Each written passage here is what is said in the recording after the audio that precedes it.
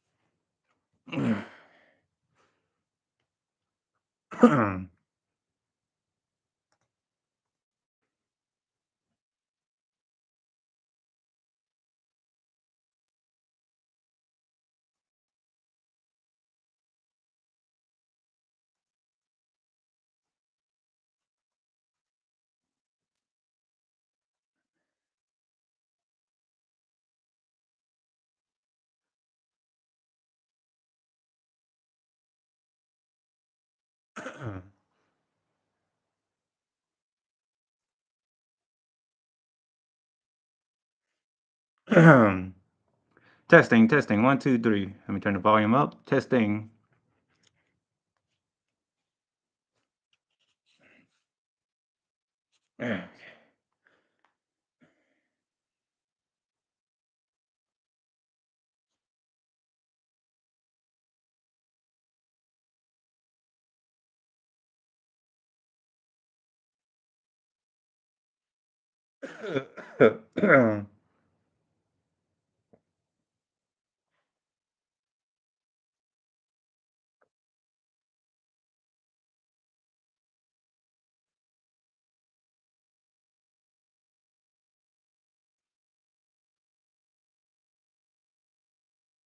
Sorry about that. Just gonna put on some friendly jazz music.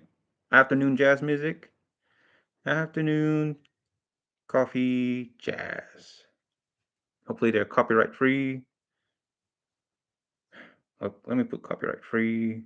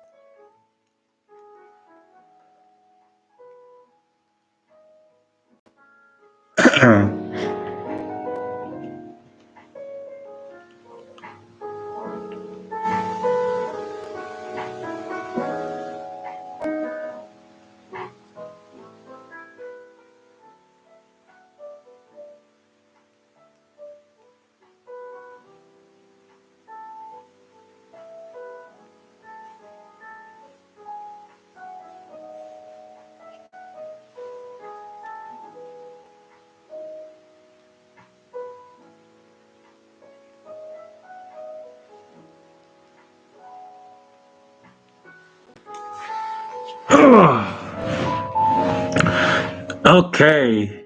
3, 2. Okay, live scene. Let me get the Twitch running. Gonna be live streaming 4 ways again. There you go. So all together, Facebook good, YouTube good, Instagram here on mobile phone good, and Twitch. Yeah, we're all good. So I'm just gonna put it towards my Wattpad again, because again, promoting my Wattpad, WATTPAD. This is where all my stories lie. And again, I created Wattpad on 2013 on January 11th. This is way before ChatGPT and the rise of AI in 2025. You're looking at about more than a decade, and I've been writing my stories all the way here. As you can see, this is my first story. I was writing this when I was used to play a tabletop RPG called Ice Brass Revolution, and it has over 1.1K viewers and 265 stars. I wrote over 40 chapters on this one, and then scroll up, I wrote another 40 chapter here. As you can see right here, 40 chapters in one book. So yeah, I've been writing stories way back then. So anyone tuning in on Instagram, thank you for tuning in. I am streaming IRL on my phone and playing jazz music in the background. And I'm also live streaming on Facebook, YouTube, and Twitch. So a four-way live streaming. I am General Sunbeam, Sunbeam Titan, Sunbeam 07, Sunbeam 072, and occasionally Sunbeam 0, at least on DeviantArt. So you can find me on a lot of social medias: Facebook, YouTube, Twitch, DeviantArt, maybe Reddit, 4chan, Twitter X. I mean, I am trying to go far and wide on spreading my passion, and I love writing stories. So again, I love writing stories, and I just want to really address that very strongly. This is what I've been doing over the years, and again, as you can see, I've been a Wattpad account in 2013, so I have been writing stories way before then. I just well, I haven't been writing stories as dedicated as I was in the last 7 years before the pandemic, COVID-19. So yeah, I kind of been on hiatus, but now I regretted it since I see the big incline rise of the AI, the artistic automatic AIs like ChatGPT, for example. And that got me back into it because of ChatGPT, and I'm using that to write my stories. And I am not afraid to not hide it, as I'm already reached like tier 3, so I know how to write stories with ChatGPT, and I have an image generator on ChatGPT, and I can create a little short animation, 2D animation with ChatGPT's Sora, all for $21.30 a month. So what I keep on telling all these artist commissioners on DeviantArt, that's my budget. I can only spend $20. If most of their art, like whatever the commission art is around 1,000 for 12, like a comic of 12 panels or so, that's too much money. I can make my own comment just off of ChatGPT for only 21.30, which is better than spending 1,000, 1,200, 1,100. I mean, I love to support every artist, but I keep on telling every commission artist or any other artist in general, I don't have that kind of money. I'm on a tight budget. I'm not a millionaire. I'm not a multimillionaire. I'm a poor ass homeless person or a mentally retarded homeless person just trying to make ends meet to pay bills and write stories out of pure and true passion. As you can see here, I'm Wattpad here on my Wattpad. I'm not, and of course, I'm gonna copy my hyperlink here, Sunbeam07, paste and I'm, copy on my YouTube. Boom. Oh, there. Again, this is my YouTube. I'm live streaming. Heart, a lot of that. A big wave. There. So yeah, I am live streaming 4 ways, as you can see. I am live streaming on YouTube, on here, on Instagram, mobile phone, Facebook, and Twitch. 4-way live streaming.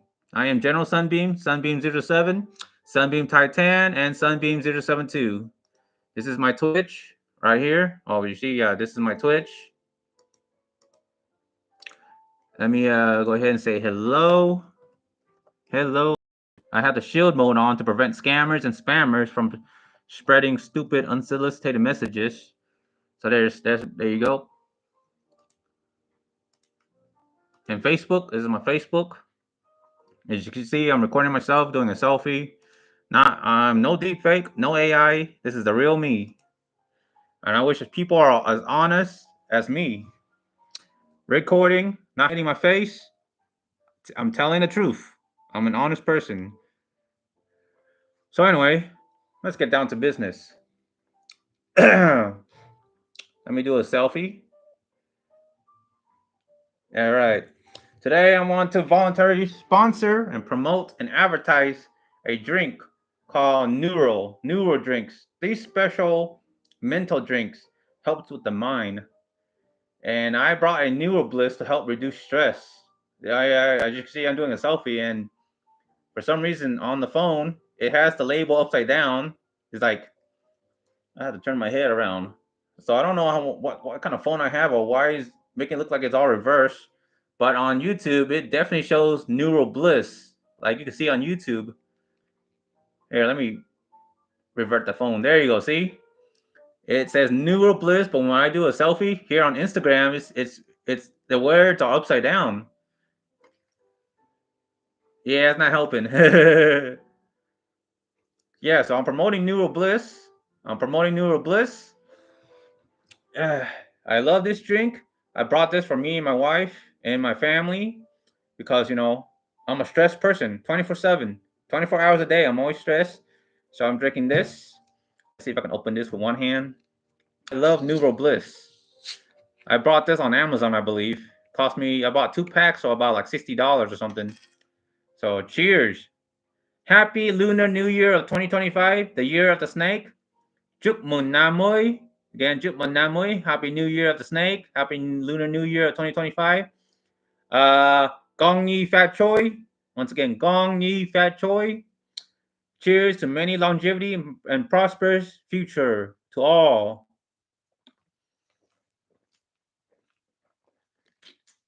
Once again, sponsoring, volunteer promoting, and advertising Neural drinks. They got variety of brands from Neural Energy, Neural Sleep, Neural Immune, Neural Bliss, what I'm drinking to reduce my stress, and I'm already feeling relaxed drinking this. So yeah, promoting this on YouTube. Here's a selfie on Instagram. Again, Neural Bliss. Even though the word looks reversed. But yeah, this is Neural Bliss.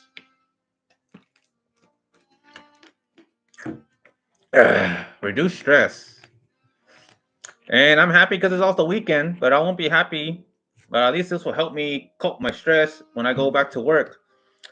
I will say this again, and I know nobody likes to hear me complain or whimpering like a child, but I'm not a big fan of where I work at. I work at Amazon. I work at that fulfillment warehouse center as an associate, lousy peasant tier one. I'm not a big fan of working there. And I'm sure those that are on the same boat, having to work a similar job or boring task like working at McDonald's, working at a gas station, working at a restaurant, I'm sure y'all may feel the same way. Pity me, agree with me that you don't want to work there and want to work out of your dream career. Like, if your dream career is to be a painter, for example, I wish there are a robust amount of jobs of painters. I want to be a creative writer. I want to write stories. Write stories. Excuse me. Again, Neural Bliss. It contains lightly about a carbon in here, a little bit of fizz. Makes me burp. But anyway, yeah, my dream goal is to be a creative writer, but that is besides the point. The real dream career I want to pursue is to be an animator, 2D animator, producing my own animation, bringing my stories to life as a television, as you can see right there, putting art on television, big screen. I want to make a movie out of my anime or make an anime out of my stories. From art to art in motion to voice acting, lip syncing, adding SFX or background music, BGM, piece all the puzzle together, boom, you got an anime or you got a show on TV. That is my goal.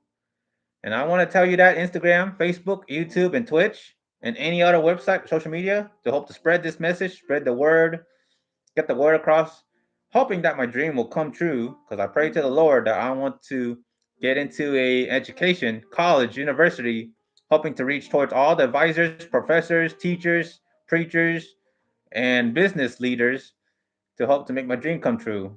And I want again to be a creative writer, but beside that, I want to be an animator, anime producer, anime 2D animator, producing my own anime adaptation of my own stories. And again, I showed you on my Wattpad, and I've been live streaming on YouTube multiple times, even on Twitch. And I want to strongly express this again that I love writing. Writing is my passion. I wish I can quit my day job, my 9 to 5, and just work and stay at home. But then the big loss is I just might end up being homeless because I have no money to pay for bills, no money to pay for food, and I might have no money to pay for internet, which I need the internet and electricity in order to use my laptop, phone, and of course to have access to writing on Wattpad or Blogspot or any other writing websites. And again, I don't want to be a total starving artist. Again, I don't want to be a total starving artist. But again, if I have to, then I hope that sends a stronger message to the community of people that loves art, take strong pride and passion in art. I'm a big fan of writing, and creative writing is my heart. Art with a heart. So yeah. So again, I'm gonna just take a little break from me talking in. Again, promoting Neuro Bliss, Neuro drinks. So I brought this from Amazon, and I love Neuro Bliss. It reduces stress. Trying to capture this on Instagram. I want to also capture this on YouTube and Facebook and Twitch. Promoting Neuro drinks. I remember I used to buy these from HEB. My senior friend Crazy74, shout out to him. Special thanks and shout out and credit to Crazy74, my senior friend, my longtime friend, who suggested me this kind of drink long time ago. I was always under a lot of stress and under a lot of pressure and a lot of, long days and PTSD from work. Used to work at my parents' restaurant, and again, this drink helps me reduce stress and help me focus, kind of. But it helps me contain my stress, and thanks to my longtime friend Crazy74, he suggested Neuro Bliss or these Neuro brand drinks. So I bought the Neuro Energy and the Neuro Sleep and the Neuro Immune, and they come with more varieties online, like Neuro Weight Loss or something. And of course, Sunkiss. I brought this from HEB for about almost $1.50 or something at HEB here in Austin, Texas, here in the United States. Sunkiss, great flavor. So just promoting that on the camera. Neuro Bliss again. I might buy more of this.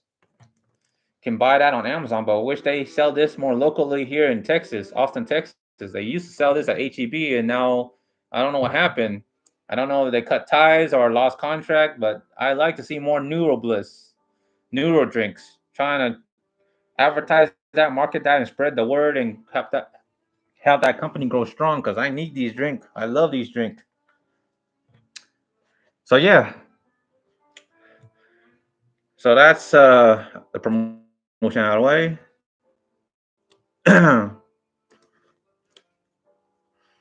Okay.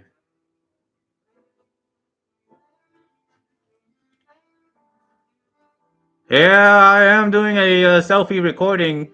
Hey, Justin R. Thank you for commenting. And for everyone looking, thank you for viewing the live stream. So, yeah,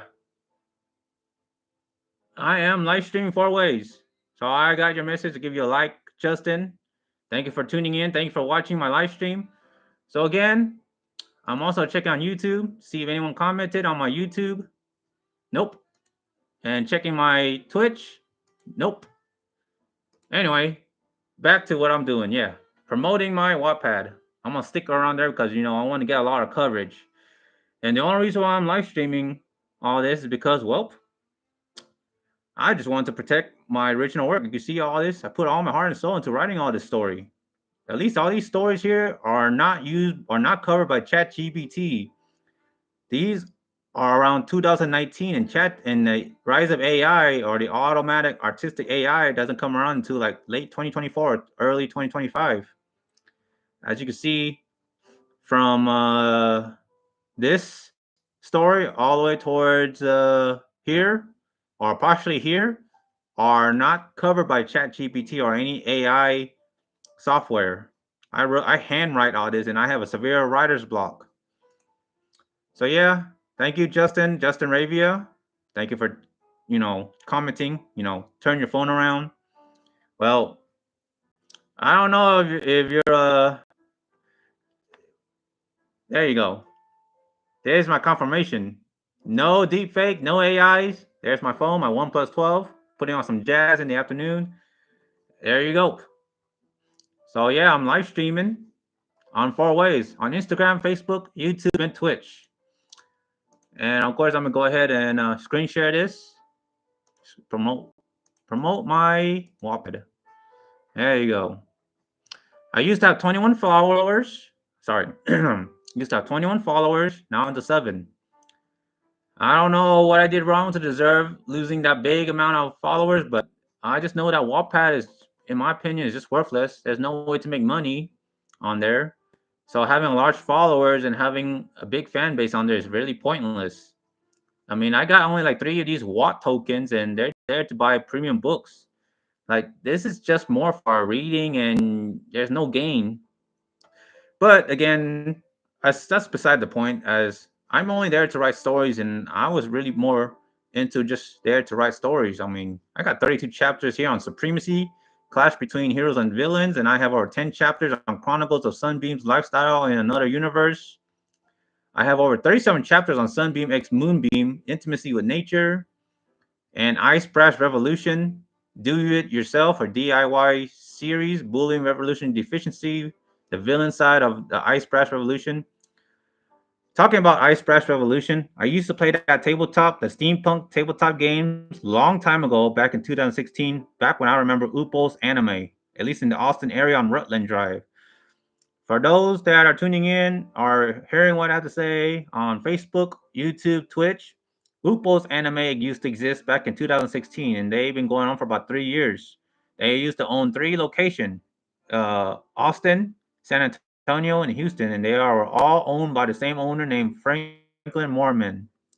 I kind of did show this on my YouTube live stream when I was live streaming late at night in the degenerate hours, and I'm just doing it because I want to shine light and to prove that they do exist or they did exist. And I did try to work for them, and this was before Anime Pop Austin on Airport Boulevard. But yeah, so let me see if there's any comments on Facebook. Well, I just got a like from Jonathan Contreras. Thank you for the like.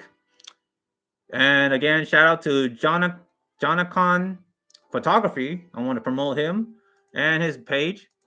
So Jonathan Photography. He goes around mostly in California to offer photography for service. So yeah, shout out to a lot of friends. Shout out to my friend Crazy74 for promoting Neuro Crazy74. Again, I'm just get this on all sorts of camera on live stream because I really want to see more of this in Austin, Texas, because I really do need those Neuro blend drinks. Shout out to Player 464, my best man.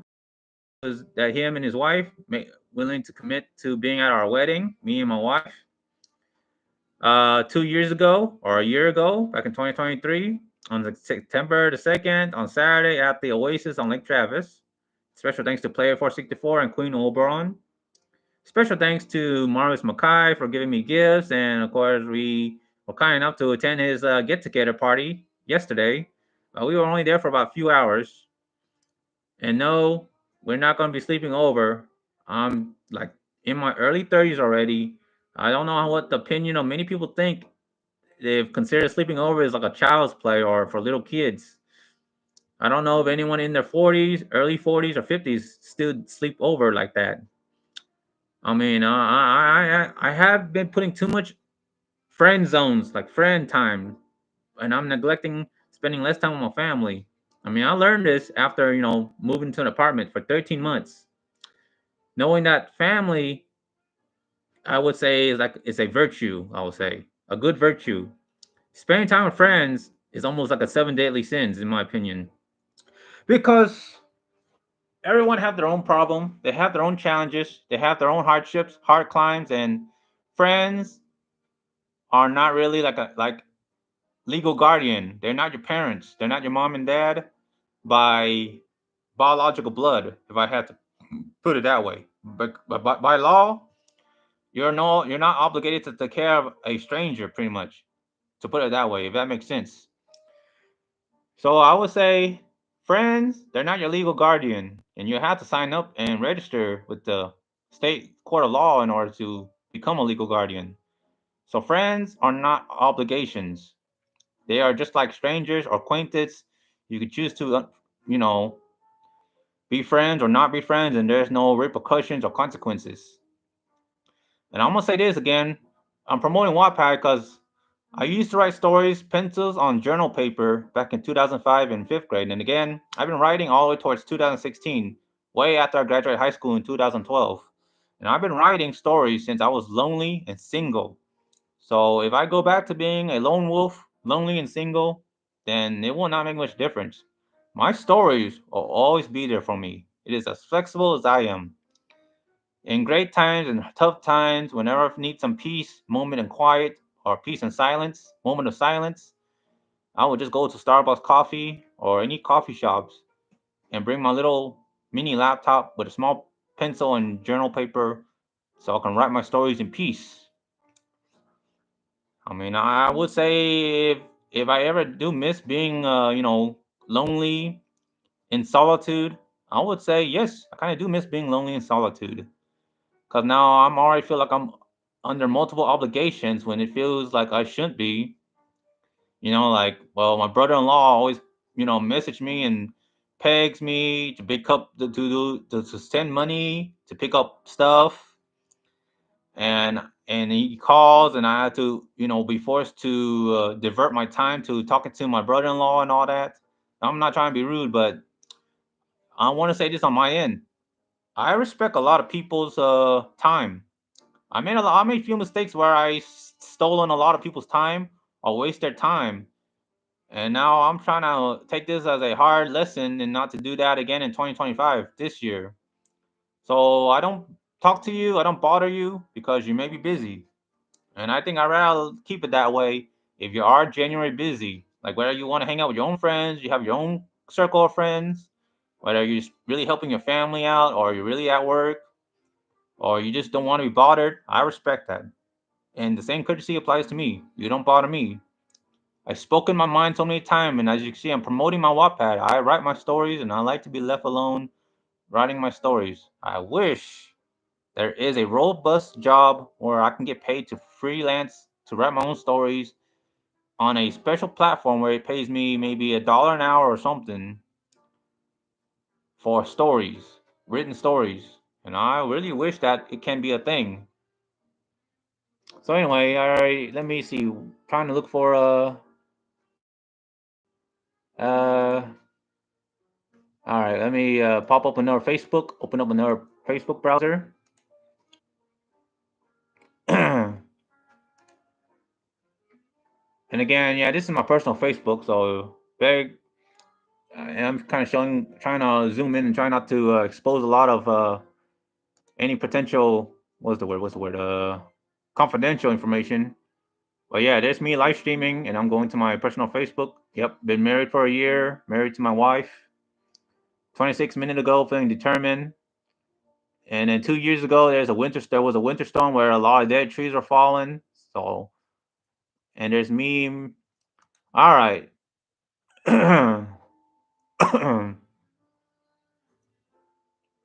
Okay, I'm gonna try to get a little closer, lean in a little closer, move the mic. Okay, I'm gonna try to read this on here that I posted 5 hours ago because I'm feeling positive. Doing the right thing, strongly expressing my thoughts out to the internet, the general public of the internet. I hope to see more anime businesses coming to Central Texas, ATX or Austin, Round Rock, Texas, RRTX, Dallas, Texas, DTX, San Antonio, Texas, SAT or SATX, Houston, Texas, HTX, San Marcos, Texas, SMTX, Manor, Taylor, PFTX, or Pflugerville, Texas. All in between. Hashtag Anime Town, hashtag more anime business, hashtag permaculture, hashtag permacons. While I am in general a huge ass fan of anime in its fandom and subject, from watching various anime, reading light novels, to manga, to cosplaying, to volunteering at conventions or public events, to even hoping to serve as a photographer and anything to be showered and surrounded by essence of anime to the anime culture. I have did whatever the hell in my control to seek opportunities to work in any anime field from being a professional cosplayer to photographer before going back to writing my stories, all tied with my core and prime goal to my favorite hot subject. I have yet another message to the general public of Facebook, YouTube, Twitch, and Instagram for all those watching, for any viewers present. An idea has sparked my mind, one that I can't seem to let go of. As someone deeply passionate about anime, more so specifically in creative writing stories to producing own anime adaptation of it, I've always dreamed of working in anime oriented businesses, be it retail stores, themed restaurants, or even a manga focused bookstore. Yet, as I look around, I can't help but wonder, why hasn't anyone created something like Anime Town? Project Anime Town, a dedicated plaza or district similar to Chinatown, but tailored to otakus and anime lovers. A haven where fans and anime, manga, and 2D Japanese pop culture can come together, celebrate their shared passion, and immerse themselves in the aesthetic that defines the art form we adore. It's perplexing, with the ever evolving landscape of anime conventions and public events, which are widely popular yet fleeting. Why hasn't a visionary business owner or organization stepped forward to create a permanent forever convention experience? A centralized hub where the anime fandom can unite year round. The idea of Anime Town feels like an inevitability waiting to happen. A vibrant community space with anime themed cafes, stores, arcades, cosplay hubs, and cultural activities, offering an ongoing celebration of Japanese pop culture. I pray this idea spreads far and wide, reaching the right people who share this vision and have the means to make it a reality. Anime deserves more than just fleeting events and temporary experiences. It is more than just typical 3 or 4 day con events or 1 day single events in any cities, in any states within the USA. It deserves a permanent home, a sanctuary for the countless fans who, like me, find joy, inspiration, and sense of belonging in this world. It's especially disheartening to reflect on how anime focused businesses seem to struggle in my area. Upos Anime and Anime Pop Austin, places I long admired, have closed their doors. I never even had the chance to work there because they weren't hiring. It's very disappointing. The loss of these stores leaves a void that's hard to fill. And now I worry about the survival of other stores that keep the anime spirit alive, like FYE, Gift World Collection, and Lake Line Mall. Other notable stores within the Lake Line Mall near Cedar Park are Hot Topic, Spencer's. Those those two sell at least a few merchandise of anime. Even maybe Outlaw Moon, and I forgot there's a store. I think the Super Comic Book, somewhere on further north of Lamar, near Outlaw Moon. But of course, Kinokuniya and Tori on Airport Boulevard, right near K Barbecue, Soup Leaf, and Kura Revolving Sushi on the 99 Ranch Market, on the crescent of Lamar. The thought of these places disappearing is crushing because there are so few standalone anime business to begin with. What's frustrating is that while anime conventions flourish, anime retail and community hubs seem to struggle. It feels unbalanced. How can we have such robust conventions and events but no year-round spaces for fans? This imbalance is why I feel so strongly about the creation of an anime town, a place where anime lovers can gather not just annually but every day, forming lasting bonds and creating memories without worrying about the temporary nature of a convention or the uncertainty of a store staying open. I'll continue spreading this message on every platform I can, including my live streams, because I believe others who share my love for anime will feel the same. This isn't just a business opportunity, it's a way to give back to the fandom, to create a legacy for future generations of otakus to enjoy. The time is now. Let's make Anime Town a reality. So, yes, let's make Anime Town a reality.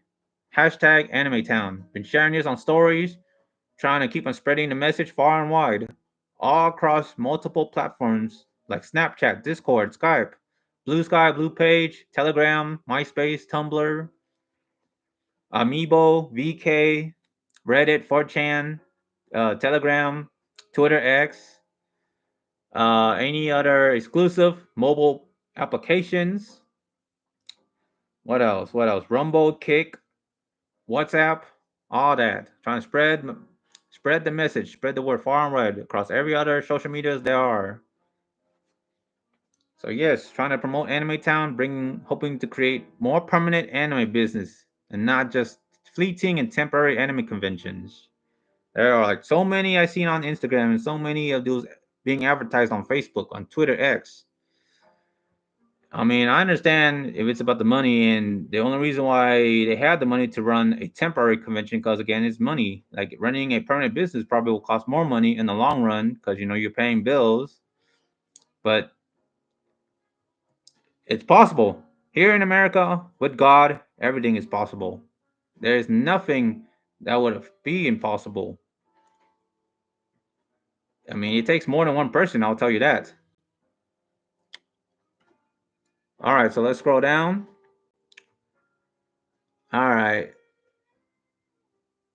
So once again, I must express this sentiment. I strongly wish to see transformative changes across all artistic career fields.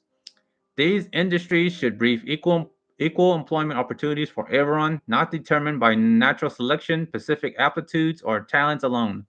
If cosplay can be for all, regardless of appearance, gender, creed, or any other factor, then the same inclusivity must extend to all career endeavors. For instance, I have applied for numerous positions at Hoyoverse, only to face rejection time and again. I mean, I am only applying to work for Genshin Impact. Hoyoverse, the creator behind Honkai Star Rail and Genshin Impact, just for the fun, as I'm sure is right wherever their headquarters is, their operation headquarters is too far for my taste. And I'm only just submitting my application and resume just to make a name for myself. You know, whoever it reads, and then they was like, "Oh, I know this person. It's the same guy again." That kind of make a name for myself kind of thing, you know, trying to be well known. Publicity purposes. Again, the same story goes for various conventions, whether applying as media press, an influencer, or other roles. Rejection followed me. I've also applied for countless jobs in content creation and found the door closed. Even locally, I sought opportunities at places like Upo's Anime and Anime Pop Austin only to discover they weren't hiring. I'm sharing this not to complain but to raise awareness, to make my voice heard, and to encourage dialogue. I'll delve deeper into this during my vocal live stream on Saturday morning. Well, okay, well that was way back then. I'm trying to edit that out, but you know I'm live streaming on Sunday afternoon. Again, it's Lunar New Year's of 2025, the year of the snake. Happy Lunar New Year's. It's time to lead by example to advocate for game changing the overly competitive and exclusionary nature of artistic careers, especially for content creators. I refuse to be the stereotypical starving artist or labeled a failure. I want to pave the way for inclusivity, opportunity, and fairness in these fields, so that anyone with passion can thrive, not just those deemed with the most talented or qualified by narrow standards. And there's my two links: my Wattpad link and my Blogspot link. So promoting my stories, protecting my hard work mentally and everything dear to me since early 2000s, protecting my intellectual work from all forms of copyrights and piracy thefts. I poured my heart and soul into this interest when I was first introduced to Wattpad. This was way before 2013. I was just writing my stories, pencils to journal paper back in school, journal. I still barely remember all my own characters off that fandom. So again, at the time, I was a huge fan of Sonic the Hedgehog and various other shows or anime. And I don't know the term original character way back then when I was a huge, I'm sorry, when growing up, watching many classic anime from Inuyasha to Samurai 7 to Dead Man Wonderland to Cashin Sins to Trinity Blood to Blood Plus to Eureka 7. I was fascinated by the 2D animation and the texture, the vibrant hair and eye colors. Watching the plot unfolds just naturally gives me a mental videography of producing a fan animation of it, implementing my own characters and how they would react to certain challenges. I would add my own character into that series. Then, when Code Geass was introduced, I wrote my own Code Geass fan fiction on Journal. Stayed up the late night regularly, writing until I get hit with a coma or pass out. I never felt too absorbed into it. Furthermore, this hobby of mine felt like second base nature that it clicks and connects, resonates with me. If I had to respect and honor another person of their passion, this person, that person's frequent enjoyment with a hobby, whether it's consistent video game, whether you get off of work and go home and play video game, as I know several of my friends would usually do that, or if you enjoy going to movies or watching movies, on the other hand, or if you enjoy cooking, or I don't know, you do art and craft, or you enjoy exercising very often, that's a definition of passion. If you keep on doing it very often and you are really obsessed to it, you know, it's a repetition. You know, it's consistency. I would say What also means passion is consistency. If you keep on doing the same activity over and over, then there's your passion. As you can say, I've been writing my stories and I've been very passionate about it. I've been writing my stories for about almost a month now since I got back into it. So again, just promoting. Let's see, where would I left out? So yeah, I wrote my own Code Geass fan fiction on all journal. Stayed up late night, regularly writing until I get hit with a coma or passed out. Never felt too absorbed into it. Furthermore, this hobby of mine felt like second base nature. That it clicks, connects, resonates with me. If I had to respect and honor another person, this person, that person's frequent enjoyment with a hobby, whether it's consistent video game or live streaming, playing music, I expect the same courteous treatment. I don't bother you, you don't bother me kind of ordeal. This is a start as my own therapy to sharpen my laser overall focus. Just me on the island, solo, and my stories. I call it virtual reality isekai. One day that my work will turn and flourish into an anime adaptation, from writing to art emotion, animation, to breathing voice, acting, or lip syncing, to music, then piece the puzzle as a whole. You got an anime series brought to life. That has been my prime dream for the longest, and I will do within my powers to make it happen. I will say, I think I feel where my aptitude lies, my stories and my natural creativity. I have felt that natural challenge to test my own creativity, and I am satisfied with my own results. I love being the god of my own story, directing how I should in a certain character or setting. I have multiple ways to help select paths, and I love being in total control. With ChatGPT and I have never felt so alive, able to read through paragraphs as I have a huge flaw in reading because I love to develop my original works. And that's the memo. All right. Let me go ahead and switch to Wattpad. There. Try to withdraw back my phone and give me a drink of my Neuro drink. Once again, I just want to get this on multiple camera. Neuro Bliss. Reduce stress. Get the Neuro Blend on Amazon. Trying to promote that and get more coverage and more shining lights on. Trying to get this brand back in the HEB stores. Hoping to really promote this.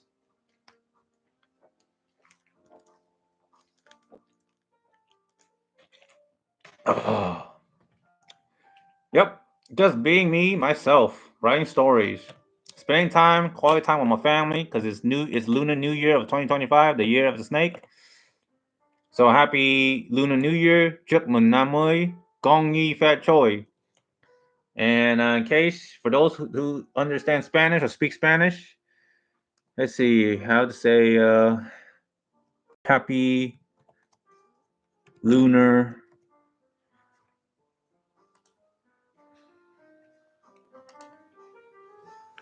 in Spanish.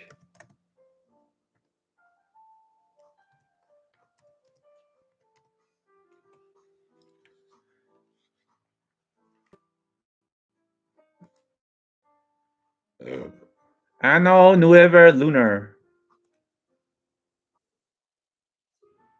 Año Nuevo Lunar. Okay. Let me read that. Let me get the translation. There you go. To all Spanish speaker, there you go. Happy Lunar New Year's in Spanish. Let me say that again. There you go. So yeah, that's our Asian culture. Today is officially the year of the snake. Happy Lunar New Year's, at least for Vietnam. So yeah. So again, promoting my Wattpad and my Blogspot. And let me check to see if I'm still live streaming. Yeah, I've been live streaming for 43 minutes. And yeah, let me adjust that. There you go. So yeah, let me again, I'm gonna just read this. Promoting myself in pursuit of a better career. Well, a challenging breakthrough concerning how challenging it is foot to get foot through the door and not enough of robust amount of artistic career paths given. I pray to the Lord to grant more opportunities to the world here in America, land of the free, home of endless opportunities, as they say, life, liberty, and pursuit of happiness.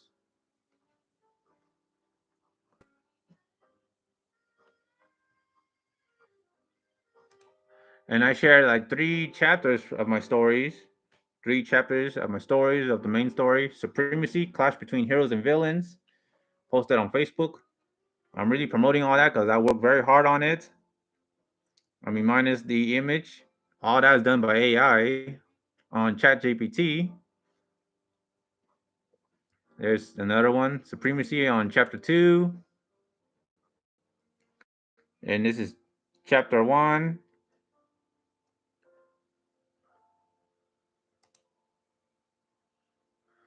Ooh, man. Okay. Scrolling down, scrolling down.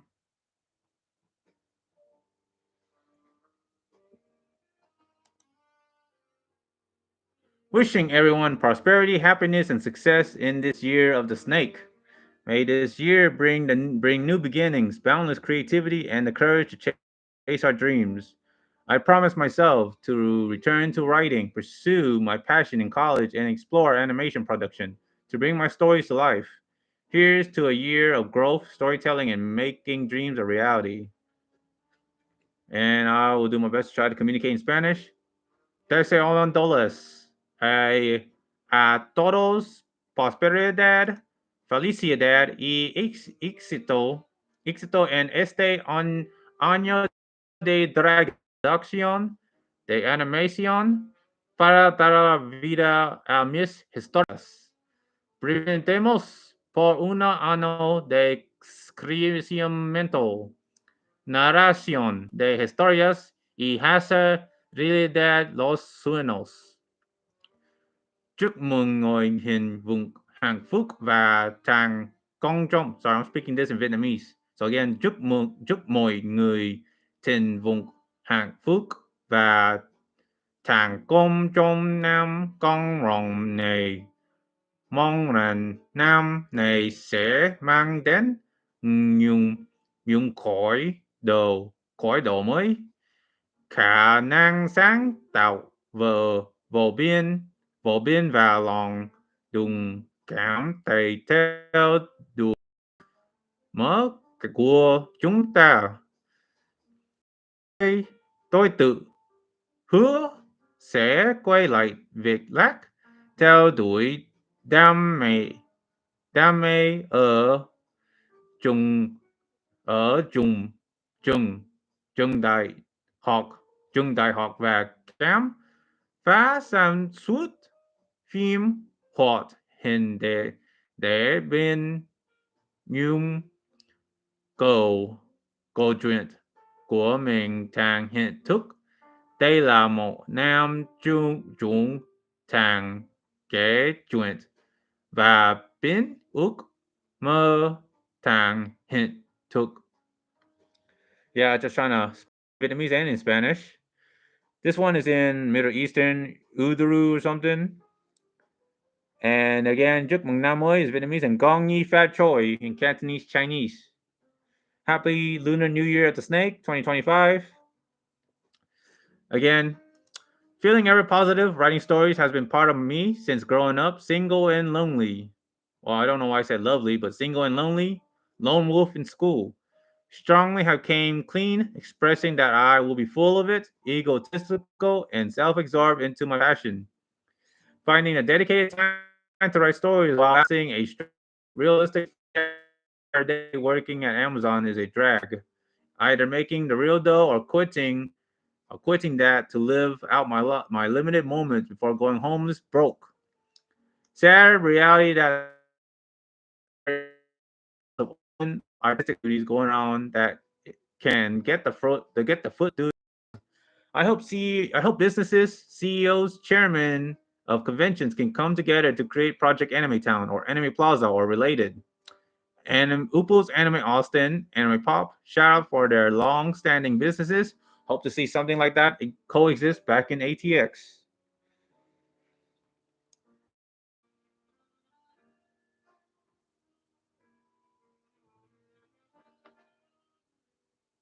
Oh man, the saxophone is kind of making me tired. Oh man, all this talking is making me tired. Let me get some more newer bliss. Some more newer bliss in my system.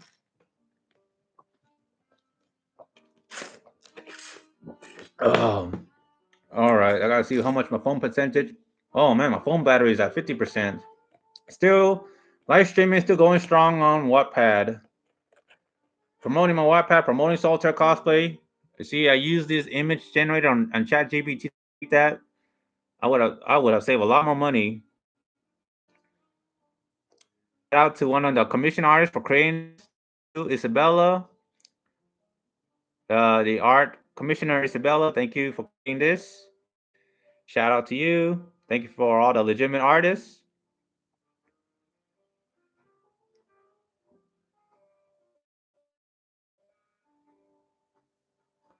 Oh, sorry, I'm getting a little sleepy. Oh my gosh. And let me promote this ACC because I did make a promise to go to get educated. ACC at college. Oh my gosh, I am falling a little sleepy. Oh man, too relaxed. One neural bliss, and now I'm falling asleep.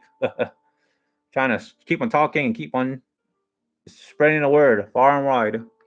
I will express the thoughts in open public.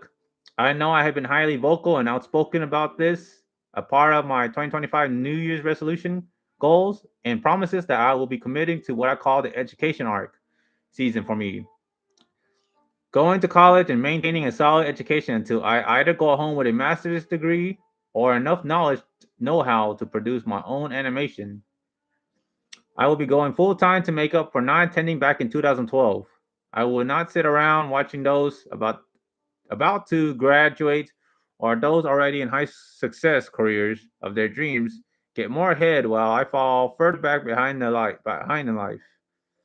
I will be putting my education first. I will be putting my education before our friends and leisure fun, and I will be left alone to study in peace. There you go.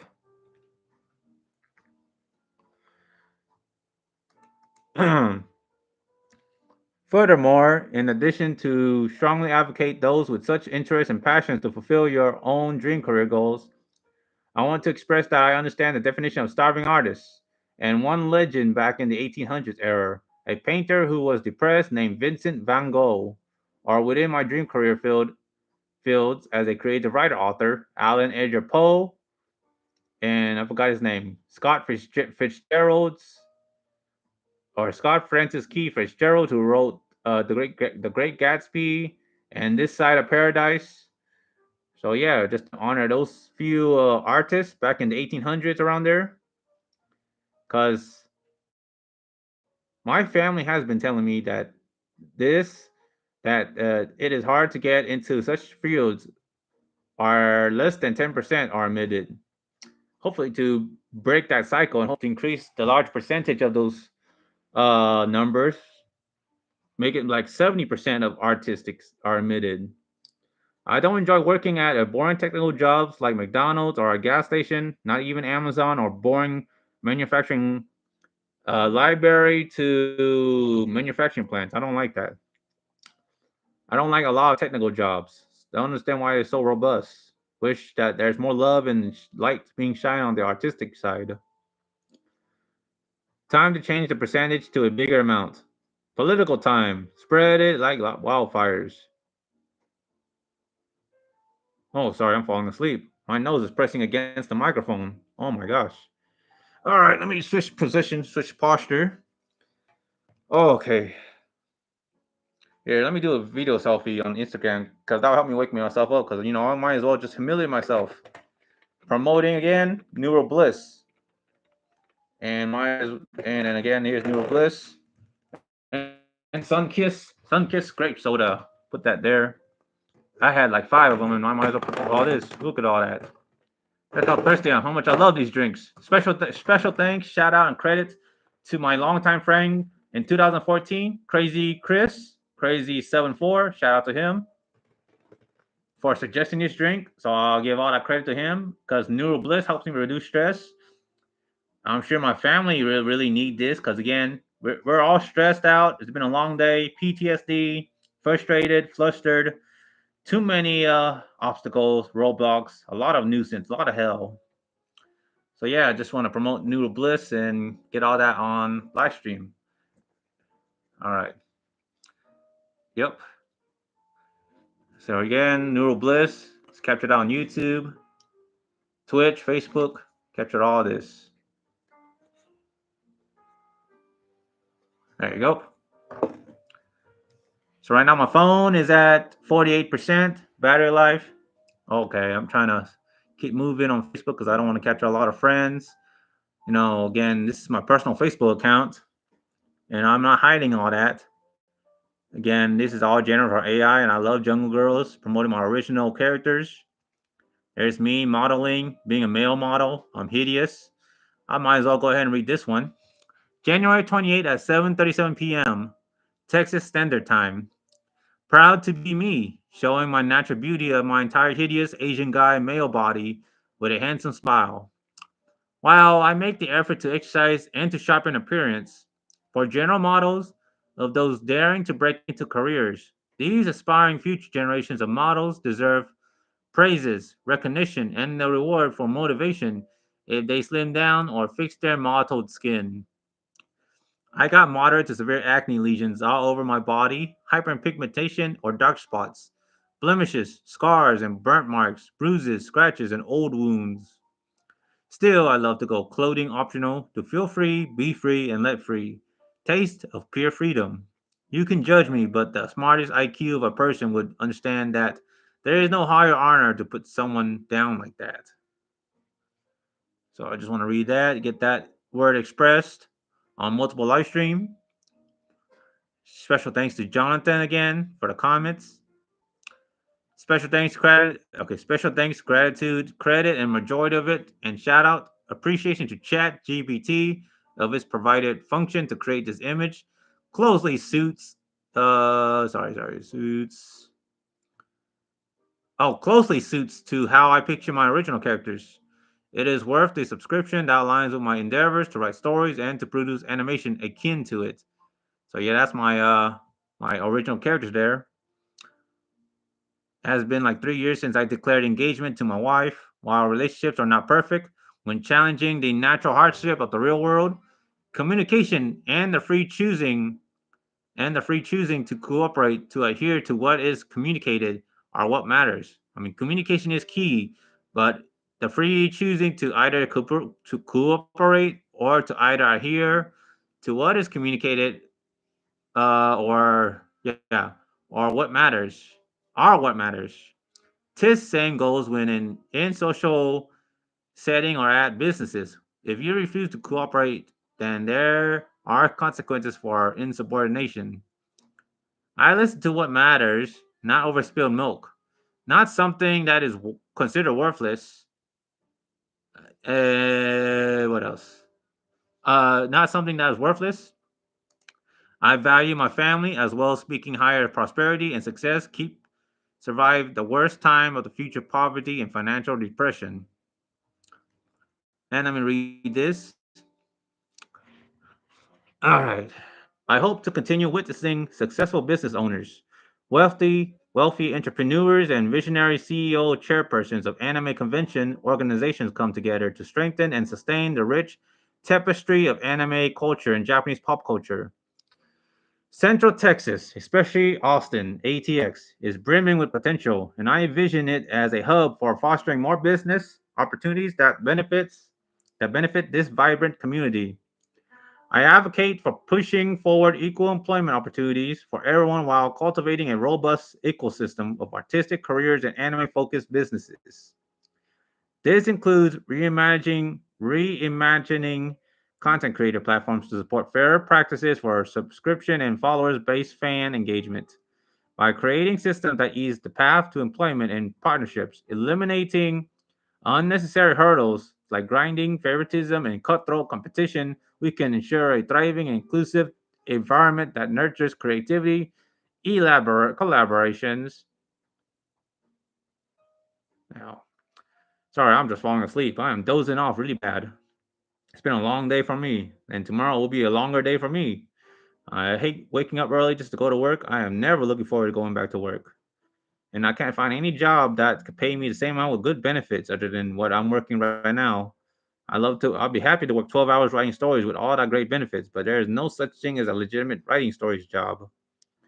And yes, again, what was it? So again, Central Texas, especially Austin, ATX is brimming with potential, and I envision it as a hub for fostering more business opportunities that benefit this vibrant community. I advocate for pushing forward equal employment opportunities for everyone while cultivating a robust ecosystem of artistic careers and anime-focused businesses. This includes reimagining content creators, platforms to support fairer practices for subscription and follower-based fan engagement by creating systems that ease the path to employment and partnerships, eliminating unnecessary hurdles like grinding favoritism or cutthroat competition. We can ensure a thriving and inclusive environment that nurtures creativity, collaboration, and passion. Together, let's make anime culture a cornerstone of artistic and business innovation in Central Texas and beyond. Again, thank you for all those tuning in. Instagram, Facebook, YouTube, Twitch. Thank you for all tuning in. Thank you for watching and hearing what I have to say. I am on my personal Facebook account, just reading everything here. All right. So again, furthermore, in addition to strongly advocate those with such interest and passion to fulfill your own dream career goals, I want to express that I understand the definition of starving artist.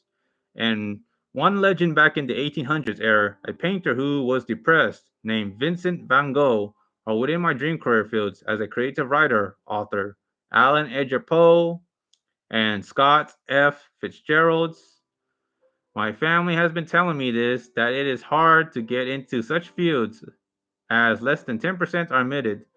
I don't enjoy working at a boring technical job like McDonald's or a gas station, but oh well. Sorry, I'm just falling asleep. I'm dozing off. Oh my gosh. I don't want to let that overcome me, and I don't have any energy. I just had coffee earlier. Oh my goodness. All right, it's been a long day, and I still want to try to stay up. It's like 3:18 p.m. here in the standard time. Trying to record all this and get my voice and my message out for multiple live streams platforms. Spread my message far and wide like the wings of freedom. The sky is the limit, as they say. So again, I don't want this to be a case. My family has been telling me that it is hard to get into such fields as less than 10% are admitted. I don't enjoy working at a boring technical jobs like McDonald's or a gas station or at a boring fulfillment warehouse center. I don't like to work as a doctor or anywhere that's kind of all technical and boring. Time to change the percentage to a bigger amount. Political time. Spread it like wildfires. Send a message to the government. 2025 is the year that that artists will be recognized and known for their hard work. Because it is sad that artistic careers are competitive way back, and to those that choose to not work a sustainable 9 to 5, regular 40-hour jobs, live a poor, saddened life. It is depressing. That needs to change, and I suggest to Fair Labor Standard Act, the FLSA, if servers get paid 230 an hour, if that's the case, like if that is still going on, then why not use that to compensate the aspiring artists? I would love to get underpaid a waiter's salary writing my stories. I want to get paid. I want to fight to start recognizing all legitimate and dedicated artists in general, especially those that practice, edit, and put time effort. Same for content creators, live streamer, photographers, general models, actors or voice actors. Change in the following subscribing fan base building. More rewards for content publication, less demand for building follower accounts. Just want to get the word out there to all social media live stream platforms: Facebook, Instagram, YouTube, Twitter, X. I'm sorry, not Twitter, X, Twitch. I've been talking so much, my mouth's running dry, and I'm feeling very and ever drowsy, feeling sleepy. Still trying to go strong recording.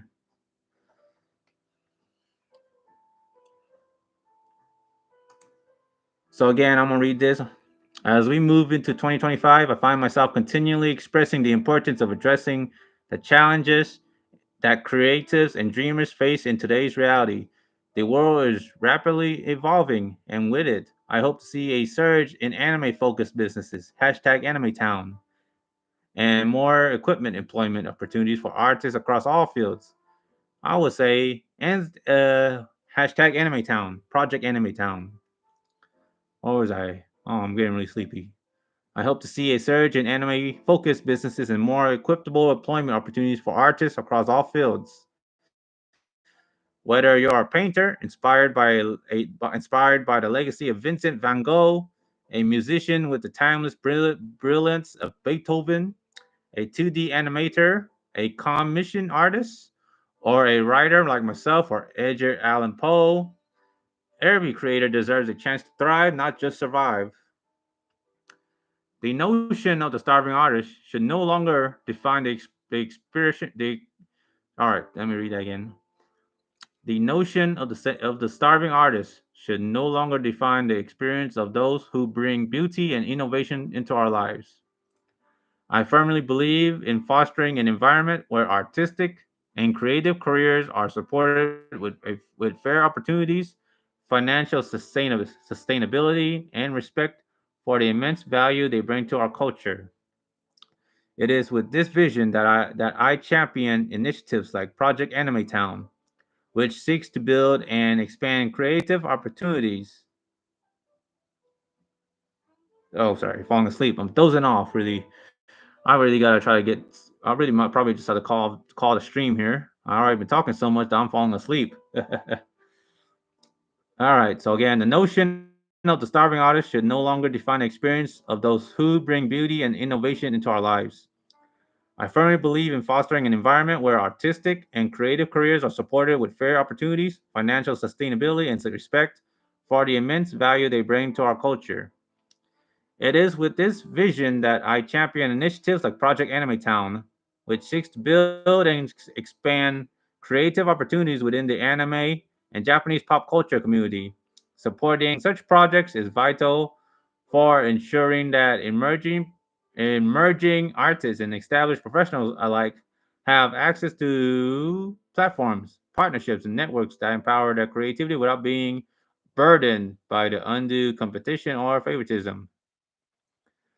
By advocating for more inclusive and robust systems that uplift creative individuals, I hope to inspire a brighter future, one where talent and passion are met with meaningful opportunities. Oh, sorry, that's my wife. Are met with meaningful opportunities and tangible success. Together, let's pave the way for a world where artistic careers are celebrated and supported, and where anime culture continues to inspire and connect communities. And that's the memo.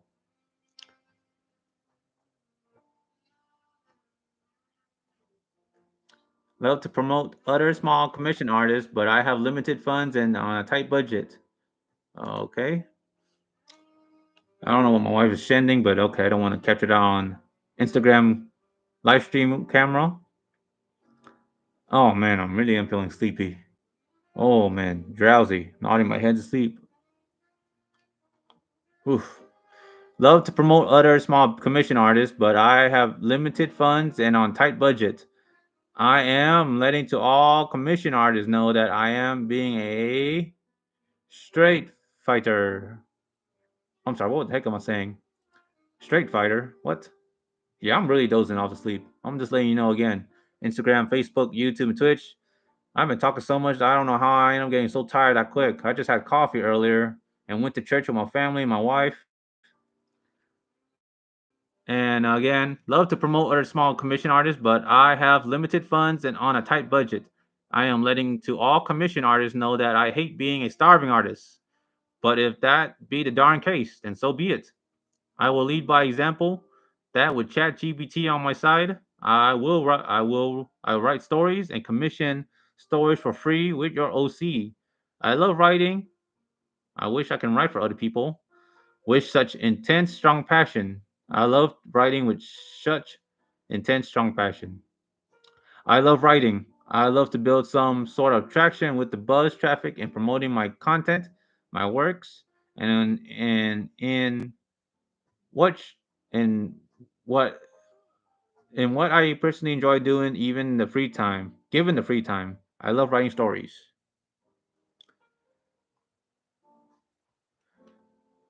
So again, this is Anime Pop Austin back around Oopos like 2016, 2017 when Oopos Anime and Anime Pop Austin will exist around those years previously. Sadly, I tried to submit my application and I never got fully on hired. I hate the rejection, and it sucks that there aren't a lot of standalone anime businesses. I wish to see more of that, and hopefully I can get hired or get signed on to work as a second in command or be in a management position. I am a dedicated hard worker. Anime is my big favorite, so followed by shampoo. So yeah, and I'm gonna go ahead and call off the stream. I am nodding off to sleep. I'm feeling drowsy. I'm pretty sure I'm making a fool out of myself as always, but yes, thank you all, Facebook and Instagram for tuning in. I might continue on YouTube and continue streaming on YouTube and Twitch just to keep the publicity going. My name is Sunbeam Titan. Follow me on YouTube or follow me on Sudden. Just follow me on, you know, Broken Limbs. Sorry, I don't know what I'm thinking. I am getting really sleepy and I can't focus. So yeah, I might call off a stream on Facebook and Instagram. So thank you for tuning in, viewers. Follow me on Twitch, Sunbeam072. Follow me on YouTube. Subscribe to my channel, Sunbeam, General Sunbeam. I'm sorry. General Sunbeam is my YouTube account. And I am Sunbeam07/Sunbeam Titan. Peace. Instagram and Facebook. Peace. Happy Lunar New Year's. And again, please do support, share this message, share this live stream, and put hashtag Anime Town. I wish to see large selections of Anime Town in one big plaza setting. Hashtag Anime Town. Thank you. Ugh. Whew. Oh man, I'm feeling sleepy.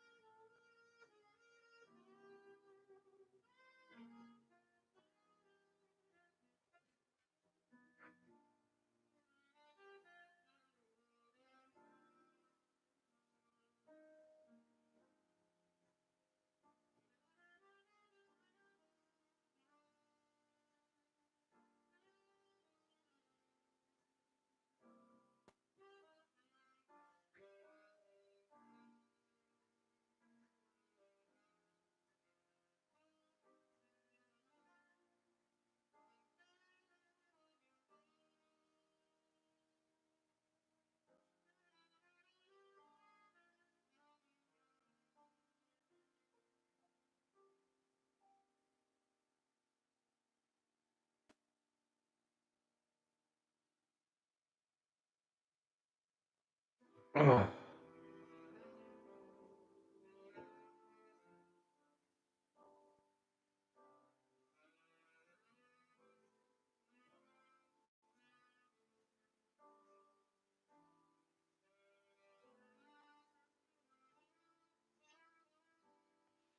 All right.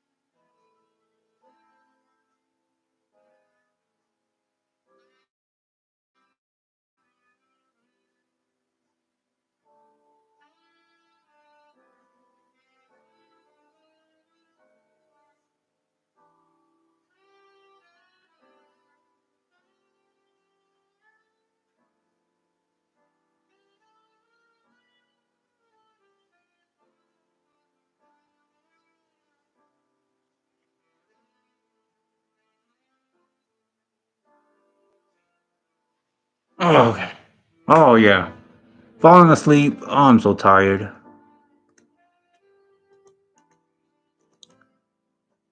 So yeah, that's all I have to say.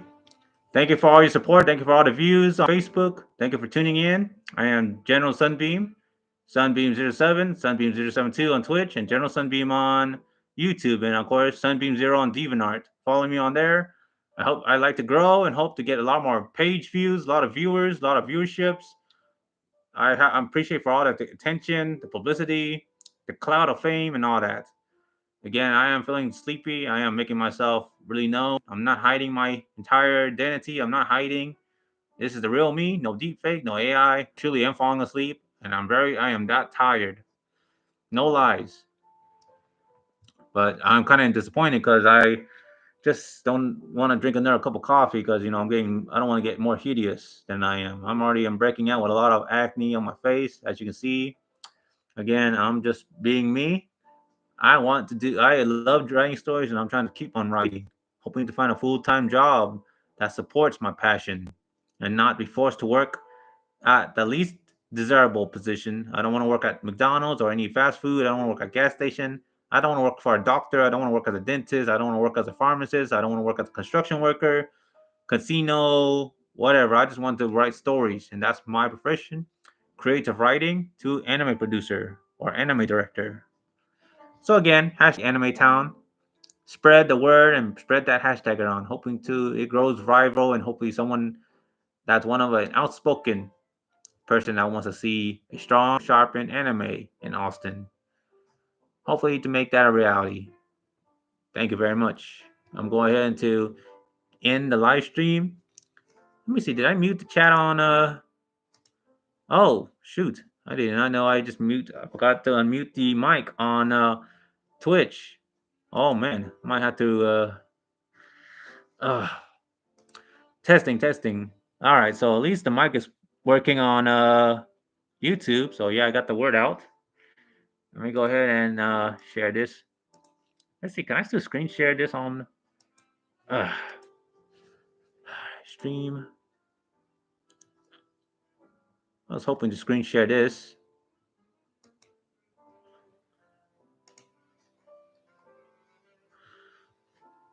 Okay, well, I don't know how to screen share this on Facebook. Switching the message. Let's see. It's okay.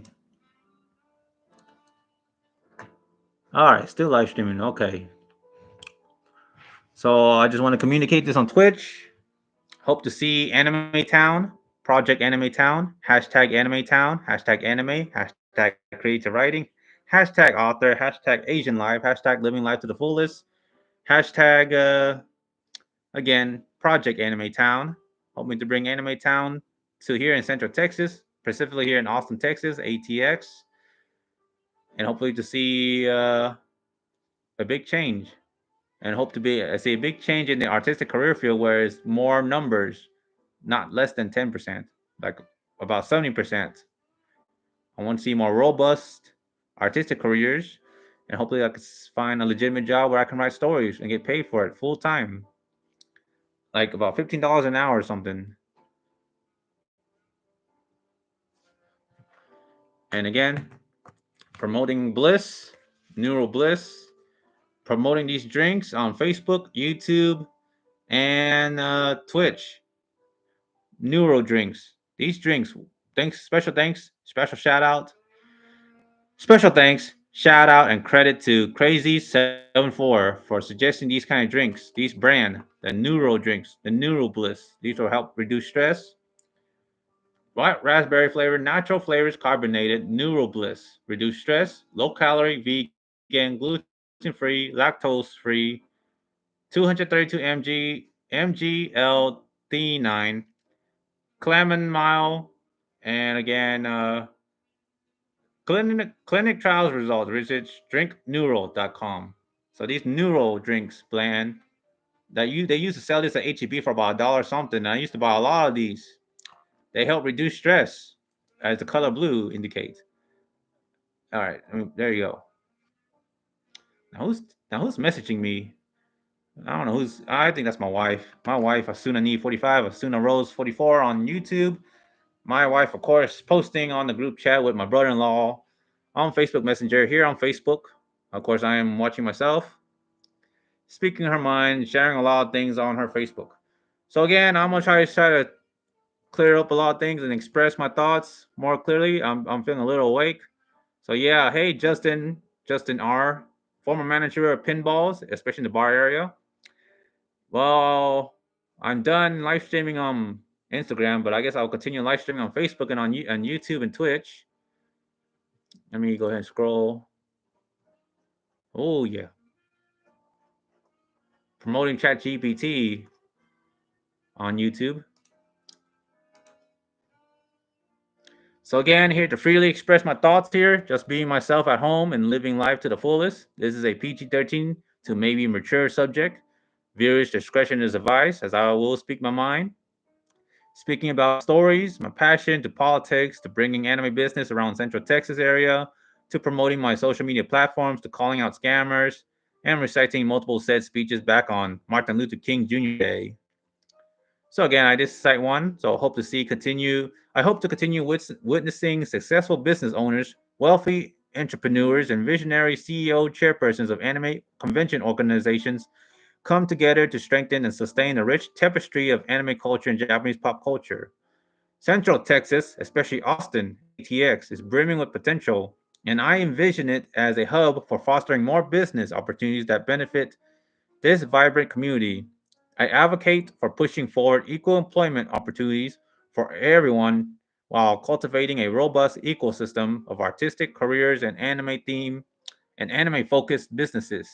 This includes reimagining content creator platforms to support fairer practices for subscription and follower based fan engagement by creating systems that ease the path to employment and partnerships, eliminating unnecessary hurdles like grinding, favoritism, or cutthroat competition.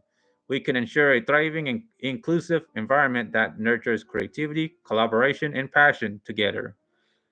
Together, let's make anime culture a cornerstone of artistic and business innovation in Central Texas and beyond. Hashtag AnimeTown and hashtag NeuroDrinks. So promoting, advertising, and shining light and sharing this on YouTube, Facebook, and Twitch. NeuroDrinks. Hoping that they come to around Austin, Central Texas, around Austin, ATX, selling this back in Walmart and HEB. So I don't have to order this online. All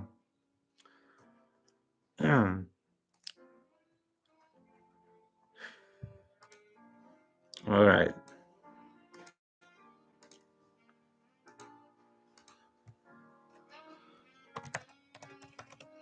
Well, I feel more awake after I just finished live streaming on Instagram. I'm glad to get the message out on Sunbeam Tide 10 on Instagram, speaking my mind. All right. Trying to go to one of my speech again, trying to get the word out. Now, who's following me?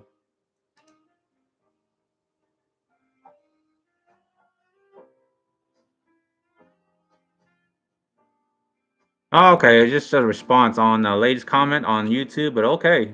And again, it's crazy74. Thank you for subscribe. Have 37 subscribers on my YouTube, 259 videos. Right now, I'm live streaming on YouTube. Again, follow me on YouTube, Twitch, Facebook. I'm General Sunbeam at General Sunbeam. Currently sitting at almost 40 subscribers, precisely 37 subscribers, with almost 260 videos posted. Have all my links on there.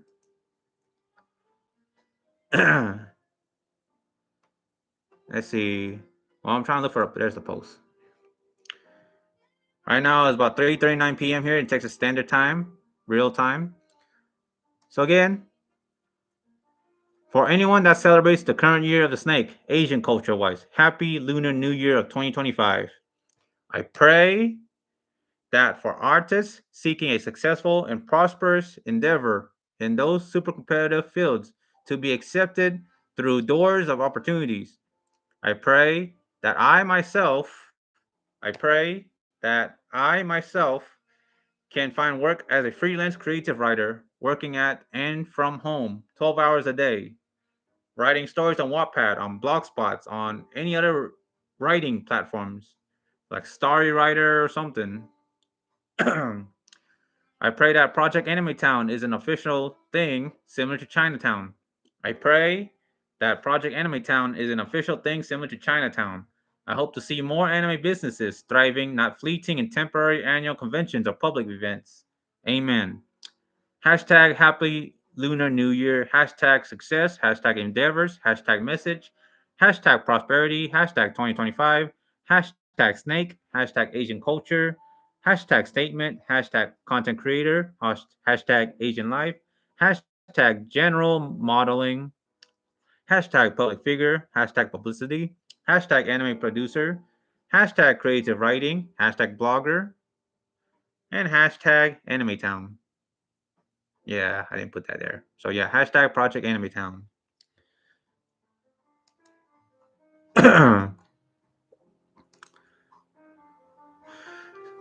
Wanted to strongly express on those that may agree with me when pursuing careers on difficult, oversaturated, and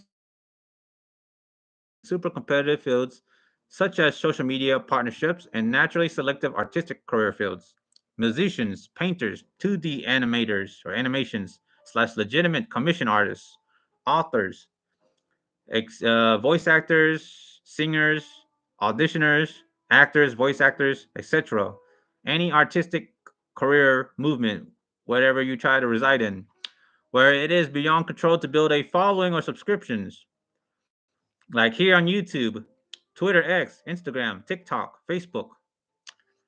It is very hard to build a following or subscriptions because it is optional. It is never forced or mandated or mandatory. I pray those requirements do not nor should not matter. I have been on YouTube, Wattpad, DeviantArt, here, Facebook, or here, YouTube, Facebook, or Instagram, Reddit, 4chan, many other related social media platforms for more than 10 years or more than a decade and still struggle to gain traction. Like, I was hoping to gain 100 followers or 100 subscribers on YouTube, but I'm only close to 40, and I've been on YouTube a lot longer than everyone else. I just don't know why I'm not building such a strong fan base that easily compared to someone that just created YouTube yesterday and they already got 200 followers in that short of time. So yeah, more than a decade to struggle to gain traction, to gain followers, to gain subscribers, watchers, everything the likes. I wanted artistic creators to thrive and to find their dream career goals without any serious competitions. I will be expressing this on my multi live stream platforms, which I'm doing right now: Facebook, YouTube, Twitch, and of course, I was trying to express further on my Instagram on live stream to get the word out. Right now, my OnePlus 12 phone is at 39% battery life, and it's almost 4 p.m. here, Texas Central Standard Time, on the official lunar New Year day on 2025 on the day of the snake, the year of the snake.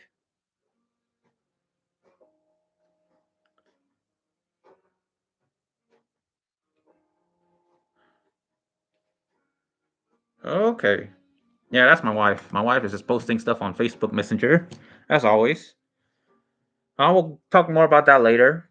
So let me continue where I left off. So again, yes, I don't like that. I don't like the idea with all these social media platforms: TikTok, Facebook, Instagram, Twitter, X, YouTube, also doing some kind of requirement in order to get in to work with them to get paid. You have to have to meet a minimum of having over 1,000 subscribers or followers. Like, it isn't that easy. It's not easy to rack up that many followers. Well, at least mentally mentally this challenge and physically hideous guy like me. I doubt I will ever get 100 followers. All right, okay. Oh, it looks like my laptop battery is about to run low. 29% battery life. Dang, my laptop battery life is at 29%, and my phone battery is at 39%. So yeah, just giving that a heads up. Twitch, YouTube, and Facebook. It's almost like making a last stand here. So yeah, I personally just let's see again.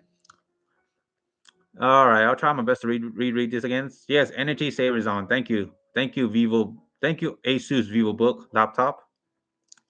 Wanted to strongly express on those that may agree with me with pursuing careers on difficult, oversaturated, and super competitive fields such as social media partnerships and naturally selective artist career fields: musicians, painters, 2D animations, legitimate commission artists, authors, etc., where it is beyond control to build a following or subscriptions. I pray those requirements do not nor should not matter. I have been on YouTube, Wattpad, DeviantArt, Facebook, Instagram, Twitter X, Reddit, 4chan, many other social media related platforms for more than a decade, for more than 10 years, and still struggle to gain traction, to gain a cloud of fame, to build that following fan base. I wanted artistic creators to thrive and to find their dream career goals without any serious competition. I will be expressing this on my multi live streaming platforms. Take the time to take that to politics. I personally disagree with YouTube and many other social media platforms' monetization requirements. The need to have over 1,000 followers or subscribers to even begin earning revenue feels unnecessarily restrictive and beyond an individual's control. It creates an endless grind for creators, as gaining and maintaining followers is not guaranteed. People can easily unfollow or unsubscribe. Again, let me read this again. I personally disagree with YouTube and many other social media platforms' monetization requirements. They need to have over 1,000 followers or subscribers to even begin earning revenue feels unnecessarily restrictive and beyond an individual's control. It creates an endless grind for creators as gaining and maintaining followers is not guaranteed. People can easily unfollow or unsubscribe, often for reasons unrelated to the quality of the content. This system places an unfair burden on creators who are trying to share their work with the world. Or more so, this places an unfair burden on those who really took the time to edit, revise, polish their videos. Same with photographers who took the time to edit and polish all the photos. It might take them 2 months, 3 months, and it just doesn't get a lot of love, a lot of support, a lot of respect. It's sad. Platforms should take inspiration from sites like Xhamster and Sheer, which again, I don't say those because those are pornography websites, not safe for work porn websites. Because I used to be an adult model and I did join Xhamster and I made over $5 on there for just simply posting content and getting a lot of views. And how they do it, they just layer it with advertisement after advertisements. So I made a lot of like pennies for being in a not safe for work adult models on Xhamster and Sheer, where monetization is straightforward. Earning starts with each view, no massive follower count required. Such an approach allows creators to be rewarded for their efforts without jumping through endless hoops. It makes much more sense to allow content to generate revenue based on engagement rather than follower milestones. More like high view engagement, I would say. Better milestone than just trying to build a milestone that's way beyond creators' control, more so on the viewer side. Like for me, I do not support anyone that's already a multi-millionaire. I don't support any content creator that is ever successful. I don't support Mr. Beast. I don't support anybody, not even successful cosplayers, especially if they don't reach out to me personally to collaborate with me, to promote my YouTube and all social media. There's no business in that. There's no higher honor in that. I just don't like to support anyone unless I find it really interesting. Like if it catches my eyes and it's worth following, I guess. Like I understand that, but that's why to fight fire with fire and to get even, I don't follow any content creators or live streamers that are well known and have a high follower fan base, high subscribers. Nuh-uh. I would rather follow someone that's very low and struggling, or that deem themselves undervalued and underrated. So again, platforms should take inspiration from sites like Xhamster and Sheer, or porn sites, where monetization is straightforward. Earnings starts with each views, no massive follower count required. I'll be happy with that, and I wish to see a big change in that. This issue extends beyond monetization. For example, as someone aspiring to be a public figure, I've noticed that even opportunities like being a cosplay guest now often require a large social media following. Employers and event organizers are making this a mandatory benchmark, which shouldn't be the case. People follow content creators not because they are told to, but because they find their work appealing or inspiring. The focus should be on the quality of the content, not arbitrary numbers. Well, I sort of agree because if you took the time to polish and edit videos or photography, it can if you're trying to take the time to try to really put your heart and soul into editing a video to make it look good, you deserve a lot of respect and a lot of subscribers and all that love from putting your heart into the art. Trying to edit and make it look good. Because if I were to be doing all that, I probably would still be struggling on getting subscribers, regardless how much time it put into recording and editing to make it look good, presentable, and I will still get low amount of followers. Just how sad and unfair it is. I just don't understand that. So again, I don't like that. Like any employers or so, like influencers, required to have a large fan base of followers and subscribers. I find that redundant, retarded, and stupid. Because again, it shouldn't be the case. People follow content creators not because they are told to, but because they find their work appealing or inspiring. The focus should be on the quality of the content, not arbitrary numbers. As someone who is determined to rise as a public figure, I myself aim to challenge and change this flawed system, or hope to be the seventh person to change that, hoping that number one, two, three, and the other people behind ahead of me would speak the same and express this sentimental stress of changing the way of the artistic career field, hoping to create an artistic evolution to further modernize 2025 and creating more robust system of artistic career fields for the artists on that side and not more on the technical side. I want to have at least a part time in the artistic career or work in an anime business. Again, Project Anime Town, hashtag Anime Town. To work part time, I don't mind getting paid $7.25 or $5 or $2 or server wage, working in a career, in an artistic career that is so passionate to me, that aligns with my passion. I will be very happy, and I appreciate for anyone that's watching my live stream on Facebook, YouTube, Twitch, that hear my voice to suggest me if there is a job where I can freelance to be a freelance writer, a legitimate freelance writer to write stories on a certain website where I can get all my stories, my published story works, story chapters monetized, and to get paid in pennies. That would be great without spending initial amount of fees or something. Because I don't want to spend fees on DeviantArt or spend any fees on subscription on YouTube or Twitter X. I would love to make free money profits just for writing, hoping to get paid, turning my passions and hobbies to profits. So, yes, as someone who is determined to rise as a public figure, I aim to challenge and change this flawed system. My goal is to create a future where content creators can thrive and earning living on social media platforms with greater ease and fairness. It's time for a shift, a system where all creators, regardless of follower count, can succeed based on their talent, creativity, and hard work. Amen. I hope to see a major shift in the way creators can earn a living, a shift where uploading content becomes the better and more accessible way to earn money, rather than being forced to chase followers, subscribers, or watchers, being a clout chaser like Johnny Somali, Neon, Jack Doherty, and bunch of abusing, harassing pranksters like Fred Breyer, Durf, and Dita Mac, and all that. Those YouTubers. YouTubers are pranksters, trolls. Can never wrap my head around them. I am not like them. I'm not Johnny Somali. I'm here to strongly express my thoughts and really trying to change to make more robust opportunities in the artistic career field and to make being a YouTuber and all in partnership with all these social media a lot easier, and to recognize content creators who took the time to edit and polish their videos to be well recognized with views and all the love.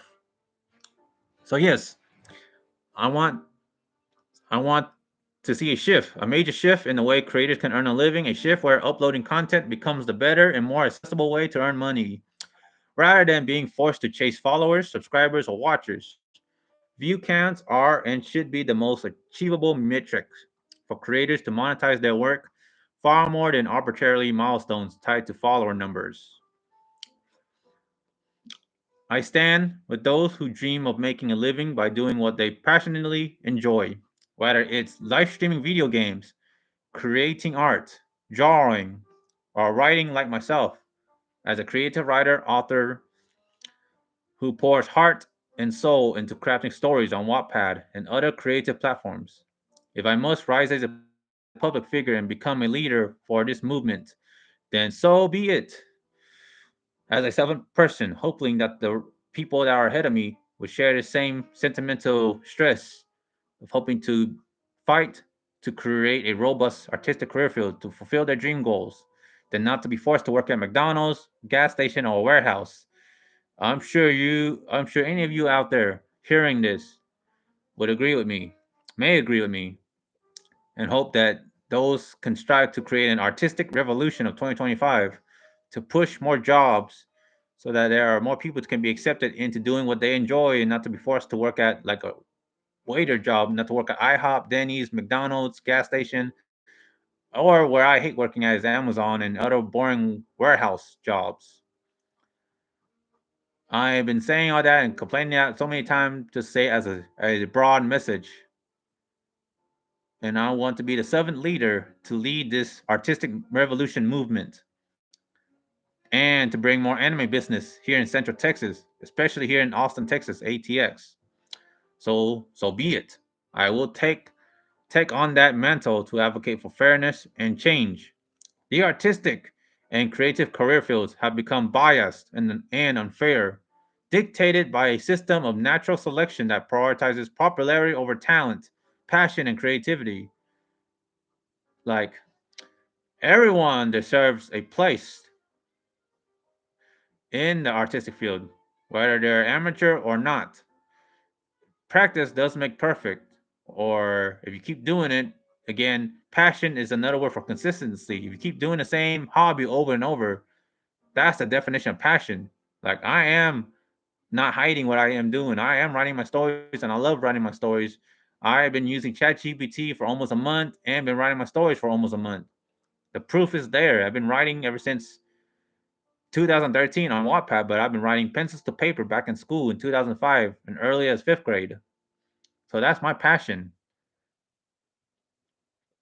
So, yes, I want to break that cycle by amplifying my voice and pushing for a system that values creators for their work, not their follower accounts. If I were to stand in a Starbucks, sipping on a double espresso shot on a cold caramel frappe, I boldly declare, I am the rising star determined to make the bucks. I am an advocate for the future generations of creators and for those who are too often overlooked, those who are underrated and undervalued despite their incredible talent and dedication. I want these creators to have the means to pursue their passions and make a living without having to navigate the exhausting grind of gaining followers just to be deemed worthy. Let me check my laptop. Oh boy, it's 20% battery life. It's on super saver. It's on saver mode. So yes, I stand with those who dream of making a living by doing what they passionately enjoy, whether it's live streaming video games, creating art, drawing, or writing like myself, who pours heart and soul into crafting stories on Wattpad and other creative platforms. If I must rise as a public figure and become a leader for this movement, then so be it. I will take on that mantle to advocate for fairness and change. The artistic and creative career fields have become biased and unfair, dictated by a system of natural selection that prioritizes popularity over talent, passion, and creativity. I want to break that cycle by amplifying my voice and pushing for a system that values creators for their work, not their follower count. If I were to stand in a Starbucks sipping on a double espresso shot of a cold caramel frappe, I'd boldly declare I am the rising star determined to make the bucks. Because I'm expressoing myself strong. Every day I drink a cup of coffee. I pour two shots or triple amount of espresso. You know, sapping my life, giving myself a major heartbeat. I mean, I almost felt like I have a heart attack. Trying to stay awake because I love writing my stories. I wake up early and write stories late, very late. Yes, I have a short amount of sleep because I love writing my stories. I don't want to wake up and go to work. I'd rather wake up. If I want to get 8 hours sleep or 10 hours sleep, or I want to be healthy, I'd rather quit my 9 to 5 job so I have all the time in the world to write stories and not have to feel forced to wake up and not to look forward to going to jobs I don't like. Because it's sad that there aren't a lot of robust amount of artistic career fields for the dreamers, for those that dream big, for those that probably say I want to be a painter, a successful painter. like Vincent Van Gogh, who deemed himself a failed artist back in the 1800s. I read about him and learned about him, and he lived a tragic life. It's very sad. I wish that people would not be under that impression or under any form of negative artistic stigma. I don't want anyone to be badly marginalized and hated and shunned for their any form of amateur level artistic work. They all deserve love and respect for their efforts, nonetheless, especially if they at least try to make it tangible and put the efforts, like what I'm doing. I wrote a lot of my stories on Wattpad, and I used to have 21 followers. Now I'm down to 7. I don't know what I did wrong, but I mean, it is just for fun. I mean, there's no way to get paid on there, and I just dare to write stories. So I am trying to open up to more story writing platforms like Story Writer. I'm trying to see if there's any other mobile like apps on this mobile phone that can write over 100K words, and maybe DeviantArt. I mean, I read some stories on DeviantArt, and it gets some attention. So I'm glad there's some people that likes it. But yeah, I wish I can write stories on Facebook too and Instagram. I hope YouTube will have a slot where I can write like a novel on there, and hoping that it gets monetized too. Like I'm trying to make pennies doing what I enjoy. So yes, if I were to stand in a Starbucks sipping on a double espresso shot of a cold caramel frappe, I boldly declare I'm the rising star determined to make the bucks.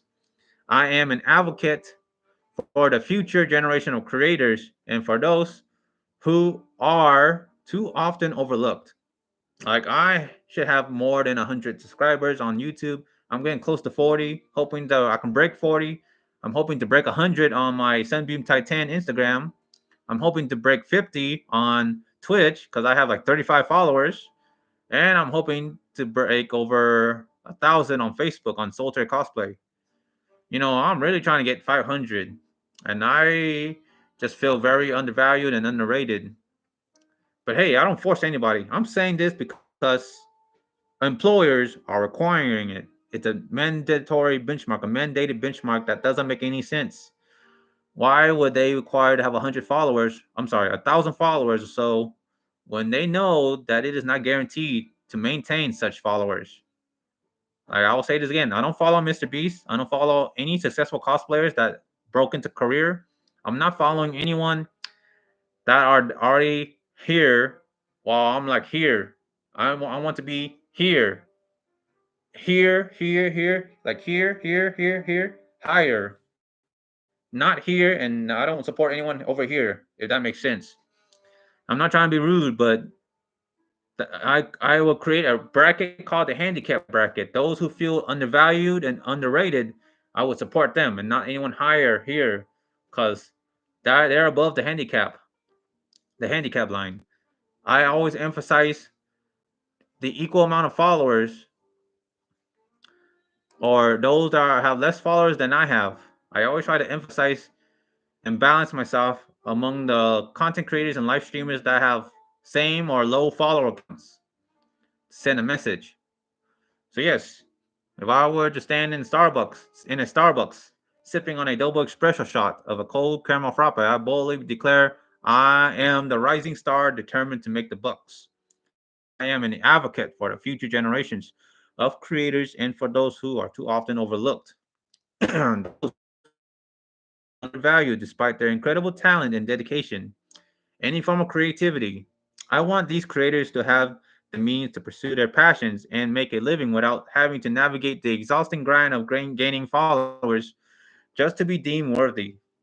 I despise the notion of being forced to care about building a large fan base simply because employers and the industries demand it, like Etchy Expo, fandom event Etchy Expo, and their influencer application.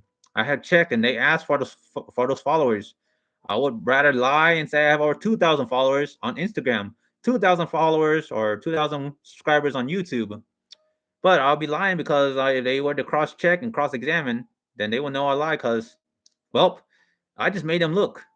I would lie just to get them to look and to gain attention. I'm gonna be honest with you. To all chairmen, that I don't like any form of cosplay application that are asking or making it look like any implication requiring to have a large follower fan base. I hope to see a big change in that. I want to see like a cosplay meet and greet, like what ColossalCon is doing, where they're trying to help recognize cosplayers. I need to see more cosplay meet and greets. I am the one that plead no contest, no form of competition, because I'm doing this for free, out of the bottom of my own heart and the top of my lungs. I don't want money. I just want publicity, attention, podcasts, magazines. I want to be famous for leading this kind of movement. And again, I'm talking like a politician because this is politics. And because I disagree with all this. I don't like that employers, such as influencers, positions requiring to have a large fan base of such subscribers, watchers, followers. It disgusts me. It's stupid, retarded, frustrating. It is never guaranteed. It is like two presidents on Democrat and Republican that you see on TV trying to vote, and it's just hell and chaos. As you can see, it's very hard to win the people's heart. So I doubt that what I say here, for those anyone actually tuning in to hear what I say on Twitch, YouTube, Facebook, and many other social media that anyone chooses to share and spread the message of what I have to say, I doubt I will go viral because of this, and I doubt that my voice would would be heard, wings spread apart to change this, to make a big change on how you get paid and how you try to get in partnerships with every social media platforms and live streaming platforms. Again, I need to get back on what I'm saying. I'm really derailing off. So again, I despise the notion of being forced to care about building a large fan base simply because employers and the industry demand it. It shouldn't matter. I dream of a world where creators can focus on their craft and be recognized for their passion, not their popularity. Personally, I find it disheartening to feel confined to technical job positions that don't align with my goals, all because the current system prioritizes superficial metrics over genuine talent. If it came down to it, I'd rather live a life of uncertainty, even facing homelessness, starving artists, than give up pursuing what I truly enjoy doing, starving artists. This is my calling, my purpose, and I will not compromise. I pray to the Lord that 2025 brings about the change we need, or for those that care about doing what they enjoy doing. For you, for this person, that person, cosplayers, painters, artists, drawers, 2D animators, writers, creative writers, authors, actors, voice actors, what else? Musicians, guitars, all that, singers. For all those in the artistic career field that agree with me, that may agree with me, trying to bring about the change we need to create more robust jobs so people can get paid small. I mean, I propose that I don't mind getting paid $2.30, the same wages as a server when working at restaurants. I don't mind getting paid $2.30 just to work part time doing what I enjoy doing.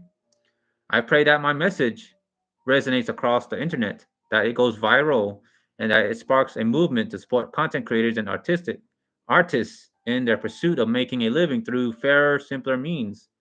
I really hope that someone out there is more outspoken than I am.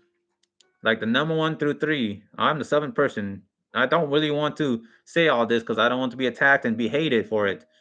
I'm doing this because I love every artist out there, and that I see many artists that go to conventions trying to make ends meet through what they enjoy doing.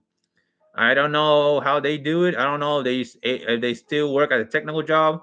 Like for me, I work at Amazon and I work 40 hours a day because me writing stories on Wattpad, as I have shown on multiple live streams and on YouTube, does not pay the bills. I don't get paid through writing stories on Wattpad, which find any applications and other legitimate websites that do pay for me to just simply write, like a straightforward. But no, fortunately, that's not how the real world works. I'm very disappointed, find it stupid, find it retarded, find it furious, find it very stressful.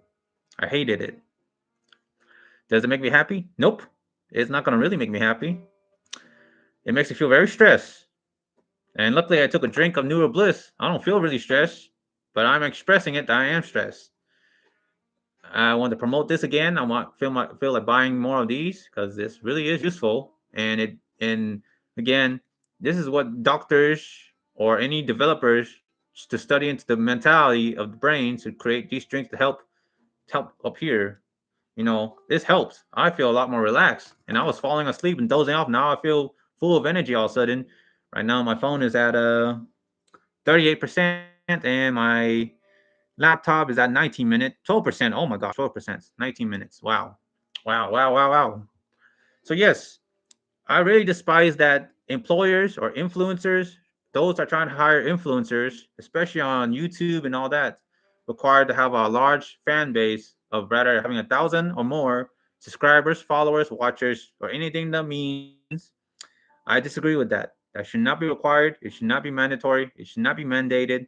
I wish fandom event Etchy Expo that does hire influencers should change that and should open up a meet and greet to especially start training me and my wife for those to get into like cosplay, like to run cosplay, to do performance. Like we're trying to have fun. We're doing this because we're trying to do out of experience. And I want to see more involvement in those kind of things, in those kind of fields. Changing the game of cosplaying and making it like a business out of semi-business out of cosplaying, but internships and experiments. Now I'll be right back. YouTube, Twitch, and Facebook. I'm gonna step out and go ahead and throw all these in the recycle bin and get me my water and bring a charger here and charge the laptop because I have a lot more things to say. So yeah, I'm gonna take a little five and take a little break. Charge my phone while at it. I hope to get back into writing soon. Right now it's almost 5 p.m. here. I'll be right back. Happy Lunar New Year's, Facebook, Twitch, and YouTube.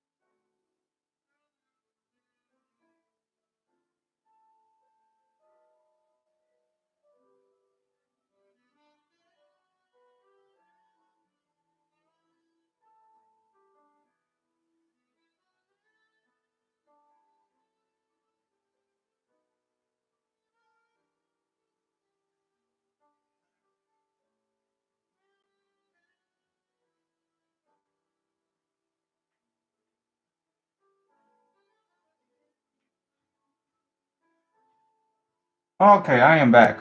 I brought the charger because I do have a lot more things to say. Go ahead and turn the lamp.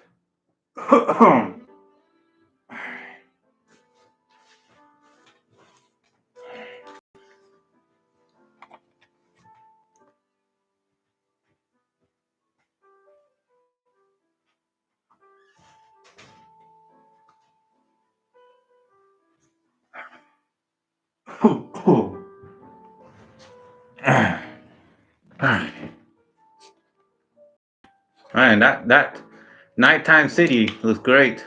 Watching some background music of jazz, helps tone down a long day.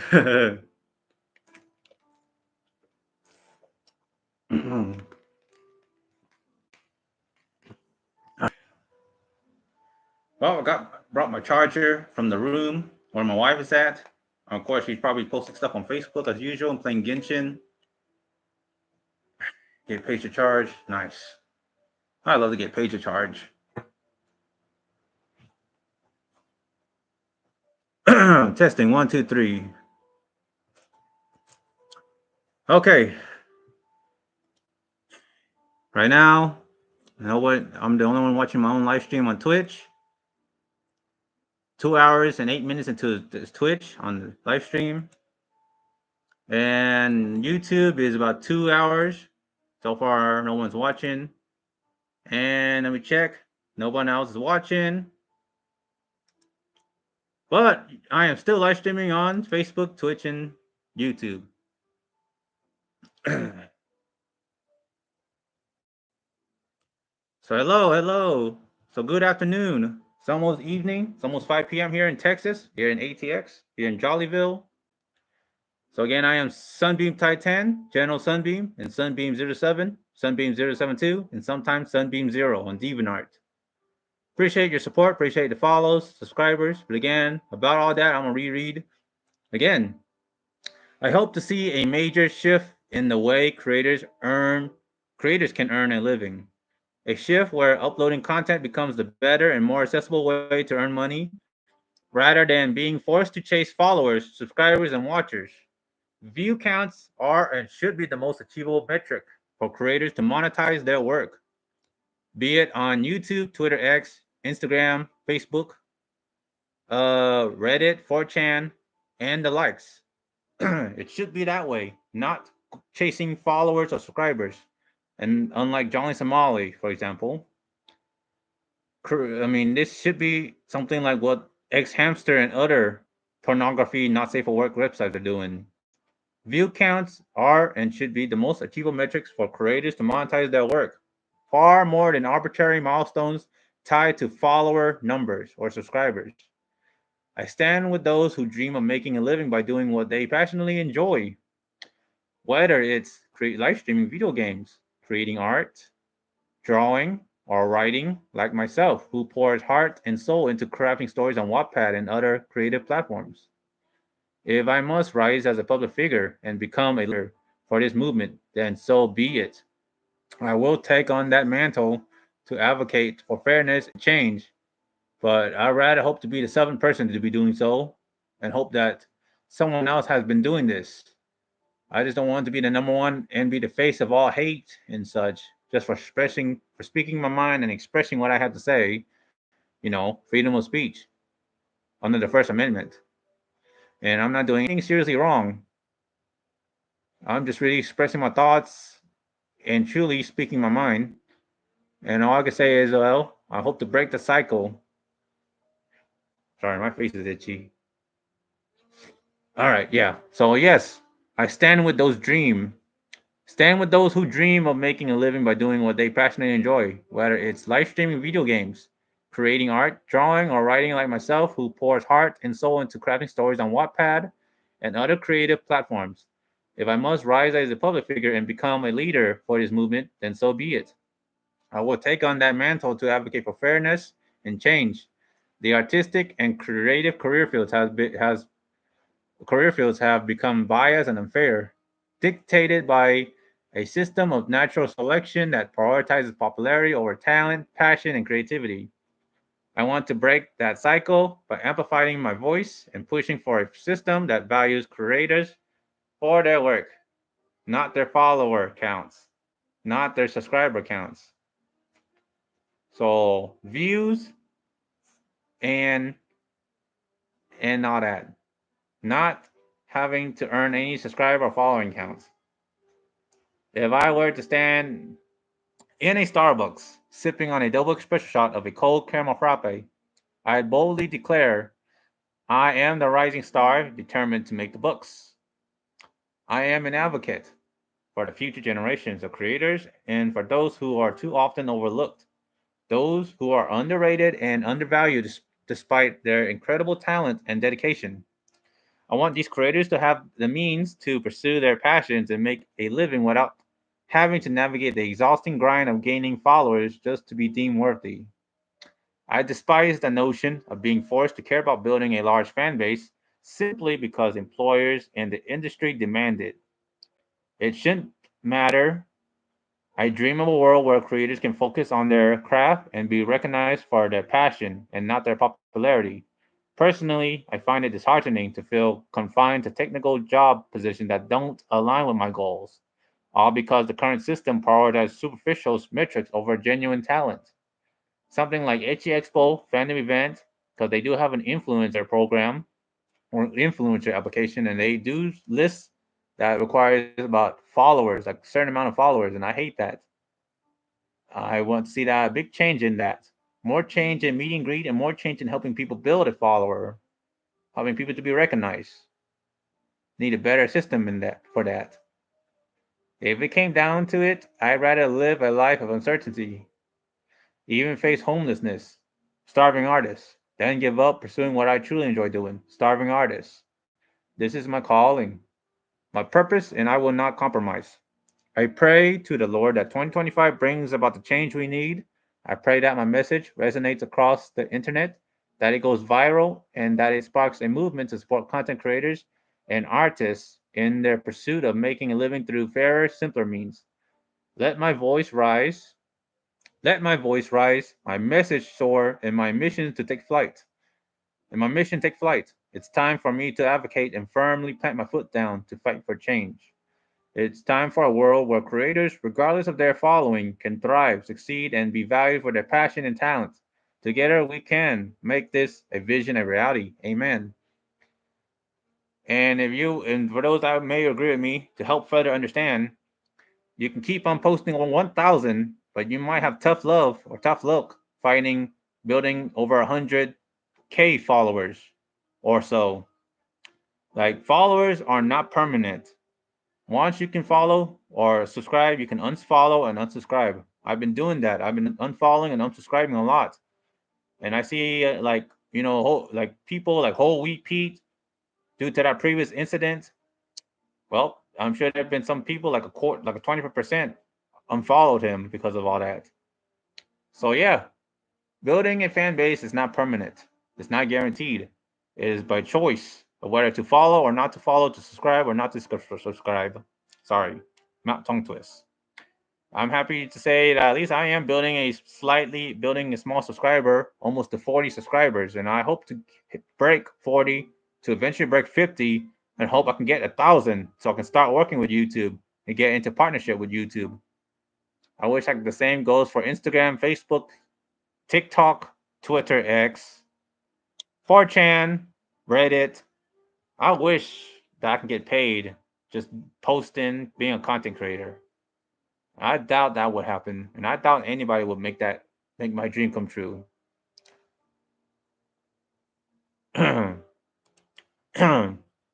All right, let me say this. I have a dream inspired speech. I have a dream today. I have a dream that one day in the vibrant city of Austin, Texas, or Central Texas, new anime merchandise stores will open their doors, celebrating the creativity and culture that brings joy to so many. A place where fans, young and old, can gather, share, and connect through their passion.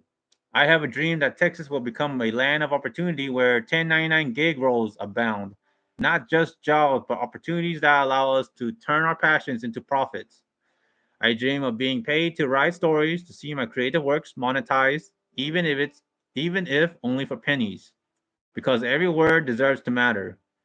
I have a dream that inflation will subside, that the housing market will become affordable, and that hardworking Texans earning minimum wage can afford a place to call their own without needing roommates or second jobs just to make ends meet. I have a dream that at anime conventions and cosplay contests, there will be more photographers and documentarians to capture the magic. I dream of more opportunities to celebrate every contestant, not just the winners, with creative, lesser seen rewards for participation. Let recognition bloom for those who dare to express themselves boldly and beautifully. I have a dream that my children and the generation to come will have an easier path, a path where they can afford homes, pursue jobs they love, and live lives free of poverty and filled with fulfillment. May they never settle for what they hate, but instead thrive in careers that inspire their souls. Let freedom ring in Texas. Let freedom ring in every city, in every heart, and every dream that longs for better days. Let freedom ring for creators, the workers, the dreamers, and the builders of a brighter tomorrow. God grant us these wishes. God bless Texas. God bless America, and may our dreams find their wings. Amen. So greetings, community of of YouTubers, YouTube users, social media, and to the ever-evolving general public of the internet. General Sunbeam here, expressing sincere appreciation for anyone paying attention to my channel. Thank you. I am grateful for the viewerships. My purpose is to primarily hope to grow and get paid as a content creator, just being me myself. I want to partner up with YouTube, and I need a lot of subscriptions, a lot of subscribers. Aside that, I have strongly expressed interest in creative writing and hope to find such 1099 gig or mobile apps jobs that pays to simply write away. I have been writing since elementary school years, just pencils to journals before Wattpad discovery in 2013. There, I have written over 30 plus chapters and a few novelties. I have been searching throughout Indeed and Google to find creative writing jobs that pays enough to be considered standalone full-time careers that put food on table and pay the bills. But of course, that ain't how real life works, and I am tired of it. I wish commission artists were ever kind enough to draw arts from me as a gift to help me grow as content creators, spreading through multiple social media platforms. I would promote and credit their hard work.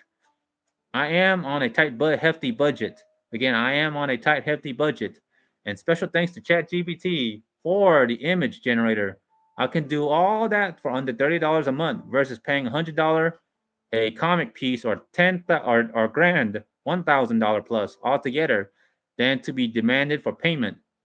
I don't tolerate such greedy commissions nor rip-off con artists, scammers that care more about payment than passion. I just don't like it. I write my literature stories. I love writing stories, and I write them for free. So anyone could commission me to write a story for them, and they want to donate their beloved OC to see their OCs in my story or such. I can do what I can to make that happen. I use ChatGPT to make the magic happen, and I spend only under $30 a month for all that. So I'm sorry if that sounds harsh to all the legitimate small commission artists, but I don't like to pay over $1,000 just for 8, 9, 12 panel comic pieces of book or something. It's too much money. I find that as a ripoff, and I don't know how the market of each commission artist charge, as it largely varies, and I just don't know because it's free marketing for each independent individual commission artist, from what I know. So again, I wish commission artists were ever kind enough to draw arts from me as gifts or as a free quid pro quo art trade to help me grow as content creators spreading through multiple social media platforms. I wish I would promote and credit their hard work. I am on a tight, hefty budget, and special thanks to ChatGPT for the image generator and the small Sora video animation generated art in motion all along with creating my own stories on there. I can do all that for under $30 a month versus paying $100 a comic piece or $1,000 plus altogether for up to 12 pages from start to finish, altogether then to be demanded for payment. I do not tolerate that. Yeah, I don't tolerate such greedy commissions nor rip-off con artists, scammers that care more about payment than passion. I love writing stories. I found it as my personal safe space and haven. It is my happy place.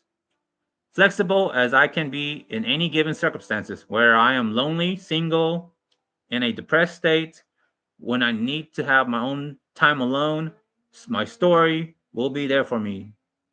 I wish that I had more free time to write, keep on writing.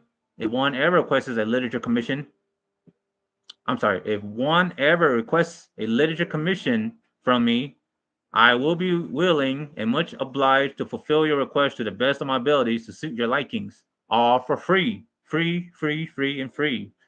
I will not charge any money. I will accept tips and donations, but again, it's optional. I care more about viewership and the attention of my work than to immediately receive the money, money, money, because it's not about the money for me. Money does not buy happiness, and money is considerably the root of all evil.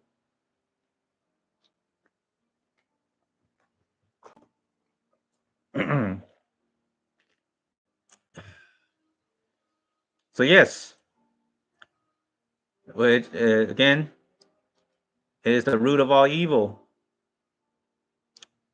So I'm just telling to all of you commission artists out there that I am only doing free art trade. You give me your original character, you draw me an original character, you draw me a character or something, and I just write stories. Like I'll be happy if you draw your own characters.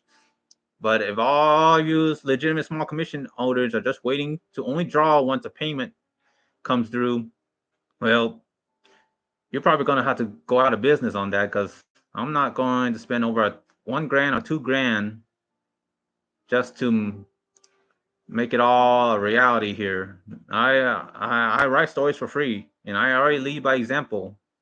You know, starving artists, and that's the memo.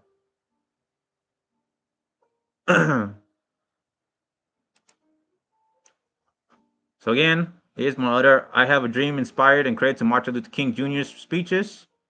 I have a dream today. A dream that creators of all artistic levels, no matter their background, no matter their resources, can rise and earn justly for their craft, their passion, their soul's work. I dream of a world where content creators from YouTube to Instagram, Facebook, and every platform in between can finally make a living wage, where the unfair bias and oversaturation do not suppress their voice or their dream. I have a dream that one day I too can write my heart out on Wattpad, my words flowing freely and be compensated not for just the quantity, but the quality and the depth of my expression. I want to create stories that resonate with others to touch souls through words and worlds. Stories that are not bound by the system of pennies, but valued as they should be. I have a dream to see my stories, my vision come to life as an anime, just as Monty Ohm did with RWBY. Again, Monty Ohm slash Rooster Teeth did with RWBY. RWBY, if you heard of that anime, I mean, a cartoon animation, and heard of Monty Ohm and Rooster Teeth. I want to create, to build something monumental, and to be known for that creation. Just as Monty's work inspired millions, I pray that my stories, my universe, can inspire just as many. I want to stand side by side with those who dared to dream and fought to make their vision real. I pray to the Lord that you may bless me with the courage, the perseverance, and the chance to bring my dreams to life. I pray that this message, this prayer will echo far and wide, reaching those in place, reaching those in places of influence, college professors, advisors, business leaders, those who can help me take that next step toward achieving the dream that is within me. Pray to the Lord. I hope my wish is granted and my prayers are granted. I dream of a world where anime businesses grow in my community. I dream of a thriving anime themed stores, restaurants, and businesses flourishing in the Austin area, bringing culture to life. I want cosplay contests to be celebrated, documented and shared with photographers and videographers, capturing the essence of those who pour their heart into the art. I want to make a name for myself, to be seen and heard, to rise above the noise. I dream of a future where the next generation can follow their dreams freely. I dream of a world where education, opportunity, and success are not out of reach, where young people have the support and the resources they need to build their futures without hindrance. A world where we can all walk forward together, each with a chance to become who we were meant to be. I pray to the Lord to grant me this vision to allow me to see it fulfilled. Hallelujah, hallelujah, hallelujah. Lord, hear my prayer and grant me the strength to carry this dream to reality. Amen.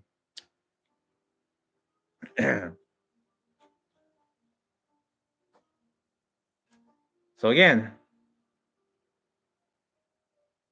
so yes, that's all the speech I have to say. Again, I just want to see a big change, hoping someone to create a anime town similar to Chinatown, hoping to create a big plaza series full of series of anime. Got an anime restaurant here, a maid cafe there or something, a hangout lounge, bubble tea shop with anime wallpapers, a big major anime stores like Anime Pop, formerly Anime Pop or Oopos, FYE, Gift World Collections. I hope to see a big plaza full of anime stores, anime aesthetic, full of anime, like a forever convention full of anime.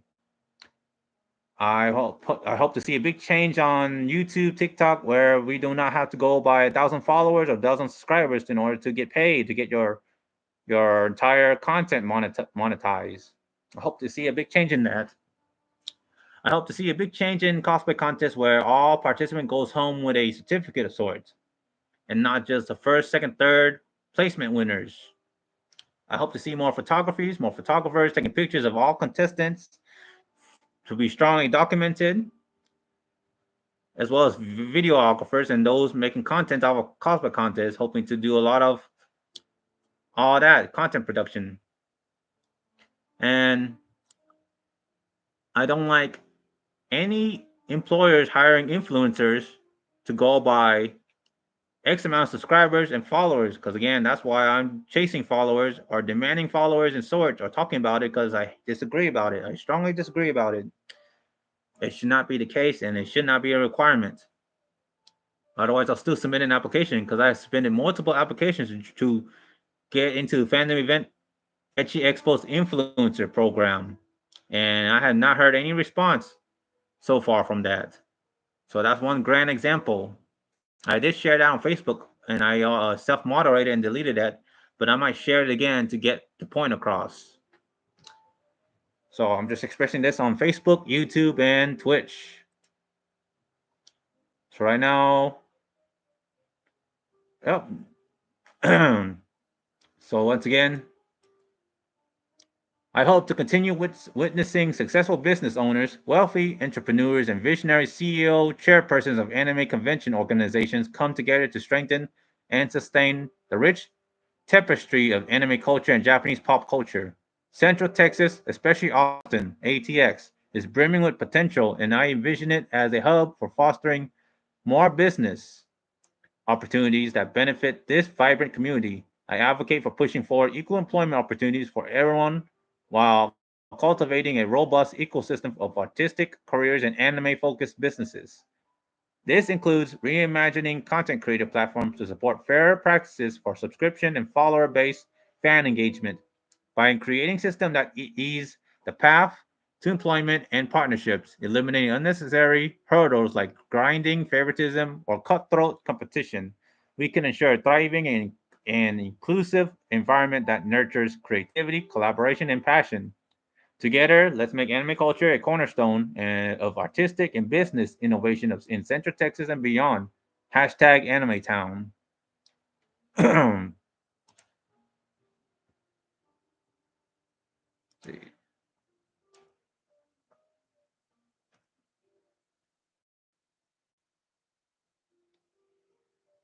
So yeah. So I have expressed what I have to say, and let me see what else.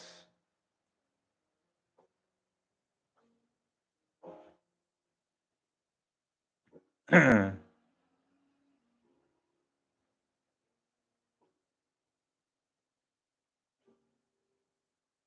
hopefully, I pray that Project Anime Town is an official thing, similar to Chinatown. I hope to see more anime businesses thriving, not fleeting in temporary annual conventions or public events. I hope to see somebody that is ahead that already thought about creating Anime Town or anything related, Anime Plaza, Anime City, Anime Block, something like that, like a big, forever, permanent convention like, but full of standalone series of standalone anime shops, anime merchandise stores, anime retail stores, anime restaurants, anime hangouts, anime arcades, or a Goodwill center like where everyone can cosplay and all come together or something to do meetups. Something like that. But not in a convention. So I hope to send that message far and wide to all entrepreneurs, chairpersons of convention organizations, and all that. Hoping that one or few may care to take this thought in consideration and at the least hope to get my message out. I mean, I am multi live streaming this, so yeah, I am getting a message, all this message out. So again, while I am in general a huge ass fan of anime in its fandom and subject, from watching it, reading light novels to manga to cosplaying to volunteering to even hoping to serve as a photographer and anything to be showered and surrounded by essence of anime, 2D anime culture, I have did whatever the hell in my control to seek opportunities to work in any anime fields, from being a professional cosplayer to photographer before going back to writing my stories, all tied with my core and prime goal to my favorite hot subject. I have yet another message to the general public of the internet. So again, I will say this again, I'll reread this again. An idea has sparked my mind, one that I can't seem to let go of. As someone deeply passionate about anime, more so specifically in creative writing stories to producing own anime adaptation of it, I've always dreamed of working in anime-oriented businesses, be it retail stores, themed restaurants, or even a manga-focused bookstore. Yet, as I look around, I can't help but wonder why hasn't anyone created something like Anime Town? Yes, Anime Town, a dedicated plaza or district similar to Chinatown, but tailored to otakus and anime lovers.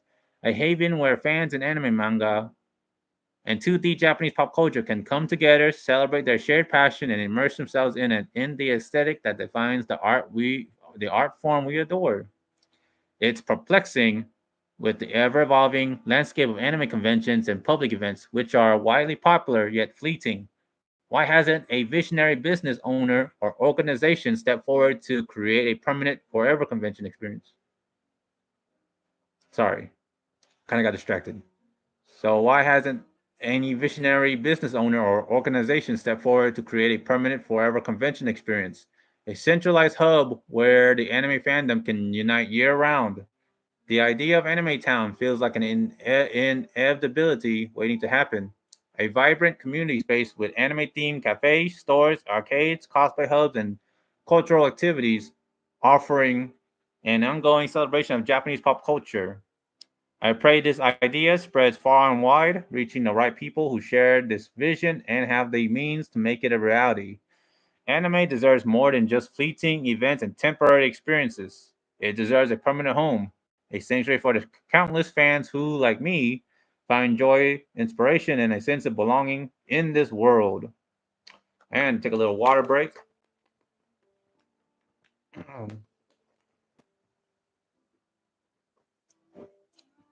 It's especially disheartening to reflect on how anime focused businesses seems to struggle in my area. Ooples Anime and Anime Pop Austin, places I long admired, have closed their doors. I never even had the chance to work there because they weren't hiring. The loss of these stores leave a void that's hard to fill. And now I worry about the survival of other stores that keep the anime spirit alive, like FYE, Gift World Collection, and Lakeline Mall. Kinokuniya and Tori on the crescent of Lamar, on that plaza. The thought of these places disappearing is crushing because there are so few standalone anime businesses to begin with.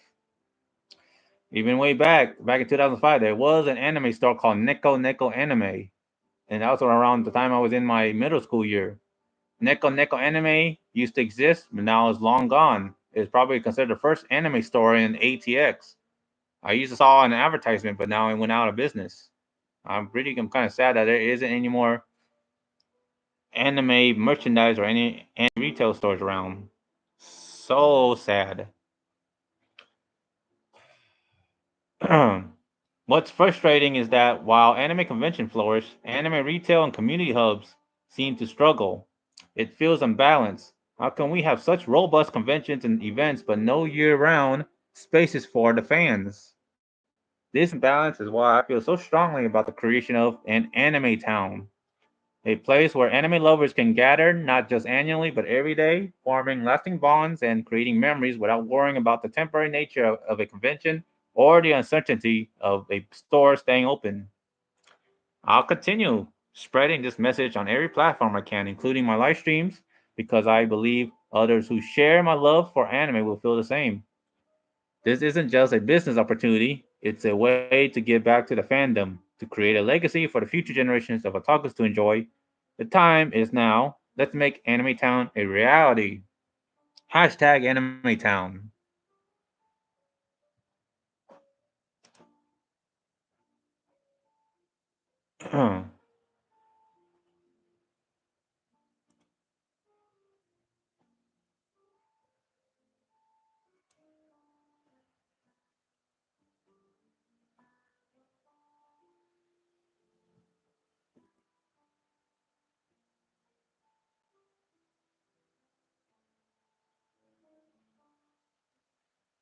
So, yes, testing. Let me see, is the audio going strong? Testing. Yeah, I'm just checking on Facebook. I'm still live streaming on Facebook.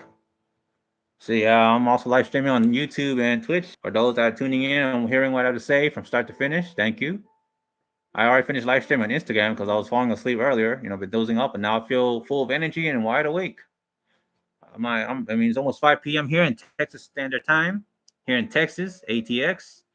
And yeah, I'm just speaking my mind and expressing and promoting my Wattpad and ChatGPT. I've been live streaming a lot on YouTube and on Twitch, so there's a lot of records, a lot of proof there. I do write stories. That's no lie, because I here to show proof and explain. I have 7 followers, as you can see. That's a fact. I used to have 21 followers, and now all of a sudden it went down to 7. I don't know if those are legitimate followers or just a bunch of scams, like throwaway mule accounts that just follow and then they got their account removed for spamming, scams, and all that. Like I get that a lot on Facebook too and Instagram and even DeviantArt. Sorry, my nose is kind of itchy. I have really bad allergies at the moment. So I'm just checking to see if anyone else commented on my Facebook live stream and on Twitch. So far, no comments. Only 1 viewers. I'm just watching my own live stream, I guess. Sorry about that. Same thing on Facebook and YouTube. Just being me, but I'm speaking my mind. Just here to live stream and get the word out. Spoke what I had to say, and I'm happy about it. No holds bar, no spin zone. It's considered not safe for work. Viewers, discretion is advised. Here, let me put hashtag Anime Town.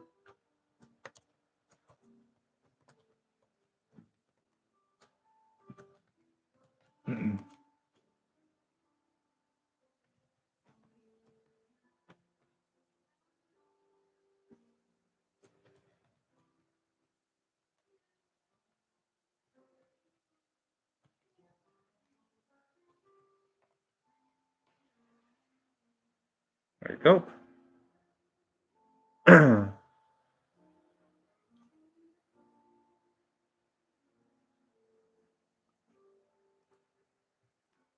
So yeah, right now my wife is probably on Facebook as I am speaking right now. As I speaking, my wife's just sharing a lot of content, taking a lot of pictures, posting on Facebook, posting a lot of repetitive stuff on her Facebook profile. So I will say that me and my wife feels like having a little shaky relationship, but it's between me and her. I did communicate, and again, I did say this. I think I did say this when I changed my profile pictures. Trying to keep having a strong commitment, a strong wedding commitment. You can see my my ring finger right here. You can see that. I'm still wearing this. Through tough times and hard climbs, even though it feels like I haven't been, for anyone that get any impressions based on what's being seen on Facebook, for those that are friends with my wife, Asuna Ni 44, I'm sorry, Asuna Ni 45, Asuna Rose 44 on YouTube, Asuna 500, for those who recognize her really well. That's my wife, as well as my usual in-game wife. We used to play Mabinogi on Nexon, free to play, a Korean MMORPG game. We used to play that together back in 2019 during the pandemic on COVID-19. We got married in the game, and I actually flew to meet her and got the vaccine. Did the COVID testing, came to meet, and yeah, now we've been living here for like 2 or 3 years here in Texas. 4 years here in Texas, on mainland. Been married for 1 year. Been engaged for 3 years. And through hard climbs, challenges, and anywhere we feel like we don't get along or we have clash, butt heads, or have differences, we we still love each other. I still love my wife. It's just that it is very hard to communicate because if you don't listen and do what I say like that, then it's a problem. I will say this the same way I always tell my wife, like I can't communicate, but if nobody wants to listen to heed what I have to say or do what I have to say, I'm just like that with anyone else. I treat people the way I want to be treated, and I give myself 5 star for that, 10 out of 10. I don't listen to anybody. Usually within my own family, I would not listen to a friend, even my closest friends, acquaintance, strangers, homeless person. I don't listen to anyone. Like depending on the errand or the task, I will not be told to go out of my way to go meet someone at bowling if they don't compensate for my time. Like really, I love to commit most of my free time writing stories. So I've been communicating with my wife, and I will say that my wife, she is married to me. I'm sure she should learn how to speak for herself and learn how to express that she has already been spoken for. She's married to me. I've been changing my profile picture to reflect that, to show proof that she's married to me. And on my profile page on Facebook and on Instagram, and so I am married. And no other woman would talk to me because I'm hideous, physically hideous, and mentally retarded. But my wife should know better that she is married to me and not to be posting a lot of photos of other friends and other people or showing other pictures of another person, especially of our longtime friend at Morris Mackay. I'm sure he should know that he should really be telling Anna that he should be respectful that Anna is married to me and not the other way around. Because my parents worked really hard to make this wedding a reality. I want to throw that out there. If you have gotten married before, I'm sure you understand that it costs a lot of money to get married, and it's a stressful process, a very stressful process from start to finish. That like it costs a lot of money to get married. I wish my family would give me a bill to show how much it costs for the wedding, but it would cost over like 30 grand, 40K, 30K grand, 40K grand, a lot of money. Like always that traditional marriage. It's always that where you have to spend a lot of money. So yeah, at least I get the consensus. Like I get the mentality that I know it costs a lot of money to get married, and it is a meaningful thing. But I'll say this here in 2025 or 2024 with the same sex marriage, the gays, the lesbian, it became too liberal and too creative that marriage has almost have no meaning behind it. It's like you could probably just put a cheap ring and say you're declared husband and wife. Just that. You don't have to go to church or anything to go through a court. And it's just a word. Marriage is just a word. It's just a feeling. It's it's almost feels meaningless if I had to put it that way. But I'm only saying this because again, this is 2025, and now they're such as same-sex marriage, and there are other couples, married couples, that still would do a swing style relationship kind of thing. But and I seen that, like, I will not point out who, but I have seen something along those lines in front of my eyes, kinds of benefits and all that. So I just want to leave it at that. But I want to remind to Facebook, YouTube, and Twitch for those that knew my wife, that knows my wife, are friends with my wife on Facebook. She is married to me, and she posts a lot of things on Facebook. And I want to clear up any misunderstanding that I have told her many times that any friend she hangs out with is just friendly hugs. They're not in any unusual relationship. There is no mismatch, and my wife is married to me, and I am the driver, and I call the shots when driving. So I expect a lot of respect and courtesy and consideration that I don't want to take. I don't want to be going out of my way for anyone else. If my wife wants to go meet a friend, she will have to be like other people, independent. Find your own mean of transportation. Find your own way to get there. If I say no, no means no. Because my wife does share a lot of photos with other friends, regular friends, and I do want to say that I am the husband, and I've been keeping track of my wife, whatever she posted on Instagram, Facebook.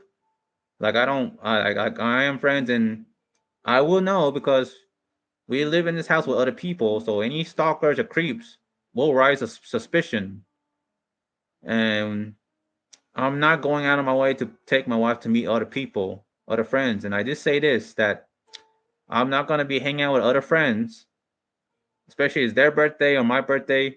If it's my next birthday will just be me and my wife and family.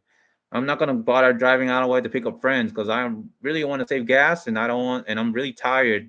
I want to go to college. I want to go to university. I really want to write stories. I want to dedicate 24 hours of my free time writing stories. So I'm trying to communicate this really well to my wife.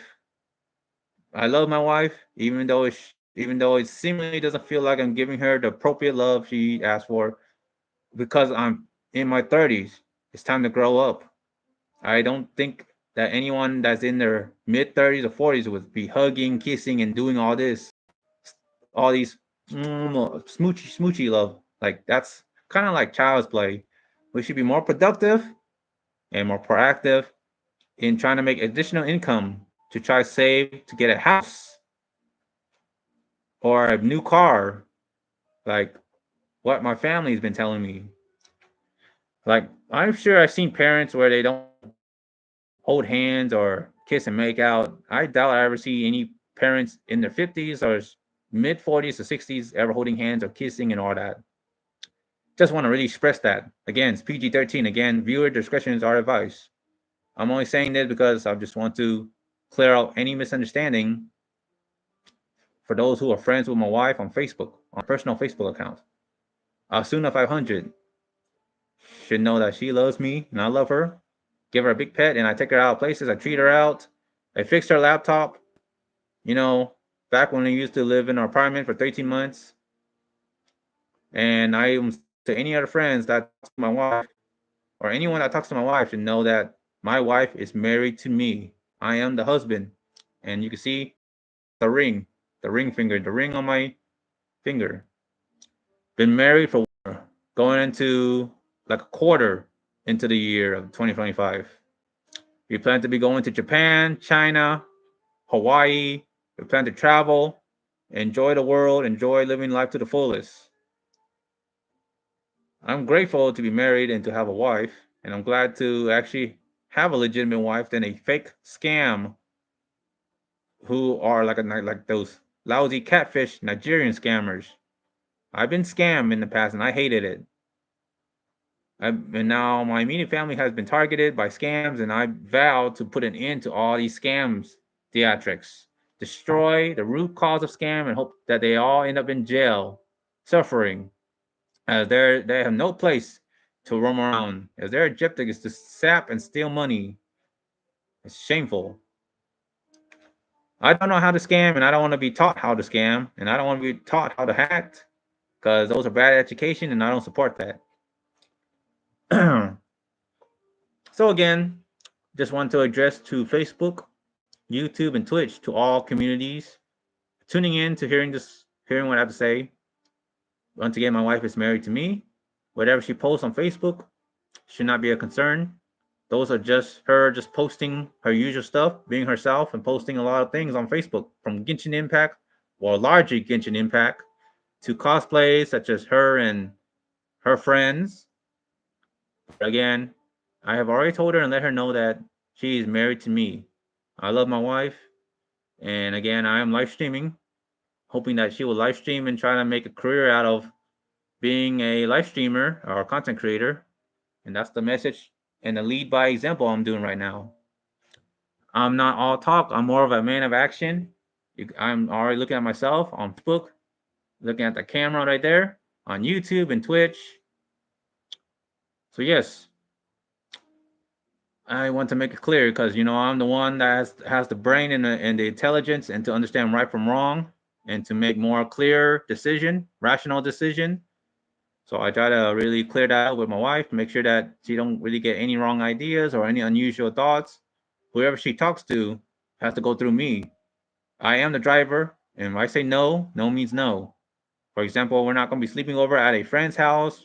We're going to be spending. I already made a call. I made a promise to spend more time with my family, putting family first, like Donald Trump putting America's first. So I am trying to honor my New Year's resolution, like a pledge, oath of office, citing every promises as executive orders. As I try to keep track on Trump, on the current president, I hope he keep his words, as I'm keeping my words. So I hope that every friends, any friends of mine understand, and hopefully any friends of my wife would understand, and hope my wife would understand that I'm the husband, no matter how I am. I know I'm boring, serious, tired, stressed. Well, we all cannot get what we want, or what my friend always say, beggars can't be choosers, or something like that. You have to just deal with it. I mean, I had to deal with a lot of people I don't like, or a lot of nuisance, and I try my best to soldier on and try to accept for what it is naturally, and it's hard. I'm sure I will just admit that I am an arrogant person, a self-defensive person, 2 times hard-headed, 2 times stubbornness. I do exhibit antisocial demeanor. I'm always 24/7 stressed, tired, arrogant, grumpy, grouchy, you name it. There are times that I'm not very open. Well, largely, there are a lot of times that I'm not very open to suggestions, advice on anything else, but I am only open to advice and suggestions on finding legitimate writing platforms that actually do pay authors for writing their stories. I might plan to make another live stream when I try to discover any more legitimate writing platforms that can actually pay. So I will share it and then try to create a little rough draft. So it will all be broadcast on live stream, and I'm gonna be chatting, commentating while trying to debunk all these any writing careers, whether it could be too good to be true or not.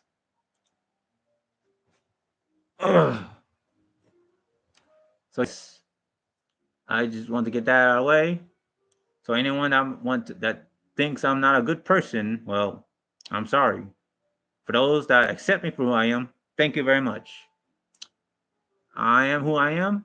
I do have, again, I'm hard headed, stubbornness, arrogant, always stressed. It's been a long day for me. I do exhibit antisocial demeanor. I do feel defensive in some ways. I am hard to talk to, or tough nut to crack. That's is really just who I am. The only good thing about me is, well, I am a charitable person. I always keep on giving. Never ask for a lot of things in return. I am not a greedy person. My 2 deadly sins will be gluttony and pride. That's all I can say. I will also easily promise this, that I will never throw hands. I will never throw hands. I am a peaceful person. I don't believe in violence. I promise myself that I will never throw hands. I'll promise myself that I will never take up arms or any lethal weapons. I don't believe in all that. I don't see what purposes would it serve to just put someone in a hospital, put someone 12 feet under the grave. It doesn't make any sense. So you have to give me that. You have to give me that. You have to credit me that. I will never throw hands, and I haven't thrown hands, and I just been speaking my mind. But again, for those that care to listen and understand what I have to say, well, thank you. I appreciate that. Those who don't, well, that's fine too. I don't expect anyone to listen to take my word for it. I'm not here to tell anybody what to do. I'm here to let everyone know to clear up any misunderstandings that I love writing stories and I want peace and quiet and I love to be left alone. I would love to go to a library, a public library, or Starbucks coffee or a coffee shop to sit in a designated workspace with a safe space and a peace of mind so I can write my stories in peace and drink coffee and to listen to these nice, lovely jazz music. I want to kick my shoes and socks off and relax.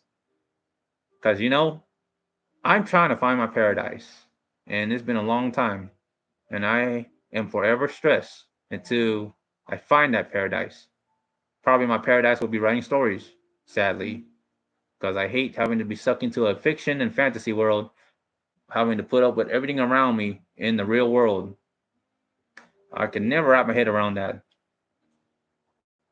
So, yes, I really hope there's a big change. Hoping to see more anime businesses, a big plaza of series of anime stores, anime merchandise stores. Again, hashtag Anime Town.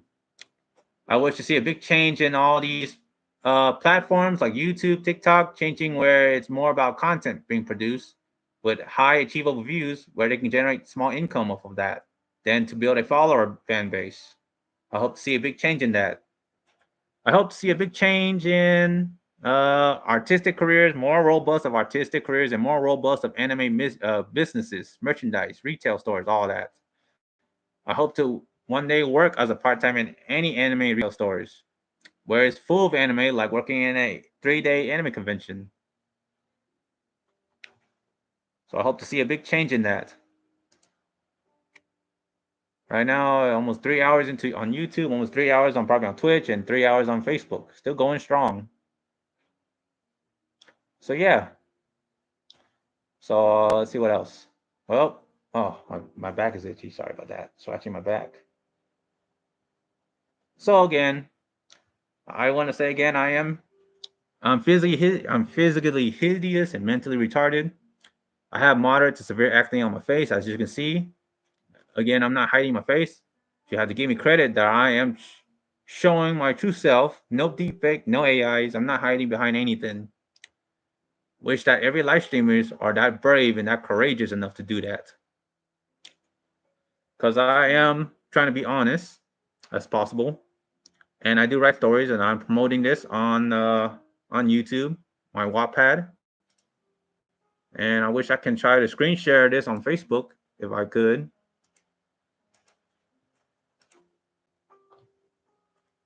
Let's see, stream.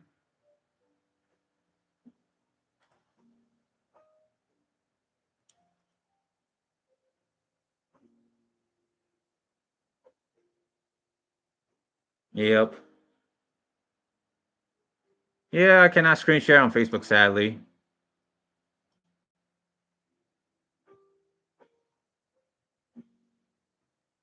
So yeah, promoting my Wattpad.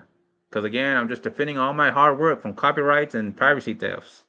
These are my original works, even though they might be a reference for other shows or series or other animes. Like Sunbeam, for example, I did not create that up on the fly. I did not create it up. I really got that name from Calf Sunbeam on Zespel in season 2. I did share that on Facebook and I was honest about it. So that's one example of a reference there. It is very hard to create your own original work without violating any copyrights. It's very hard. So I just want to throw that. So talk about copyrights. Like I did study about copyright and I understand the definition of copyright and any other synonym of it. I understand the definition of trademark, watermark, patent. I understand all that. So I actually did. I mean, one time I did live stream on YouTube, and I was watching one of my YouTubers, my favorite YouTube I subscribe to Vincent, and watch one of his 2025 videos, and I did not know I was like really violating copyright by just simply screen share and cover his YouTube content over my live stream. I did not know that was copyright. He did reach out to me, and I will go ahead and go on my Gmail, one of my email accounts. All right, there you go.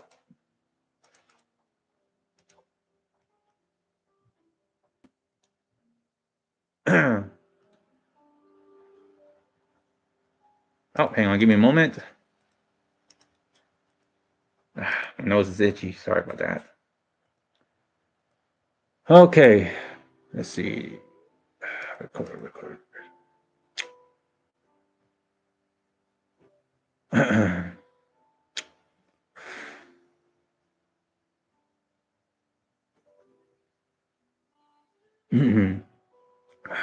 Oh man, my mouth is dry. Trying to drink some water. Been talking so much.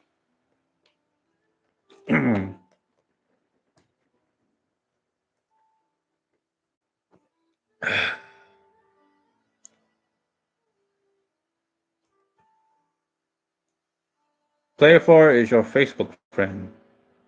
Oh. Yeah, well, I don't really care about that. So there, okay. Someone read this. I got a reply on a Jazz Cats on a double feline swing band in 4K. So I was responding to a comment about from this YouTube says IDK. If you think AI is a place in arts departments, you might misunderstood arts, or maybe you confuse art and economy. But it's just my opinion. I guess in response to that, I don't know what you're talking about, but you might have to elaborate further on that. But again, I mean, to me, I think AI may have a place in the arts department. You might misunderstand arts, or maybe you confuse art and economy, but it's just my opinion. Well, to answer that, on all multiple live stream, to answer this YouTube commentator's question, well, I think AI does has a place in arts department because I've seen on DeviantArt people are selling AI images for small profits, like for $2, $1, and all that. I've seen that on DeviantArt. So that's something right there. Let me check message request. Let's see. So here's a copyright. So copyright takedown notice. Your video will be taken down in 7 days. Saturday, weekend night, YouTube live stream, writing stories and planning. Hashtag anime, hashtag creative writer, hashtag USA.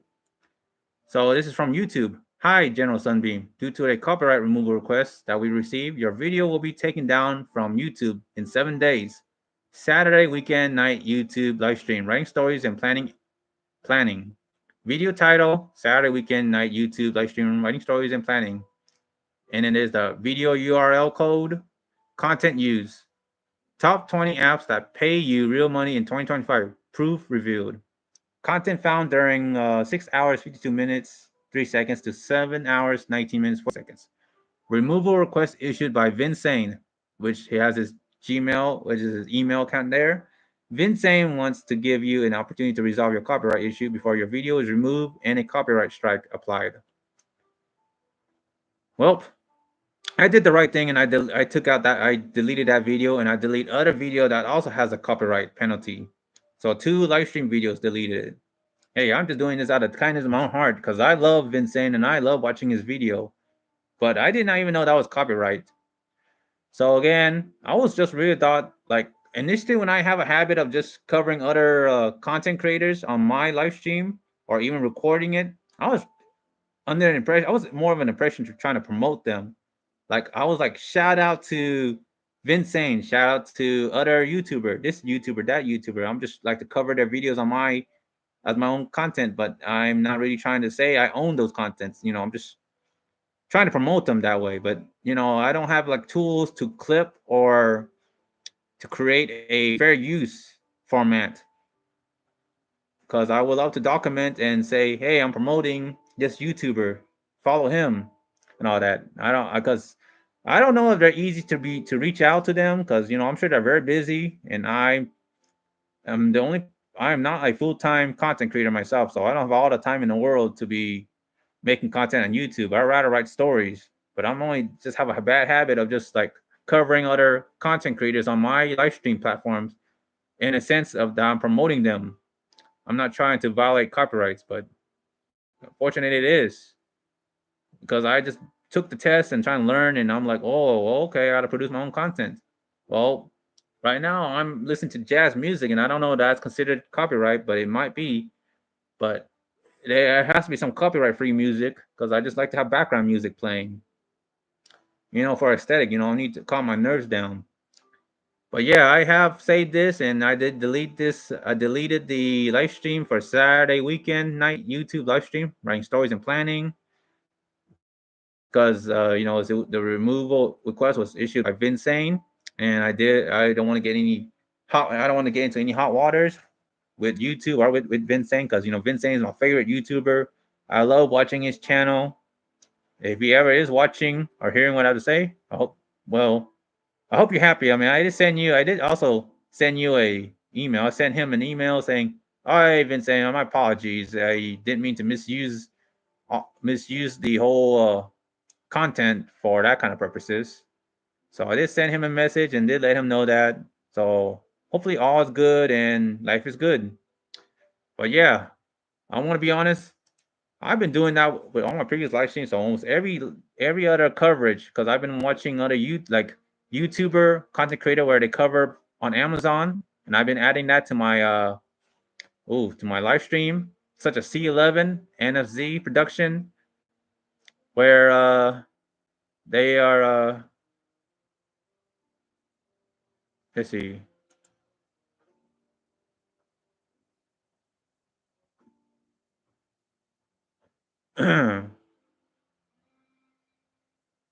Yep. And yeah, so I have a lot of live streams that have a lot of potential copyrights. Oops. Even I was listening to music and I was like, oh wow. So yeah, I'm just like, well, I wish there's a format or an easier way to reduce the risk of copyright, because it's just strict. There's even been a lot of discussion about copyrights, and YouTube really have a strict copyright. So I strongly disagree, but at the same time I agree because I don't want nobody to steal my work. So it's fair and fair, but I just disagree with how strict YouTube can be, including Disney's way of handling copyrights. It's just ridiculous, in my opinion. I wish that there's like an alternative way to fix that and to allow like small portion of it, fair use. So again, I have another copyright here. YouTube, remove your content. It looks like random being myself, live streaming, writing stories on Wattpad and blogging didn't follow community guidelines. To help keep our community safe, we remove it from YouTube. What we found: we think your content didn't follow our third-party content policy. We detected third-party content in your live stream that was not corrected following repeated warnings and possible abuse. You may not have intended to include this content, but live streams should be actively monitored by the channel owner, and any potential issues should be corrected in a timely manner.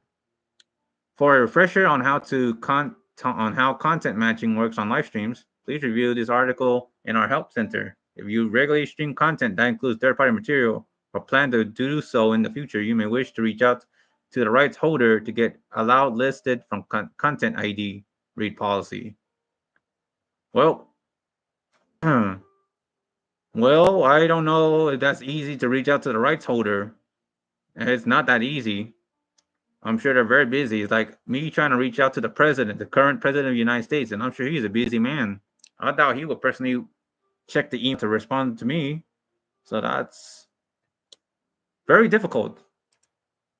So yeah, YouTube has a strict copyright policy. I strongly would either agree and to disagree at the same time. It's just I would say I understand that, but I disagree that it's too strict. So yeah, I understand what the definition of copyright means, and I try to do the best I can to honor that. But again, I just have a very, very bad habit of just streaming other YouTube users, like other YouTube content creators on my live stream. I didn't even know that was considered copyright. I was really having that kind of habit of just promoting them, sharing like live streaming over them and sharing it to other to the viewers, to other viewers and all that, to spread my words around, you know. So yeah. Right now my phone is at 81%. Let's see, my wife is posting on the Facebook Messenger to my brother-in-law, you know, sharing a lot of stuff as they keep the streak going. Upcoming earning. Okay. Yeah, I'm just checking on Facebook. I'm just looking at my phone at the moment. My phone is, and I'm gonna be right back. I'm gonna use the restroom. All right, so yeah, I already explained the copyrights. Good thing I got that out of the way. I really disagree with, I got 2 viewers. Nice. 2 reactions. Well, someone's already shared this. Interesting. Well, for those tuning in, thank you for sharing. Thank you for spreading the message. Thank you for the reactions. And I appreciate any comments. I would say they aren't necessary, but I'm just here to speak my mind. Happy Lunar New Year's of 2025, the year of the snake. And I would say the year of the snake is my least favorite because when I think of snake, I think of this. I think of this, like that. I like the year of the dragon. I hope at least going into 2025 will be better, more prosperous, more successful, more people fighting for their dreams. Me, I want to be a creative writer, a successful creative writer. I want to be like Monty and Rooster Teeth when they created RWBY or Red versus Blue. I'm sad that they completely no longer coexist anymore. I'm sure the people of Rooster Teeth may be under a different brand name or something like that, but I don't know. But for those tuning in, hearing what I have to say, I hope that I can be as successful as Monty Rooster Teeth before I go out to business, before I go non-exist. I hope that I can see my own creation. And I will say this, I'm doing it for free. I don't believe in money. I just want to see my own anime, my own animation come to life. That's all I care about. I don't care if I become popular or famous. I'm just creating another source of entertainment. Because I love anime. I'm a big fan of anime. I love to try to bring it to life by all means, whether with AI or not. I'm all in, all out, all the above. I go everywhere. I love to create my own anime, and I wish that people would watch it, give it a watch because it's free, and I will do whatever in my powers to make sure it's free.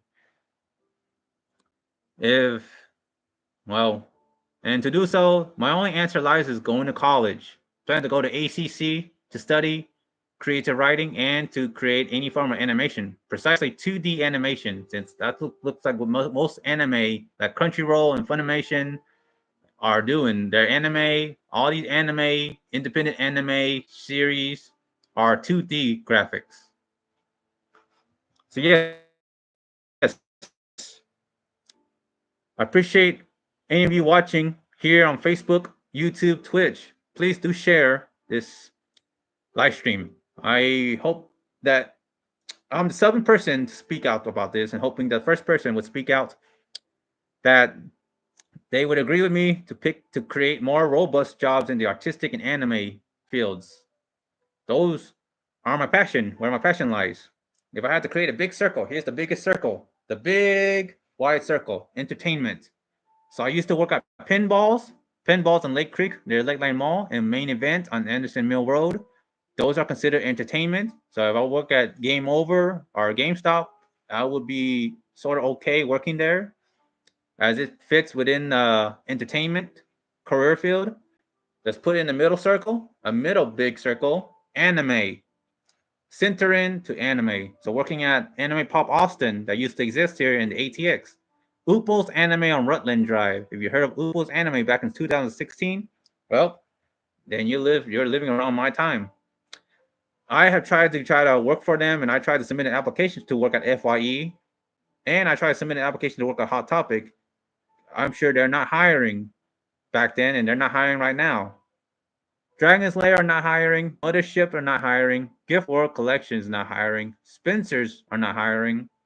Just very sad. I always wanted to work a lot of retail stores and work at anime merchandise. I like to work at any stores surrounded by anime, like volunteering at anime conventions like Ikicon, Ushicon, Anime Overload, Anime North Texas, Echi Expo, San Japan, RealmsCon, PAX South, Anime Fest that used to exist, Anime CTX, yeah, Anime CTX. I forgot what's the other anime called that used to exist back in Dallas. Oh shoot, Acon, yes, Acon. Acon used to exist. Now they went out of business. But there are always new chairmen, new convention organization, new Comic Cons. And yet they're fleeting and temporary, 3 or 4 or even 5 days or 1 day events. Fleeting, temporarily. 1 day, gone. You will have next year. So imagine this. Would you rather have an anime town to see door to door to door to door, even a restaurant, even a Goodwill like center full of anime? Would you like to go to a first retail store full of, I don't know, trading cards, second retail store full of wallpaper, wall scrolls, maybe a third retail store, a little bigger, but it's full of Genshin merchandise? Would you want to see that? Would you love to work at those kind of stores? That's what I'm trying to get at, what I'm trying to ask myself, and why I've been expressing all this, being outspoken, speaking my thoughts out, speaking my heart out at the top of my lung. And let me change. It's almost already 5:28 already, almost 6 p.m. here in Texas Center. All right, let's see. Let me get some. I'm trying to get some copyright free music. I don't want to get in trouble with the YouTube. I'm really getting tired of getting all these problems for copyrights, and it's just too strict. I mean, I'm just trying to have some happy moment of silence and peace in mind music. Oh boy. Okay. Ooh. Upbeat jazz music, no copyright. Yes.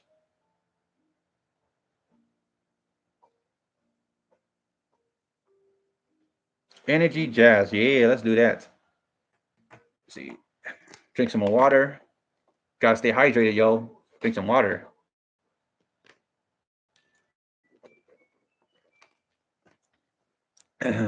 So this is Sunbeam Titan reporting. General Sunbeam. Dual peace. Appreciate your support. Thank you for sharing my live stream. Follow me on YouTube as General Sunbeam. Sunbeam0072 on Twitch. And I don't know if I might plan to create more accounts on other social media platforms like MySpace, Tumblr, Snapchat, Telegram, WhatsApp, VK, Amiibo, any other exclusive mobile app on the phone, AOL, Yahoo, instant messaging. Trying to think. MySpace? I think I already said that. Tumblr? I might have said that. Sorry, I'm just hearing things.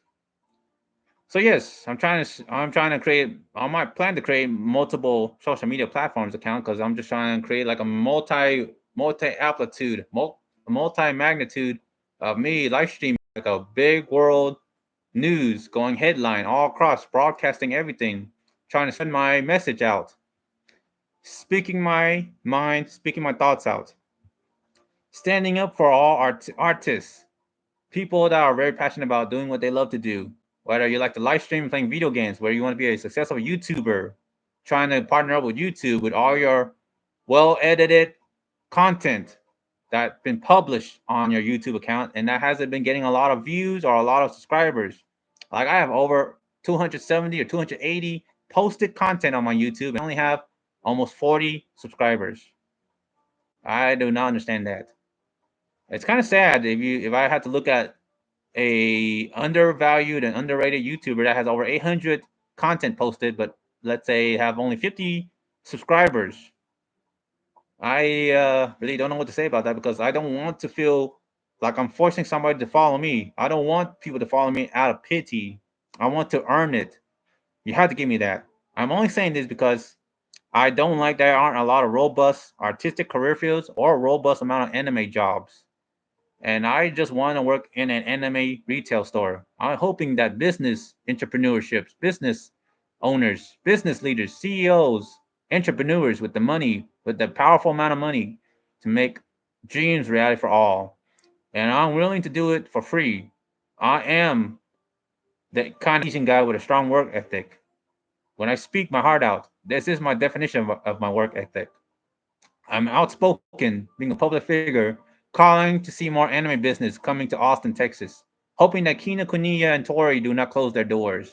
Hopefully not this year, not next year. Hoping that they're hiring, hoping they continue to grow and be successful for years to come, for the future generation. Hoping that housing market will come down and inflation will subside. Hoping that, well, I don't know. I cannot control politics. Like I'm talking about White House, Donald Trump. I cannot control all that. I cannot control people. I am not a puppet master, and I don't like being controlled either. Well, somebody did follow me on Twitch. Thank you for well, hey Ryuk Damon. Thank you for following me on Twitch. Oh, sorry, I don't know why I'm live streaming on there. Okay. So yeah, I'm just live streaming on here. Here I'm gonna try to promote my Wattpad because this is my profession here. I wish I can try to screen share this on Facebook, but now I'm just looking at myself doing a video recording live stream selfie. Let me lower the volume down. I, I don't want to get copyright strikes. I'm really getting tired of YouTube doing this to me. Like I'm not a full-fledged content creator. I'm a person that just wants to promote my Wattpad to protect my original work from copyright and privacy thefts. Because I've been writing this in 2013 and way before ChatGPT and all these artistic automatic AIs. I've been writing, typing my finger, and I have a severe mentally writer's block. I don't have all the free time now to write stories to really brainstorm to write without the use of ChatGPT. It's just that hard because I work a full time 40 hours where I work at, and again, I don't want to be saying this all in a loophole, but I hate where I work at. I don't like working at boring places, technical boring places. I work at Amazon. I work 40 hours,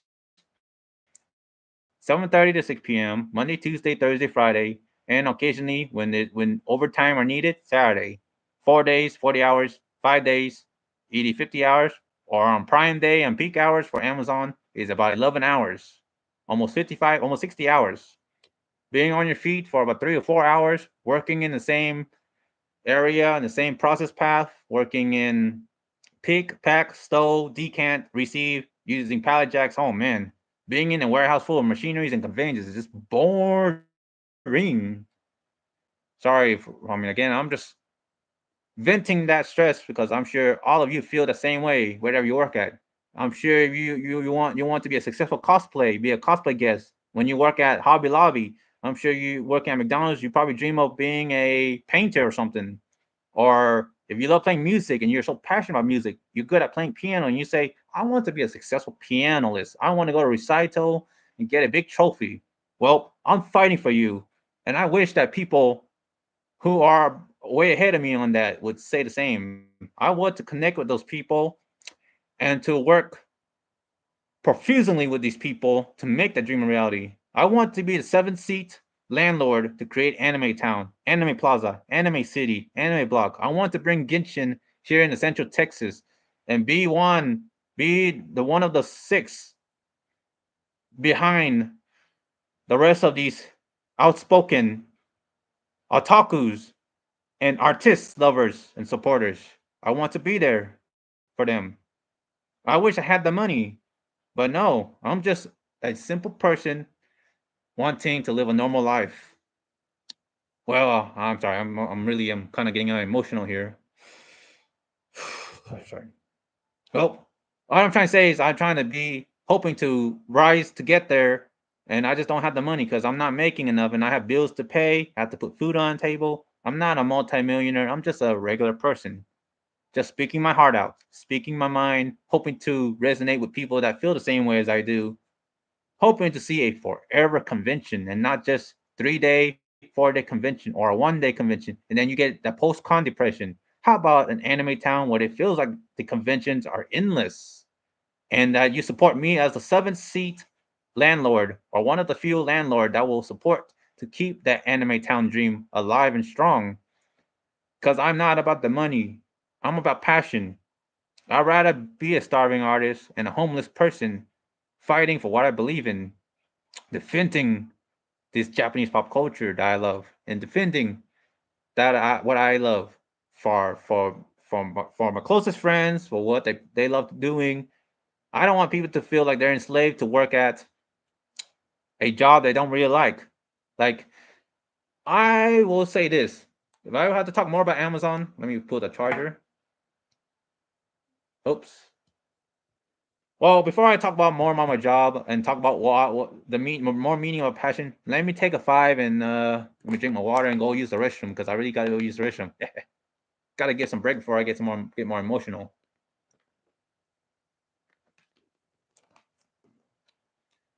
I mean, again, let's see, am I screen sharing this on YouTube and Twitch? Yeah, I am. I'm promoting my Wattpad because this is my passion right here.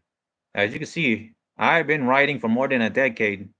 I'm glad that it's getting. I'm glad at least some of them are getting over 1,000 views, 1,000 of all that. Hey, 83, number 83 and sinking. Ooh. I'll be right back. I gotta go use the restroom.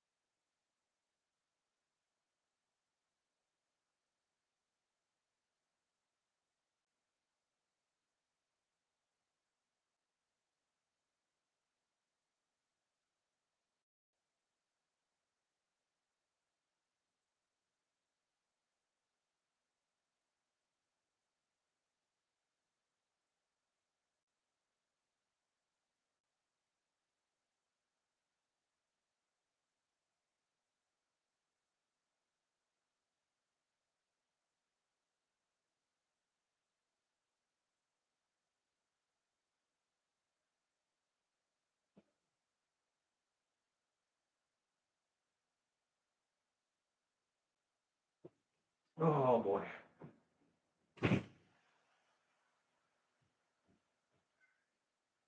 Okay.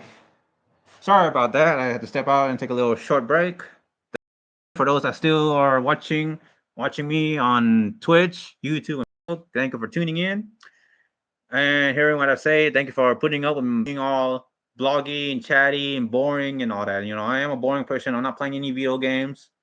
I'm just here to express myself and speak my mind and speak my thoughts to all those watching and hearing what I have to say. Like I said, I am becoming outspoken. It's 2025. It's January is already over. It is already Lunar New Year of 2025, the year of the snake. And I wanted to get my words out and to try to create a reality here, hoping that it will come true and not just be a dream and not just be fiction, not just be fantasy. As here in the real world, here in the world of Earth, me and you, we can build something. There's such things called invent, innovation. And the saying goes in either real life or religiously, in real life, almost anything is possible. And religiously, with God, all things are possible. So I believe there is hope to create Anime Town. And whoever is the one that's going to be more outspoken than I am, that is well known and is very popular with a lot of followers on Facebook or so, I hope that number one person or number two and number three ahead of me would create Anime Town or Anime Plaza or anything related to that kind of project. But I came that I came up with that idea when I was at work. So again, let me go ahead and play the jazz. So I really want to talk about my work since I'm not a big fan of my work, and I have a reason why I want to express this, whether it's childish or a complaint or not, because I want anyone that feel the same way about where they consider the job as least desirable and they want to pursue a job that they really like. I want to create a core difference between working at a job that they love versus a job that they hate. So again, talk about my job. Good day, general public of YouTube, Facebook, Instagram, Twitter X, and to the general public community of the internet. This is General Sunbeam, Sunbeam Titan, Soltaire Cosplay reporting for another decisive content production. Well, I'm going to share this on Livestream, but this will be like a separate content just to be posted on YouTube regarding my review and the atmosphere for working behind Amazon Fulfillment Center, at least here in Texas or in other United States mainland countries. So here's a concise summary about working at an Amazon Fulfillment Center in Texas. Working at an Amazon Fulfillment Center in Texas involves handling the logistics of sorting, packing, and shipping customer orders. Employees are often required to work in a fast-paced environment with physical tasks such as standing, lifting, and moving items for extended periods. Shifts can vary, including day, night, and weekend options. Benefits for employees may include competitive pay, health insurance, retirement plans, and opportunities for career growth. Safety and efficiency are emphasized, and the work includes high-tech tools to streamline operations. However, the job may demand adaptability and endurance due to its physically intensive nature. That's correct. I always go to work fully energized, but by the time I get off of work, I really start falling asleep. I feel very drowsy. I've been passing out in the car. It is really stressful. That's my opinion. I really don't have a strong endurance nor the stamina to last that long, from 10 to 12 hours around there. So let's carry on about talking about Amazon and working there.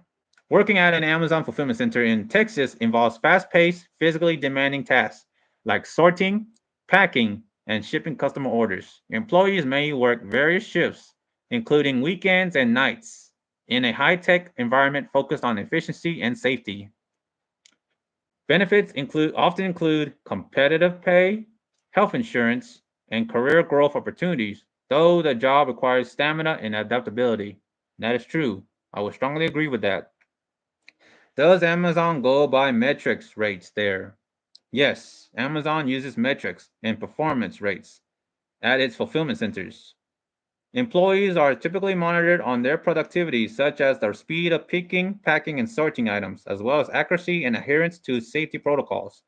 These metrics are tracked using technology like barcode scanners and internal systems like Cognex overhead scanners, and meeting or exceeding the expected rates is often emphasized as usually standard work. Performance reviews and feedbacks are usually based on these metrics. So when you clock in, you will automatically be labor tracked. Basically, they will check on your time, your SEO or something. And if you haven't signed into a station, they always call it fast starts. So they want to have your first scanned item the moment you clock in, kind of.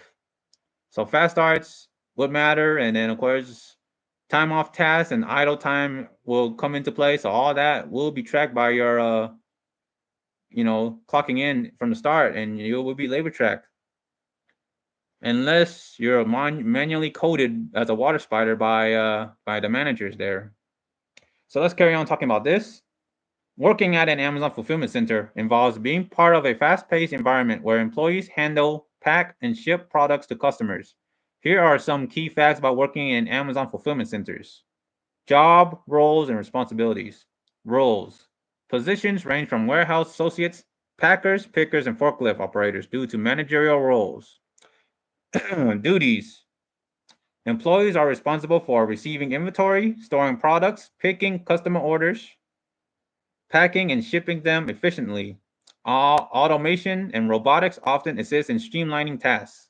Shifts. Fulfillment centers operate 24/7, offering day, night, and weekend shifts. Employees often have the option of part-time or full-time work. Pay and benefits. Pay.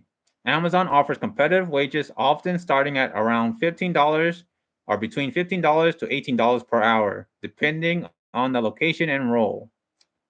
Overtime. Employees may receive overtime pay for working over 40 hours a week.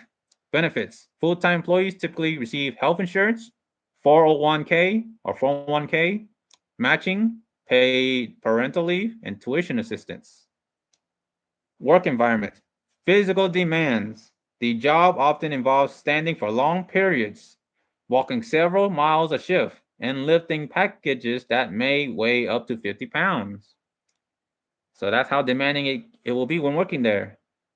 Pace. The work is fast paced, with performance metrics in place to track productivity. That I strongly disagree. I don't like rates. I don't like being labor tracked. Safety. Amazon emphasizes workplace safety, providing training and ergonomic support to prevent injuries, career growth opportunities.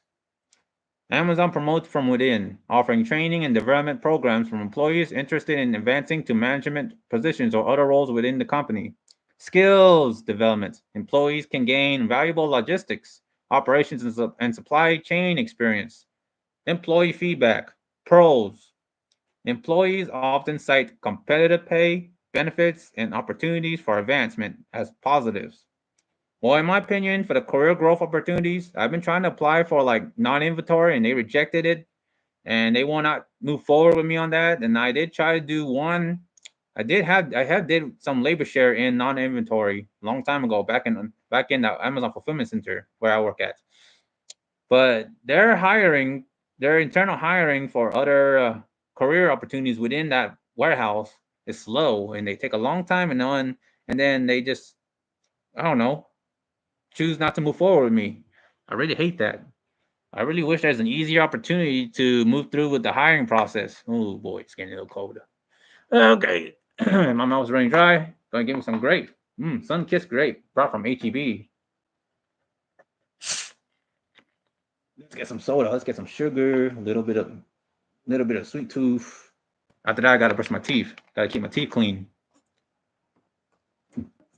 All right. Cheers. Happy Lunar New Year 2025. Happy the year of the the year of the snake. Cheers.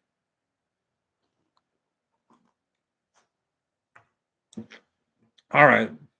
So again, in my opinion, I think it's a con in terms of the career growth opportunities because they're very slow on trying to help me get into a better position. Like I keep on applying to be a learning ambassador and they haven't gotten to me. I applied like multiple times and I don't know what the heck is going on. I really wish these people that try to teach these associates, these learning trainers, ambassadors that try and train people to learn new things are move very fast on that, especially when they're off peak and it's slow, where they're offering a lot of VTO or voluntary time off. They should really work on that. So I'm just going to express that pain onto YouTube, Facebook, and Twitch as a message. I already did express that a lot on my voice and to the HR and to the managers about it. As far as I can do within my control. So let me see. So the challenges. Some employees mentioned that the work can be physically demanding and repetitive with high expectations for productivity. I strongly agree with that. Technology and innovation. Automation. Amazon fulfillment centers are known for their use of cutting edge technology, including robotics, which assists in moving products and improving efficiency. AI and data. Real time data tracking helps manage inventory and ensure timely delivery to customers. Would you like a more detailed breakdown of daily routines, shift schedules, or career progression paths at Amazon fulfillment centers? Hell yeah. Expand further, ChatGPT. Working at an Amazon fulfillment center. Expanded overview. Amazon fulfillment centers are the backbone of the company's logistics network, responsible for storing, picking, packing, and shipping millions of products daily. These centers play a crucial role in ensuring fast and reliable delivery to customers globally. Working at an Amazon fulfillment center involves diverse tasks, technological integration, and opportunities for career growth.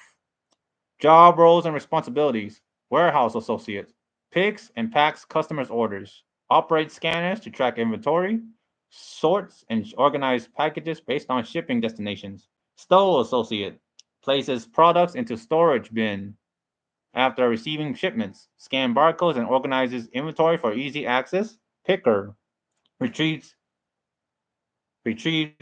items from shelves to fulfill customer orders. Works alongside robotic system that brings shelves to workstations. Packer, prepare items for shipment, ensuring secure and efficient packaging. Labels boxes and prepares them for shipping. Forklift operator, operates machines to move heavy pallets and inventory across the warehouse. Sortation associate, sorts packages based on size, shape, and delivery location. Leadership and management roles: area managers oversee teams and ensure productivity targets are met. Area operation managers handle day-to-day logistics, workflow, and staff performance. Daily routine and shift structure: Amazon fulfillment centers operate 24 hours a day, offering multiple shift options. Day shifts typically starts between 6 a.m. and 8 a.m. and end mid-afternoon. Night shifts start in the evening, 6 p.m. or later, and run into early morning. Weekend shifts, crucial for meeting high demand, especially during peak seasons. Part-time, often available for those seeking flexible work hours. Overtime and peak seasons. Mandatory overtime may be required during holiday season or sales event like Prime Day. Excuse me. Physical demands and work environment. Physical requirements. Employees often walk 10, 15 miles per shift. Standing for long periods is common, with breaks provided during shifts. Lifting boxes weighing 20 to 50 pounds is a frequent task. Work conditions. Fulfillment centers are climate controlled, but the physical nature of the job can still be demanding. Employees are encouraged to wear comfortable shoes and clothing. Break schedule. Employees receive two 15-minute breaks and a 30-minute lunch during a standard 10-hour shifts. Well, that depends on certain warehouse. Here, working at least where I work at a fulfillment center, you get one unpaid 30-minute, and the second break is considered scan to scan. So if you scan, so when break is 2 p.m., you scan your last item at 2 p.m., then go on your break. Then by 2:30, you scan your first item in. That's scan to scan. So you get, and that's a paid break. So you get two breaks, two 30-minute breaks, one unpaid, and the second is paid scan to scan. For a typical standard 10-hour shift, pay and benefits. Base pay. Starting wages often range between $15 and $20 per hour, depending on the location and role. Pay increases over time with performance. Overtime. Overtime is paid at 1.5 times hourly rate. Employees often have opportunities for additional hours during peak seasons, bonuses, and incentives. Performance-based bonuses and holiday incentives are common. Employees may receive sign-on bonuses in competitive job markets. Benefits package. Health insurance, comprehensive medical, dental, and vision coverage. 401k matching. Amazon offers retirement plans with company contributions. Paid time off or personal time off. Vacation, sick leave, and personal accrued over time. Parental leave, paid maternity and paternity leave. Employee discounts, discounts on Amazon products and services. Tuition reimbursement, career choice program covers tuition for in-demand career paths. Technology and automation, robotic integration. Amazon uses robotics to transport products to employees, reducing physical strain. Employees often work in tandem with robotic pods, which bring shelves directly to workstations. AI and data tracking. Real-time tracking of inventory ensures accuracy and efficiency. AI-driven logistics help optimize the delivery process. Safety measures.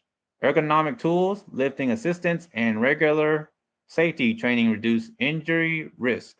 Amazon uses wearable technology to monitor posture and provide feedback. Training and career development, onboarding and training. New hires undergo comprehensive safety and role-specific training. Continuous learning modules are available for employees to upskill. promotion from within. Employees are encouraged to apply for internal promotions. Amazon frequently promotes warehouse workers to managerial positions. Career Choice Program.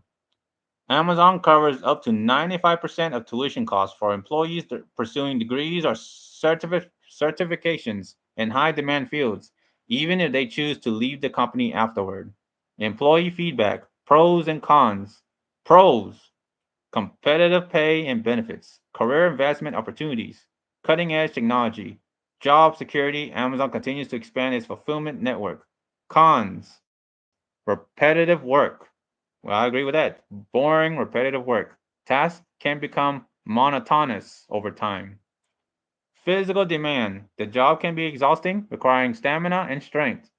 Strict productivity metrics. Employees are expected to meet performance quotas consistently. And that is what I really strongly disagree about. I really hate that. That's a big con for me for sure. I'll read that again. Strict productivity metrics. Employees are expected to meet performance quotas consistently. So meeting a certain rate on the metrics. Peak season and holiday work. Prime day and holiday rush. Peak seasons are significant increases in workload. Employees may work extended hours or mandatory overtime during these periods. Temporary and seasonal positions. Amazon hires thousands of temporary workers during the holiday season, often offering permanent roles to high performers. Water spider role at Amazon. The term water spider at Amazon refers to a position responsible for ensuring that workstations are adequately supplied with materials, allowing other associates to maintain productivity without interruptions. This role is crucial for the seamless operation of the warehouse. Employee perspectives. Employee reviews indicate that the water spider role can be physically demanding and may involve long hours. Some associates appreciate the fast-paced environment and opportunities for advancement, while others express concerns about management practices and the pressure to meet productivity targets. labor tracking, labor tracking and productivity metrics. Amazon utilizes sophisticated labor tracking systems to monitor employee productivity. These systems track the number of tasks completed, time taken for each task, and overall efficiency. While designed to optimize operations, some employees feel that the emphasis on metrics can lead to a high pressure work environment. I strongly agree with that. Performance concerns. Dear Amazon Oz 2 Pflugerville location site management, and human resources. Oh, my ears are itchy, sorry. I feel that it is unjustified and unfair that I should not receive a final written warning or a document coach disciplinary action on my behalf due to that day, I believe, which is Monday, or which was Monday, when I was in pick caps.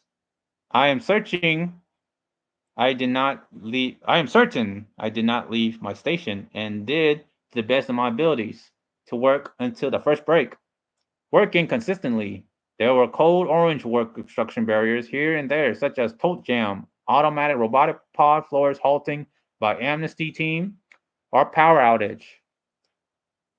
Long time back, around 2015 or 2017, when I first heard of Amazon employment, I submitted an application for the one on West Howard Lane, DAU1, at a Amazon Logistics with the area manager Richard Hernandez. At first, I treated much like other outside businesses, not aware that it has metric rates involved. I was working there like I was working there like the rest of how. Oh, sorry. Until I had been told there by the area manager about my rates being low when scanning, and I shrugged it off until I left the company under pressure because of rates.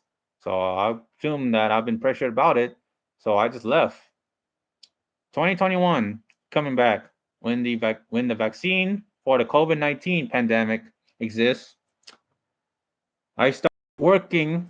I started working back for Amazon as a Whole Foods Market Prime Now shopper under Flex part time under the area manager at the time, Christy Bohanan, before being switched to Jen Keller, the manager after that at the time, working at WFM GDP Field Whole Food Market. I have disliked the idea of Amazon.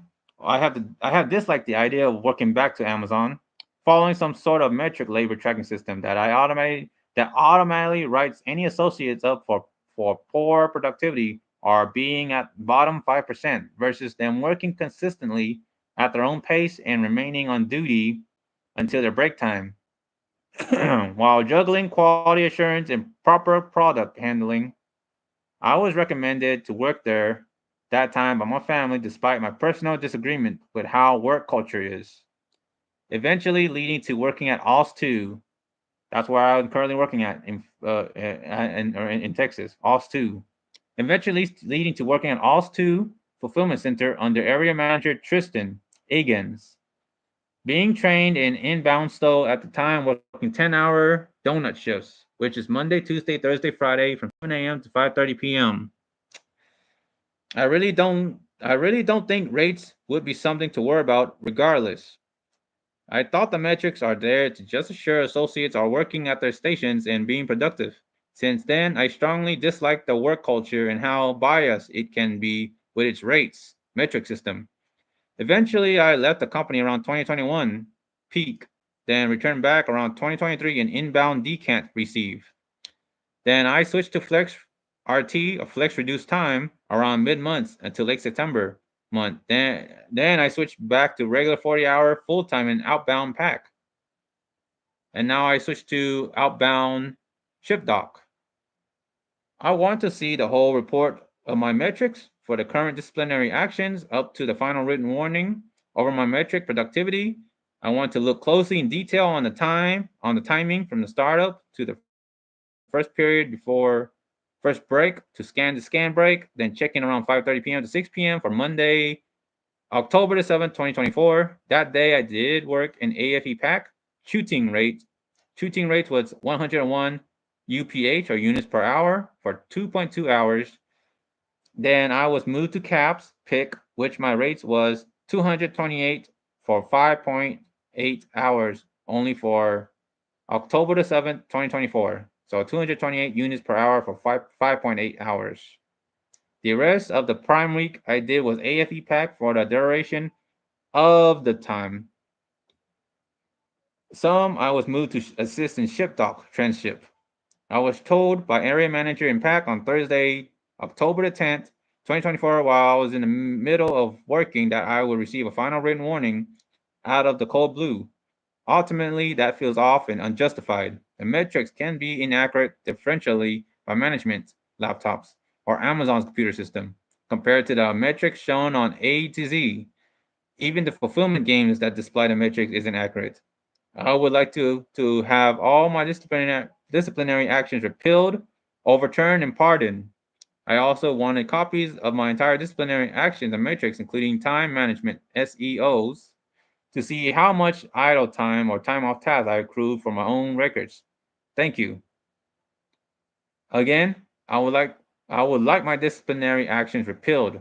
I feel that the final written warning is deemed unjustified and unfair just for one day in caps pick, despite working consistently and remaining at the station. I find that the whole time off task and tag time is unfair despite communications with management or process assistants were addressed to fix those work barriers. On Monday, October the 7th, 2024, I was in AFE pack standing at 101 units per hour for 2.2 hours until I was moved into caps pick standing at 228 units per hour for 5.8 hours according to my performance on A to Z app. I remember that I left a few minutes earlier before our first break at 11 a.m. when the AR floors were down and I had been told about by the process assistant, hoping all that gets resolved. Looks like it didn't. I don't like the metric system dictating all that and being the one to determine the disciplinary actions on the associates. I find all this stressfully biased for just doing what's best for business. I assured that I communicated with management in each path departments on properly coding my time to prevent such incidents in case they may forget. I have spoken about the whole rates and work culture of how all this works. I strongly disagree with the rates. It is not always accurate. And I thought working diligently or consistently matters, as eventually the more items scanned into the system, the units per hours would grow increasingly as long there is a large amount of idle time. I like this week, I have been in AFE pack for the whole duration of Prime 2.0 week. I have been packing consistently, taking a fair amount of time to use restroom and drink water for safety and well-being purposes. For Tuesday, October the 8th, 2024, my AFE pack rates was at 113 units per hour for 4.1 hours. Wednesday off, Thursday, October the 10th, 2024, my AFE pack rate was at 143 for 7 hours. And Friday, October the 11th, 2024, my AFE pack rates stand at 124 for 11 hours.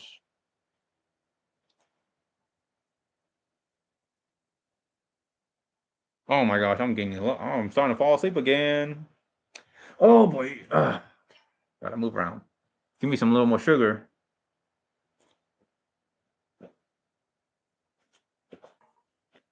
Oh, okay.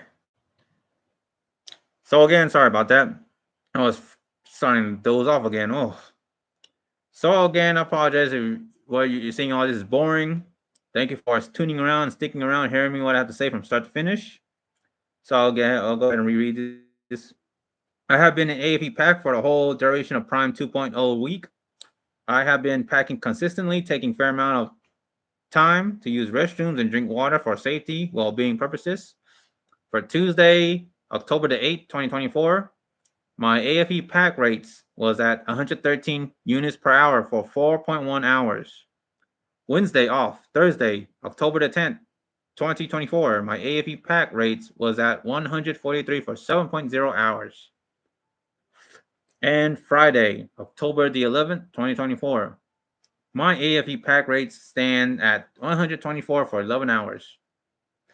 I know for a few of those days I have been doing water spider duties, indirect roles. Then Friday, I was at a station for the whole duration. I did leave early at 5:30 p.m. for the donut shift. Additional statement to add to the case.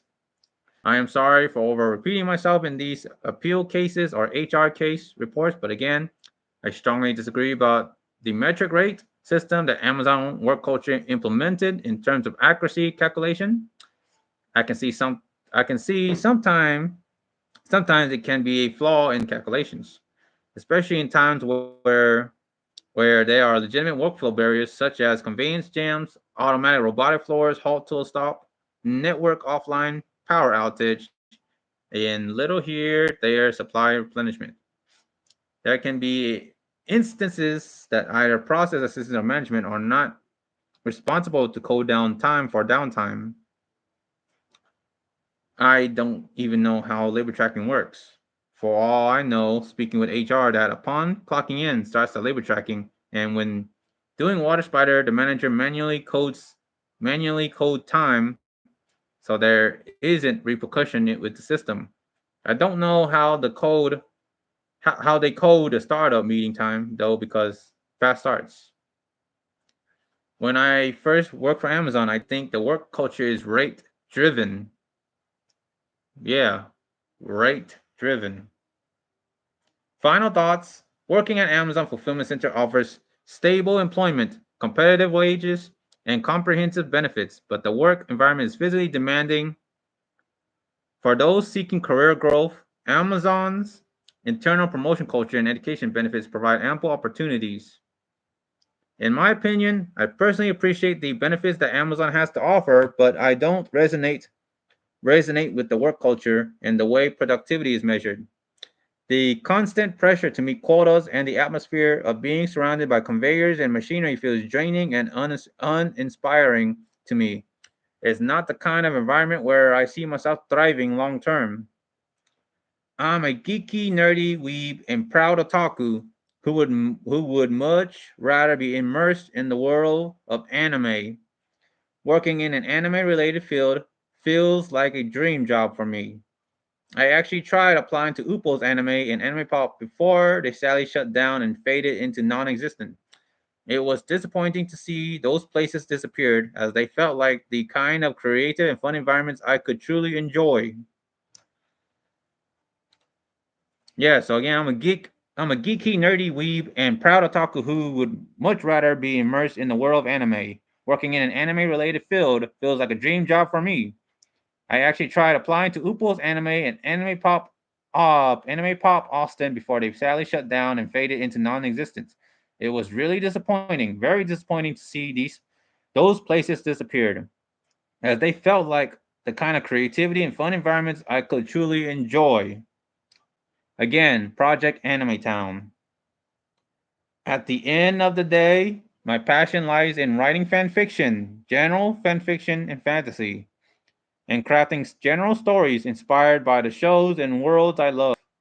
If I could turn that into a full time career and get paid to write, I'd jump at the opportunity without hesitation. For now, I'm just hoping that one day my writing can be more than just a hobby, something that can support me and fuel my creative drive. Pray to the Lord. Furthermore, during the COVID 19 pandemic around 2021, my parents suggested that I apply to work at Amazon as a Prime Now Whole Food shoppers on a part time flex basis. I, against my will, because they talk about it and they think it's a good business for me, but did I consent to it? No, I did not consent to it. And I always had a fear that I'm always being put into things that I don't really like. And my parents will always keep on telling me the reality that there is no such thing as dream jobs. Like artistic career field, only less than 10% are accepted, and they're based on peakiness and natural selection. And I disagree with all that. So I was forced. Yeah. Okay. Okay. Sorry about that. Well, I'm going to be taking a five and be eating dinner. It's already 6:13. So I had fixed. I had okay. So I'll try. I'll try to finish this paragraph. Then I'm going to take a break. Facebook, YouTube, and Twitch. I might try to put on. I don't know. I might try to put on something copyright free stuff.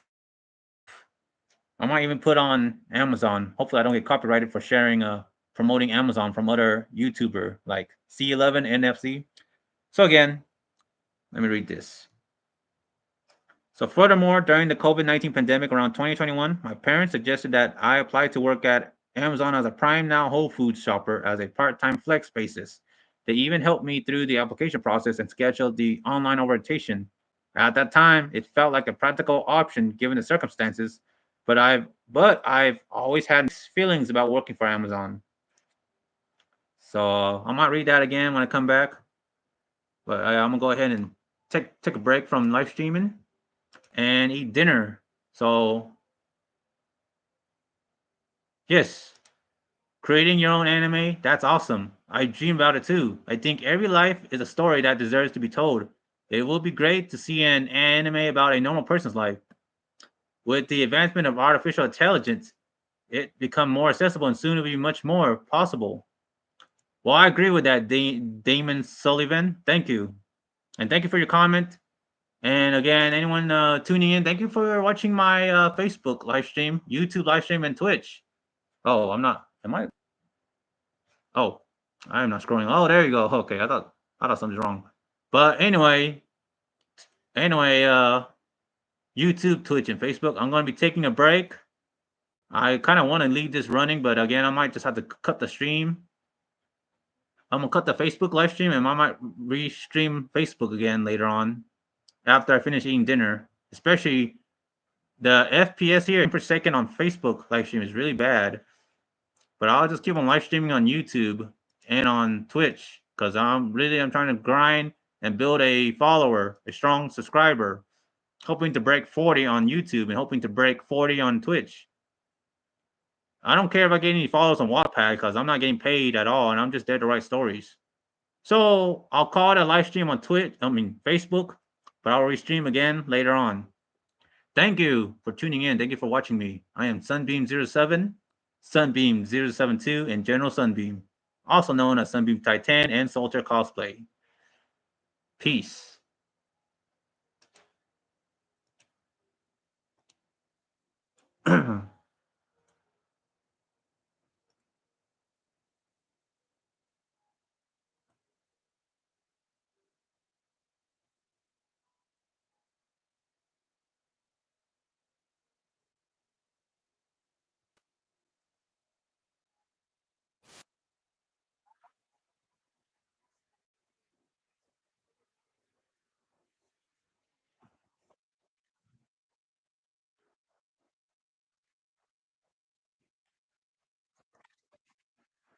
Oh my goodness.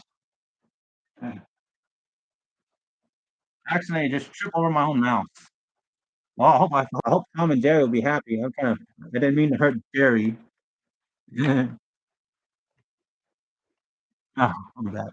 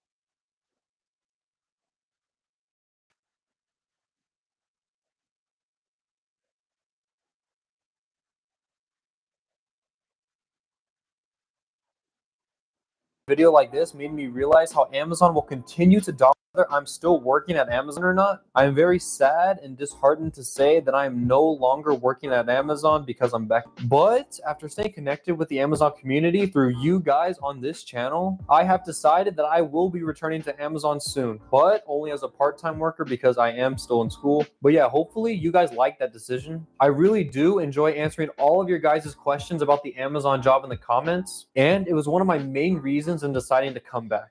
And with that being said, I really do hope you guys enjoyed this video. If you guys want, you can click over here and over here to watch some of my other Amazon videos. And you can click right here to subscribe to the channel if you haven't already. The holiday season is coming up kind of quick, so I hope you guys are saving up your PTO hours. But yeah, be on the lookout for more Amazon videos coming soon. And until then, I'll see you guys later.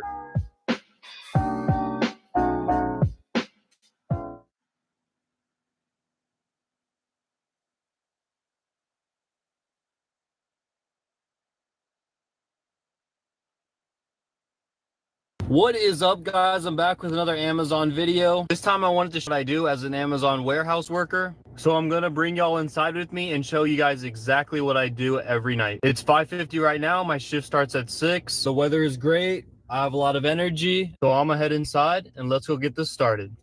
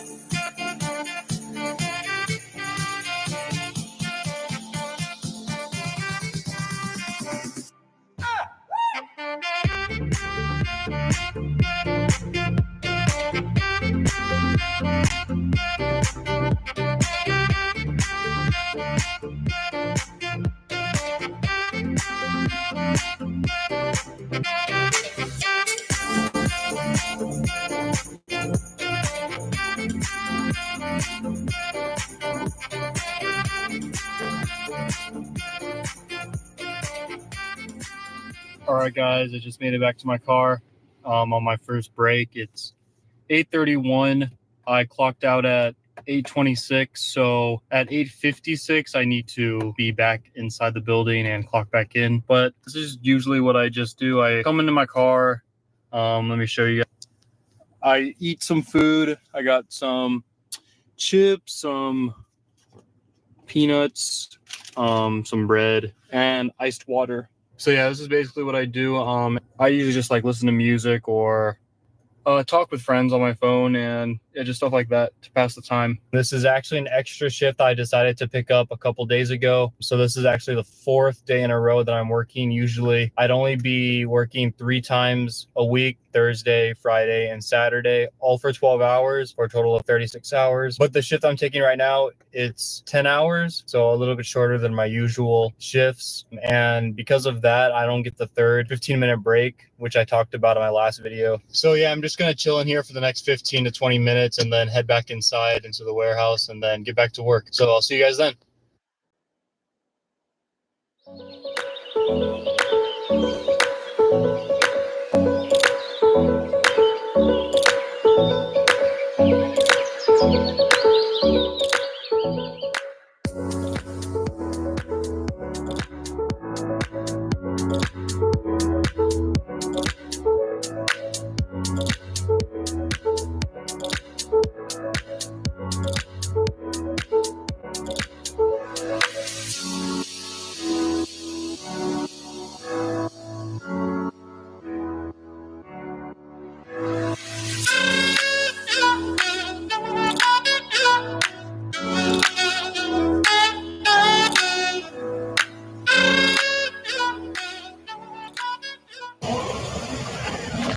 I'm gonna rope up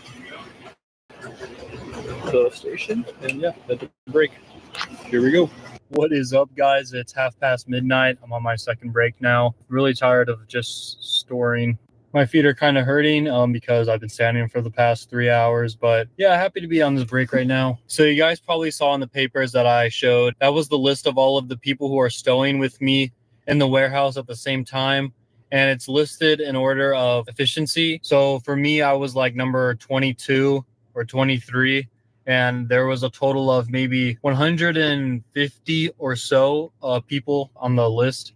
So that's 150 people stowing in the building right now, and I was like 22. I'm usually around that number. They give it to you every single night in like the middle of your shift. And the highest I've ever seen myself is probably number 7 out of 150 or so. So yeah, I'm usually like the top. But yeah, it is what it is. I'm just gonna chill in here for the next 15 to 20 minutes and then head back in for the final 3.5 hours of work. And then I'm done for the night and I get to go home.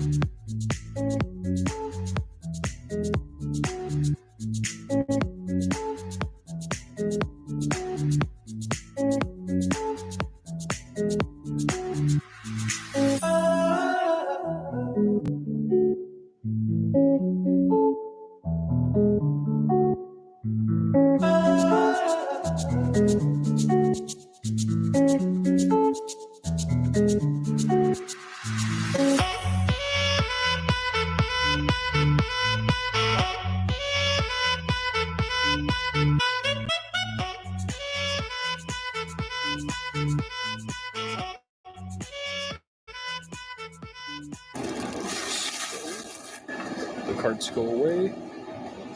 I'm gonna walk up to the station, say goodbye to the carts, and yep, now we're done.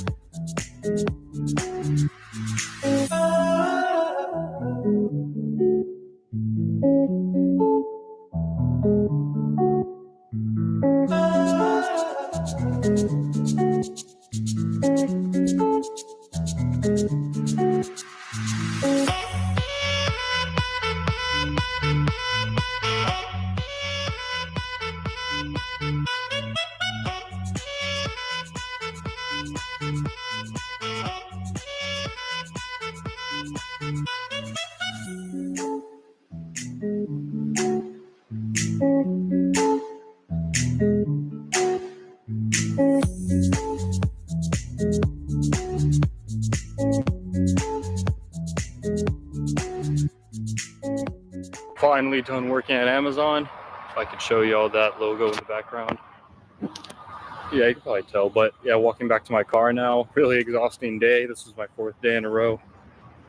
Looking forward to going home and just relaxing and just doing nothing but rest my legs up. What is up, guys? I just got back home. It's 5:15 in the morning, and I actually left my house exactly 12 hours ago. So even though my shift was on paper 10.5 hours, it really took 12 hours. But yeah, that's basically all I do every day I work at Amazon. As you guys can see, there's a lot of walking. The warehouse is really big, and there's a lot of stowing items into shelves. These two things make up the majority of what you're going to be doing at an Amazon warehouse, regardless of where you're working in the country. So yeah, that's really all there is to it. And if this was a Friday or a Saturday, I'd be getting ready to do it all again tomorrow. And like now and every other day I work, my legs are always really, really tired. So if you're planning on working here or at an Amazon fulfillment center, be ready for that. But yeah, other than that, I hope you guys enjoyed my day in the life type of video for working at an Amazon fulfillment center. And yeah, I hope this video can be useful to those of you who are going to be working at Amazon fulfillment center soon, or maybe are thinking about applying for one of these jobs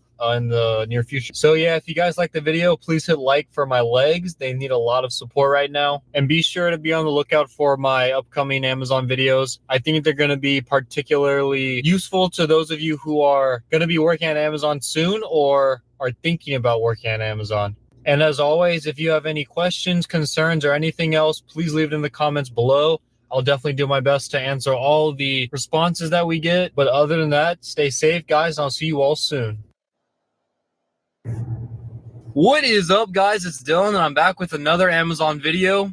And in this video, I wanted to talk about some of the things that I absolutely hate about working at an Amazon warehouse, things that I think should change. And this is actually going to be a two-part video, just because I do have a few topics that I want to talk about and go into more detail with, but I don't want to make it one long video for you guys. But yeah, I feel like I'm a generally positive individual, and I think I've been pretty positive in my other Amazon warehouse videos. But sometimes the things that I see at Amazon get me pretty mad. So this video, and I guess the next video for part 2, they will be the only videos where I'm going to be open about my complaints, because I feel like incoming employees should definitely be aware of them. And if you're a current Amazon employee, feel free to add anything you dislike about your job or your location in the comment section below, because I do know Amazon's human resources have come across my videos in the past, since they actually talked to me about one of them back in May. So yeah, if we're lucky, maybe one of our constructive criticisms will be heard and there will be change. But before I start talking about the things that I dislike, I just wanted to say that since the last video that I made, our channel has actually doubled in size, which is honestly absolutely incredible to me. You guys really listened to what I said in the last video, and we went from 2.7% of viewers subscribed up to 3.9%. And to show my appreciation, I actually want to do a giveaway for you guys. I don't really have much, but what I do have is 2 $25 Amazon gift cards that I'm going to be giving away to 2 of y'all.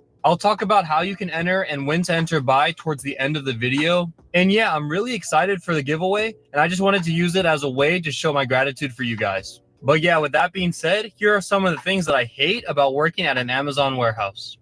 So the biggest thing that I dislike about working at an Amazon warehouse is while I'm working these 12-hour long shifts stowing or picking in my own station, of course, my feet are going to hurt, and that's fine. But what I don't think is fine is that Amazon doesn't allow their workers to sit down for even a minute while on the clock. So what most of us do is we either sit on the ground or we sit on the step-up ladder while making sure supervisors and managers aren't around. And this can be stressful sometimes, always having to be on the lookout just so you can take a couple minutes break. And I think I speak for the majority of stowers / pickers, but I'm pretty sure after a 2 to 3 hour long session before break of continuously standing, we would all benefit from a chair that we are actually allowed to sit in while we work, just so we can regroup and recharge for a bit. And I really think this isn't something beyond Amazon's capabilities, because Mr. Jeff Bezos just made headlines recently stating that he will likely become the world's first trillionaire. Even a simple plastic chair would be fine, and those are being sold for $14 each on his own website. And I know that some will say that Amazon doesn't want you sitting down because it'll hurt your rate, but if you work like me and you can work fast enough to where you don't really have to worry about your own rate, then I think having the ability to be able to sit down for a minute or two while on the clock would actually be like, and bear with me here, an actual reward for exceeding rate. And this leads me to the next issue that I have with working at an Amazon warehouse, and it's that there is absolutely no reason for you to be trying to work the hardest in the building, at least at my location as a stower / picker. As of now, in 2020, being one of the fastest workers in your building won't get you anything aside from maybe a good job from your manager one day. So to me, I'm thinking, why expend all this extra energy day in and day out? I think if Amazon would offer maybe a free Amazon hoodie, exclusive Amazon t-shirt, a small Amazon gift card, or even a few hours of PTO to their most efficient worker at the end of each week, then not only would more workers feel more inclined to try, but also the building's overall productivity will go up as well. But yeah, until this becomes a regular thing, I hate being one of the fastest workers in my own building every night, and then later feeling that I'm actually doing myself a disservice by wasting so much extra energy.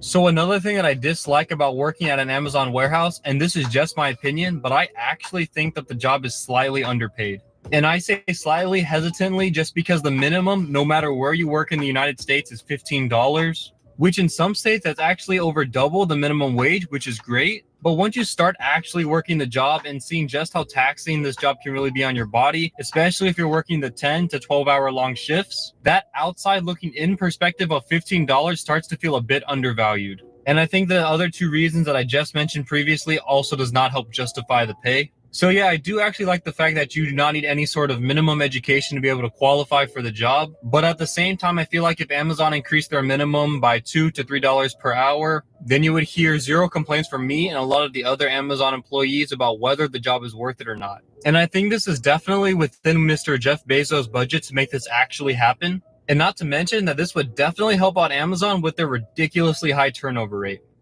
All right, so another thing that I hate about working at an Amazon warehouse is for a company as big and as successful as they are, the way things are ran, at least at my location, is very unorganized. And I'll give you an example of what I mean. So I walk into the warehouse about to do my shift. I scan in, I do a temperature check, and I clock in. And there's a little section near the entrance where some of the managers are. And they're just there directing the workers that are coming in and telling us which section of the warehouse to walk to and begin working at. And that's all fine and good. But like at least once a week, I walk over to whichever section they told me to report to. And keep in mind that I'm on time. I'm never usually late. But when I get there, all the stations are taken. So I'm just there really confused about if I'm in the right section or not. So what I have to do is I have to walk around the huge warehouse to try to find a nearby manager and ask them if there are any available stations somewhere inside the warehouse. And this whole process takes a while, me walking around to find a manager. And then when I do find one, they have to use their walkie-talkies to ask around if there's any open stations. And then me having to walk all the way over to that open station. And again, the warehouse is pretty big, so it takes a decent amount of time to do all of this. And this doesn't just happen to me. Every day I see other workers come in, late or not, trying to find an open station, and it's all a pretty big waste of time.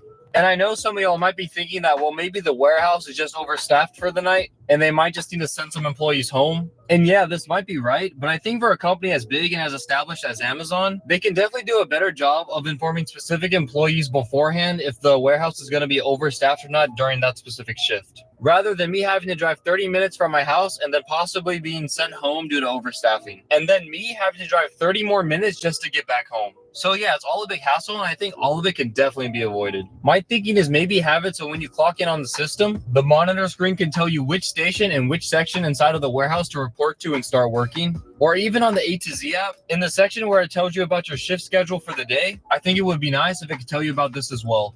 And again, being a tech giant, I know that they're more than capable of being able to do this, and I think they should implement this as soon as possible, because the less confusion inside the warehouse amongst the workers, the more time all the employees can be on task, rather than having to wander around a huge warehouse trying to figure out where to work for the day. And of course, this would also increase the building's overall production, which I know is all Amazon really cares about. So yeah, I hate when I walk into my shift, I'm not able to do my job, and then having to go on like a mini scavenger hunt across the warehouse just to find an open station. Yeah, I think it's absolutely ridiculous and it needs to change.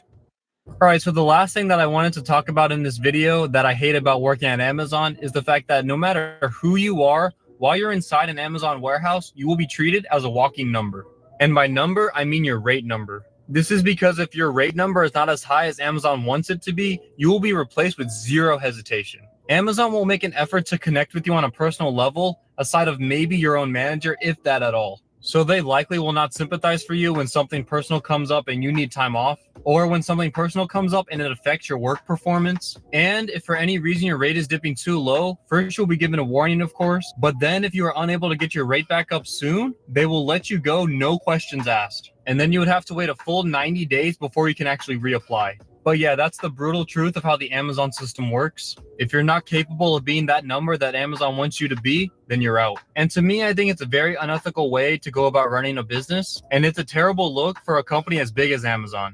Not being able to give any sort of sympathy or benefit of the doubt to its employees is awful. But of course, 99% of the world won't ever be able to understand this. They'll just see the successes of Amazon and never really be able to grasp just how unforgiving Amazon really is to their own workers.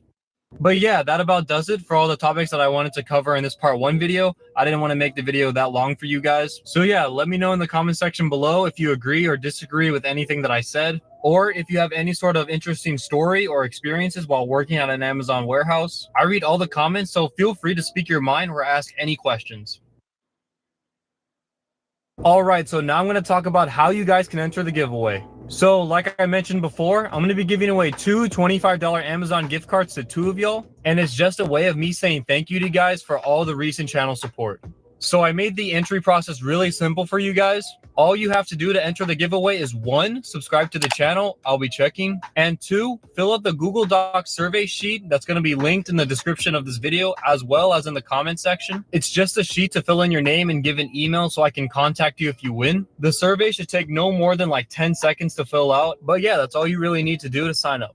I'm not too sure how long I'm going to be accepting giveaway entries for, but as of now, I'm thinking about keeping it open until we reach 2,000 subscribers. This should give plenty of time for you guys to enter and have friends enter if they want as well. Then, once we hit 2,000 subscribers, I'll be announcing the 2 winners in the following video, as well as reach out to them via email. And I'm not too sure how many people will actually enter, but the less people, the better your odds are. So make sure to enter if you want to win. But other than that, I hope you guys enjoyed the video. Click over here if you want to see more of our Amazon videos. I think that they're really useful for future or even current Amazon employees. And click over here to subscribe if you haven't already. But yeah, be on the lookout for my part 2 video coming out soon. And until then, I'll see you guys later.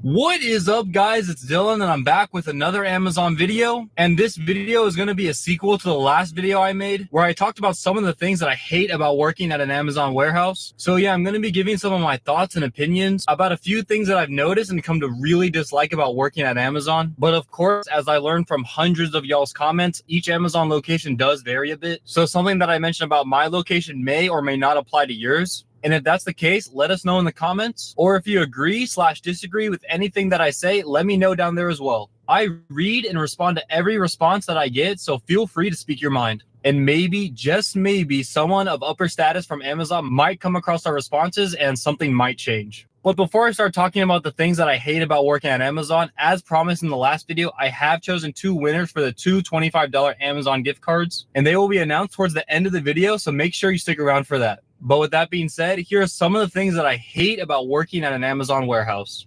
All right, so one of the things that I hate the most about working at an Amazon warehouse is as repetitive and as simple as the job is, you are not allowed to listen to music. And a lot of y'all already know this if you're a current or a former Amazon employee. But for me, having worked there for 3 months now, I think it's a policy that should definitely be reconsidered. As a stower, all I'm doing on a daily basis is taking items and putting them onto pods. Anywhere from 300 to 400 items per hour. And I know for a fact, if I was able to listen to music while I was doing this, not only would I enjoy the shift more, but I'll also probably be more productive. I could get into a rhythm and it would just overall help me get through the long 12-hour shifts. But I know the policy is probably in place for safety reasons, but I think Amazon should make it so that we can at least have 1 earbud in while we're working. That way we can hear scanner beeps, any fire alarms, or people talking to you, and still be able to somewhat enjoy the job. And I honestly think that there won't be any sort of safety issues if we're using like 1 earbud to listen to music while we work. Because if you watch my other video where I show myself working inside the building, I indicated how I choose to listen to music with wireless earbuds and a mask over my ears, just because I personally cannot bear to stand in one spot for 12 hours just watching a pod roll around the floor carrying shelves. And it's been 3 months now since I started. I still do the same thing every day, And I cannot say I've ever felt like my safety was at risk while listening to music while I'm storing like phone cases on the shelves. And if earbuds is against some sort of federal health/safety regulation, then I think a good solution would have some sort of music speaker nearby or built into each of our stations that we can each access. But that's just my opinion as far as music goes. If you guys have any other ideas or solutions to this, comment them down below. Because I know some of y'all have commented that other jobs allow you to listen to music while on the clock, but Amazon does not, and I hate it so much. All right, so another thing that I hate about working at an Amazon warehouse is a lot of people view this job as quote unquote modern day slavery. And this title doesn't just come from the ones who actually work this job and know what the job is really about, but it's also often heard from the outside looking in perspective. And whether the phrase is an accurate representation or not doesn't really matter, because either way, the title modern day slavery has a negative connotation tied to it, and it just doesn't sit right, at least in my mind. And it's not like a lot of people who work at Amazon are doing it just as a side job for supplemental income. I think a lot of people who work at Amazon use this job as a primary source to pay bills. So when you start to bring in the title of slave labor into the mix, then to me, it sounds like tens of thousands of workers across the country are working as a full-time slave just to make a living. And I know some of y'all won't care about this as much as others do, but honestly, I hate being viewed this way, but it's something that I and others will have to accept and deal with when taking this job. So yeah, this modern day slavery title is one of the biggest things that I hate about working at an Amazon warehouse. So another thing that I hate about working at an Amazon warehouse is, yeah, you get breaks. Some are not paid and some are paid, and that's nice. But what's not nice is half of your breaks is really just you walking to the break room and back. And what I mean by this is for a 10-hour shift, you will get 2 30-minute breaks, at least at my location. And if you're a stower/picker, they expect you to work up until the very last minute before your break starts. So say, for example, you break at 9:30 p.m., they expect you to be working up until 9:30 p.m. and be back working at 10 p.m. And if your station is on an upper level section on the other side of the warehouse, like mine typically is, then you're going to be doing a lot of walking. And I know this isn't Amazon's fault entirely. I know they need a big warehouse for all of their products. So a lot of walking is going to be there no matter what. And if you watch my day in the life at Amazon video, you can see just how much walking you'll be doing. And for me, it takes about 7 to 8 minutes to get from my stowing station to my car, which is where I usually take my breaks. And then to go back, it takes another 7 to 8 minutes of walking to get back to my station. And if I chose to walk to the break room instead of my car, it would still be about a 6 to 7 minute walk at least. So for me, when I have a 30-minute break, I'm really having to walk for 15 of those minutes. And that means I'm really only able to sit down and rest my legs and eat whatever food that I have for only about 15 minutes before I have to head back inside. And if you work the 12-hour shifts like me, you're actually gifted an additional 15-minute paid break. And one time I made the poor decision to use this 15-minute break to walk to my car and sit there for a while. And so when I got there, I was really only able to listen to like one song on Spotify before I had to leave my car and go back inside. So yeah, I learned my lesson after that mistake. Now I just sit on the step-up ladder for my 15-minute breaks. But despite the long walks, every day I still see people decide to take the long walk down to the break room during the 15-minute breaks. And I still don't understand why they really choose to do that, because you get maybe 3 to 4 minutes of downtime inside the break room for walking 12 minutes. So to me, I don't really think that's worth it. But yeah, anyone who has worked at an Amazon warehouse before can definitely relate to this struggle, and it's something that I hate having to deal with. All right, so the last thing that I hate about working at Amazon that I wanted to talk about in this video relates to Amazon's expected rates and how they are a bit too high. And I just speak from my experience and what I've seen at my location, but every shift that I work at about the halfway point, Amazon gives us like this performance sheet. And this sheet has a list of names of all the employees that are working the same shift that I'm on. And it shows like all of their productivity numbers. And the way it works is that Amazon records each employee's productivity on the paper by using a percentage. And it lists the names out in order from most to least efficient. So ideally, you want to be at 100% or at the top of the page. This means that you're meeting Amazon's expected rates. And then anything below 100% means that you are not achieving the expected rates. And for me, I don't really have an issue at meeting whatever number Amazon wants you to be at. So the percentage next to my name is usually over 100%. Typically, I hover at about 100 to 114%. But I always notice that collectively as a building, the majority of employees do not reach the 100% mark.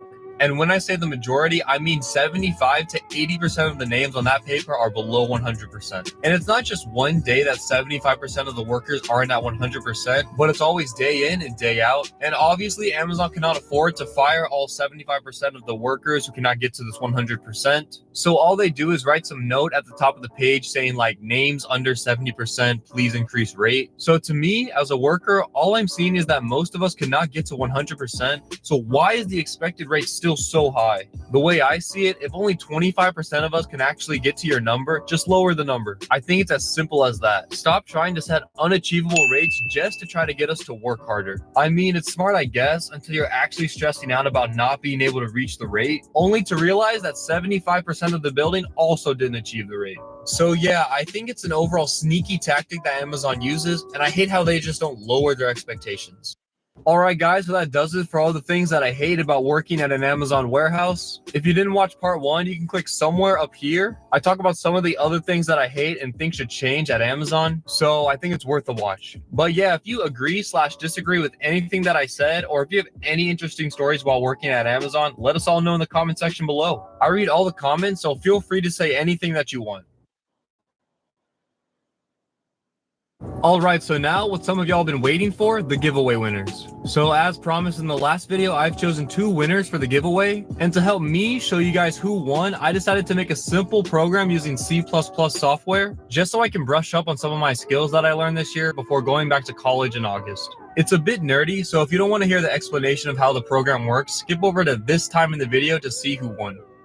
So what you're seeing on the screen right now is me using some website. No, I didn't make this website. It's just a tool that I'm using to help me choose 2 numbers between 5 and 145, where the numbers of 5 through 145 represent all of the people who entered the giveaway. And it starts at 5 because the program that I wrote actually read in data off a Google Excel sheet that was synced to the Google survey y'all filled out for the giveaway. And if you have used a spreadsheet in the past, you'll know that the first row is the name of all the columns, and the next 3 rows in the sheet that I used were just me testing it out to see if it works or not. Therefore, the giveaway entries from you guys officially started on the 5th row, and then 140 people entered during the time it was open. So I wrote this program to connect to the Excel sheet, and depending on whichever random number that I inputted into the program, it corresponded to that entry on the sheet, and then would then output that person's first and last name. And I had to use this random number generator website instead of me making a program to generate myself a random number. Because if you know anything about computers, you'll know that randomly generated numbers aren't actually random. They're actually generated based on a specific seed. So unless I kept reseeding my program every time I ran it, I was going to continue to get the same random number. But yeah, with that nerd talk out of the way, as y'all can probably see on the screen, the 2 winners are Marco Contreras and Ankit Magar. And sorry if I pronounced either of those names wrong. So congratulations, Marco and Ankit. You both won the channel's first ever giveaway. Right after this video goes live, I'm going to be contacting you guys through the emails y'all provided, so check your emails. And if you didn't win, don't worry, I will definitely be doing more giveaways soon. So be sure to be on the lookout for those. But yeah, after reading through a lot of your guys' messages in the survey, it looks like a lot of y'all wanted to know a little bit more about me. So I was thinking of setting up a possible Q&A video in the future, but I'd only do it if you guys really wanted to see that. So if you do, make sure to let me know in the comment section below. But yeah, that about does it for this video. If you haven't seen my other Amazon videos already, click over here. I think they're really useful for upcoming new or even current Amazon employees. And click right over here to subscribe if you haven't already. Congratulations again, Marco and Ankit. Check your emails, and I'll see you guys later.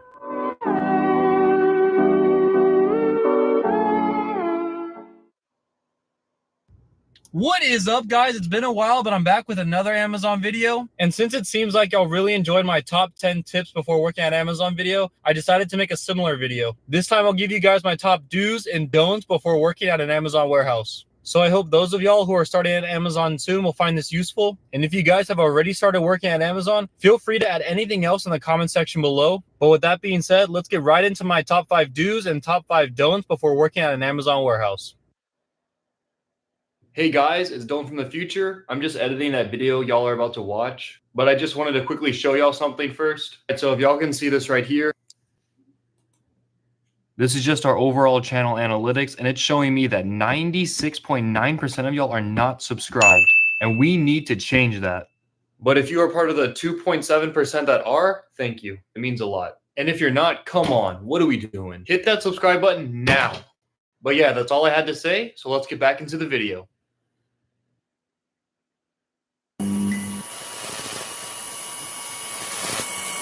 So the first one I got is do try to get overtime hours. So you may not like working more than you have to, but believe me, it's going to be worth it. The 1.5 times pay is really nice, and you can get so many extra hours, and it all adds up really fast. So definitely try to pick up those extra shifts on the Amazon A to Z app.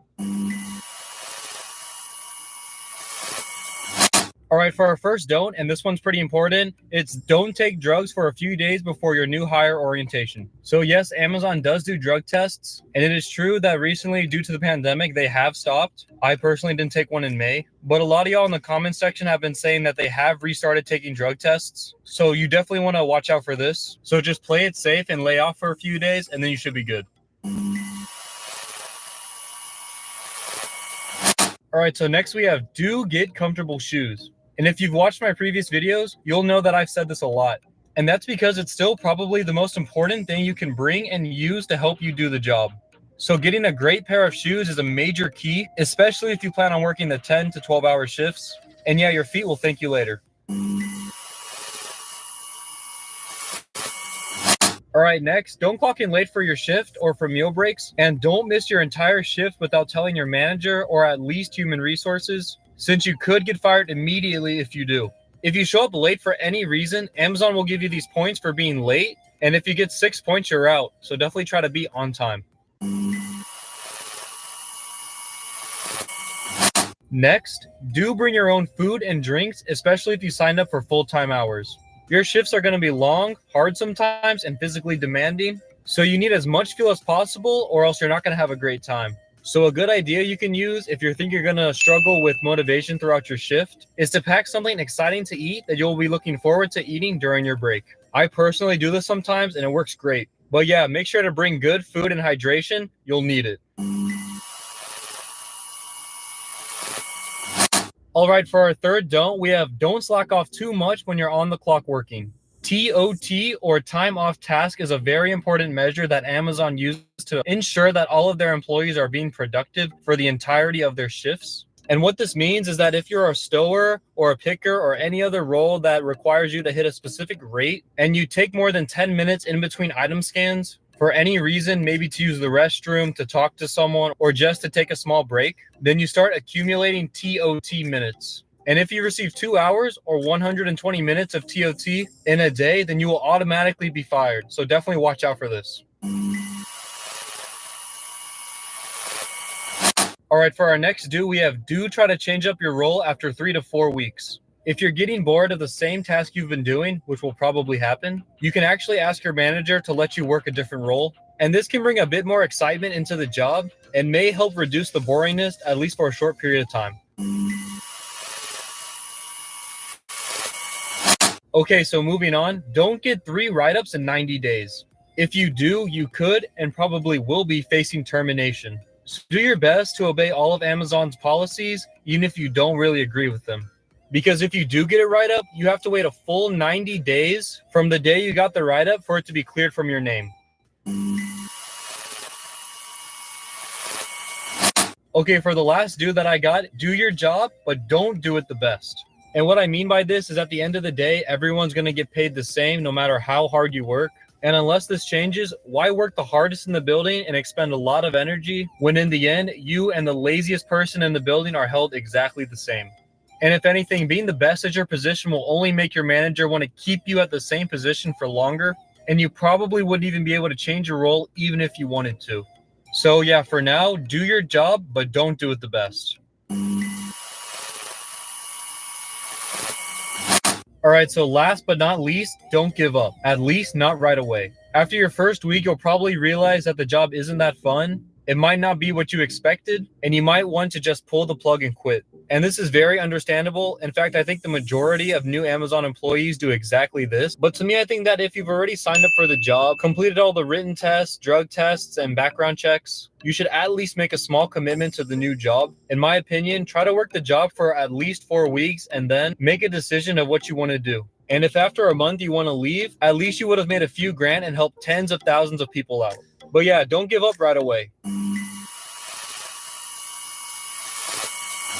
All right, guys, so I wanted to give you all a couple honorable mentions that I didn't think was that important, but definitely should still be brought up. And that is, do try to meet new people. because it's going to make working at the Amazon warehouse 100 times better. Because like I said in a previous video, you can't use your phones, which means you can't use earbuds to listen to music. So the next best way to pass time, in my opinion, and to make things go by faster would be talking to different people. So like different coworkers or people in your section, because spending an entire shift just by yourself looking at a shelf is going to be really boring. So I think if you're able to do this, it would help out a lot. And for the extra don't, I would say don't expect to work there for very long, or don't try to at least. And that's just my opinion. I know some people there in my warehouse who've been working for quite a few years just because they really enjoy it. But I'd say for about 90% of the workers, it should be a job that lasts for no more than I'd say a few months. And that's just because with all the standing that you're going to be doing, it's definitely going to take a pretty big toll on your body. And I really think it's not worth it in the long run. So yeah, don't plan to stay there for very long, but also don't quit before you have a new job. So my advice would be, if you're thinking about quitting or you're wanting to, at least start applying or have a job lined up so you can quit if you choose to, but you would have another job that you would be able to start and not have to worry about. And this will take a lot of stress off of you. So yeah, don't try to work there for an extended period of time, because I don't think it's good for your body's health. All right, guys, so that was my top 5 do's and don'ts before working at an Amazon warehouse. Make sure to hit that like button if this was useful. And I hope the upcoming Amazon employees will be able to make use of these tips before their first day. If you have any other questions, feel free to ask in the comment section below. I make sure to answer every question we get. And if you're starting at Amazon soon, click over here to see my top 10 tips for new Amazon employees, or for more of our Amazon videos. And if you're new, click over here to subscribe to our channel. I'm really thankful for all the support we've been getting, and I'm happy to be able to help so many of y'all out. So thank you guys, and I'll see you all soon.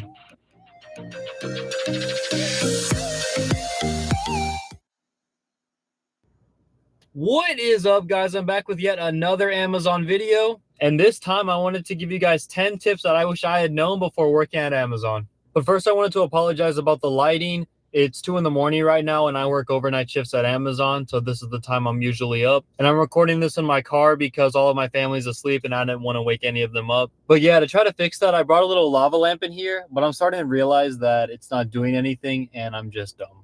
But with that being said, here are 10 tips that I wish I had known before I started working at Amazon.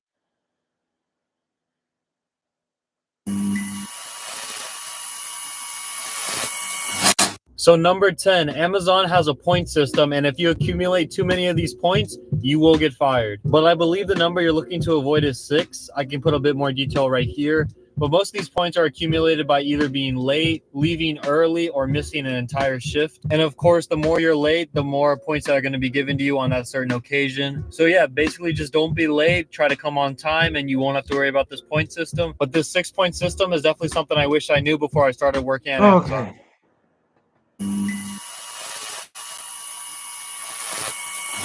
Number 9, your weekly rates, they're not given. But I'm not sure if this is just on my location, but I've been working there for about a month. And during this time period, I've never been given a weekly stowing rate. I've been given a lot of daily stowing rates, but in the end, your weekly picking or stowing average is all that matters in keeping your job. So if you're going to be working at an Amazon warehouse soon, don't expect any sort of weekly analysis of your productivity without having to ask your manager privately.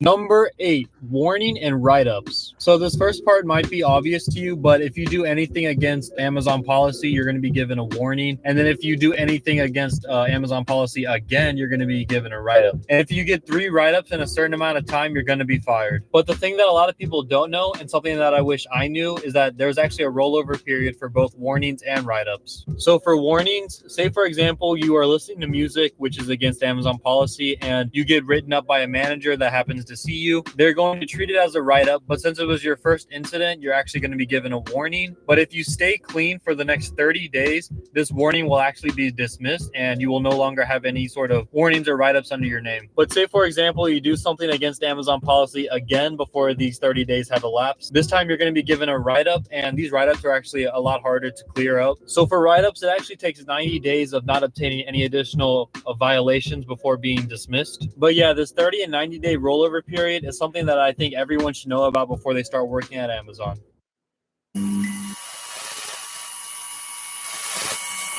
Number 7, the time your shift actually starts and ends. So I noticed this issue not only happened for me, but happened to a lot of people that I work with. And it's that our actual shift schedule is slightly different than the ones we signed up for online. So for me specifically, and you can even go back to the previous videos where I talked about my shift schedule, I talked about how my shift schedule was from 6 p.m. to 6:30 a.m. But when I look at the actual shift time on the Amazon A to Z app, it actually shows me that my shift schedule is from 6:15 p.m. to 6:45 a.m. And for me, this gave me some issues until I actually noticed it. I would be clocking into work too late and then clocking out of work too early. So yeah, this actually caused me to pick up some of those points that I talked about in tip number 10, but I'm actually glad I noticed it, or else I would have picked up way more points. So for those of y'all who are going to be working at Amazon soon, make sure to check for your shift time on the Amazon A to Z app, because this is going to contain the actual shift that you're going to need to attend, and it might be different from the one you signed up for online.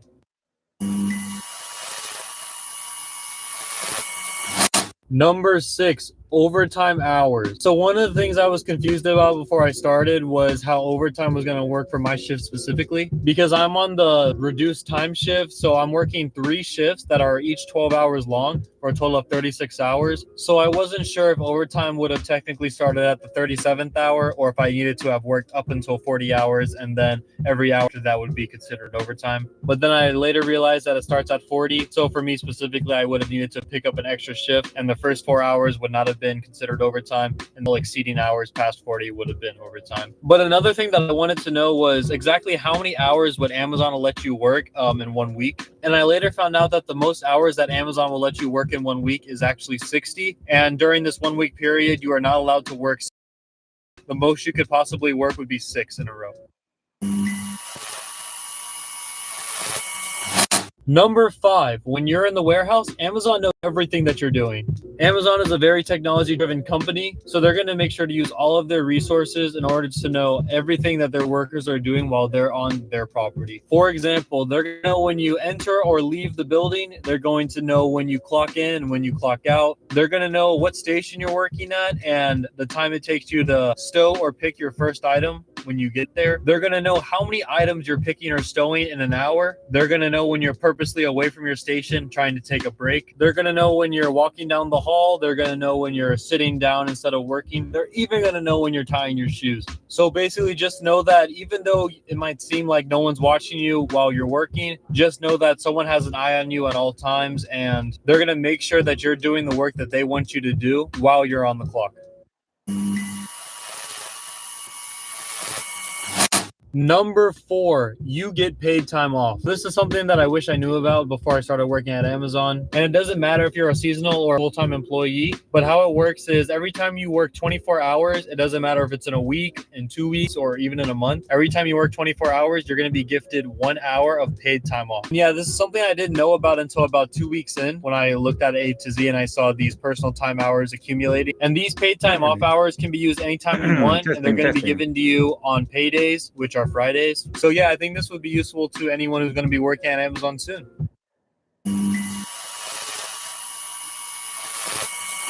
All right, so these last 3 are actually my favorite because I feel like they are going to be most useful to new employees. So number 3, you can actually use your paid time off hours to correct being late. And yeah, this is actually something I had no idea about until one day I forgot my ID and I was forced to be late. And so I called up human resources later in the week, and they actually told me that I could use my personal paid time.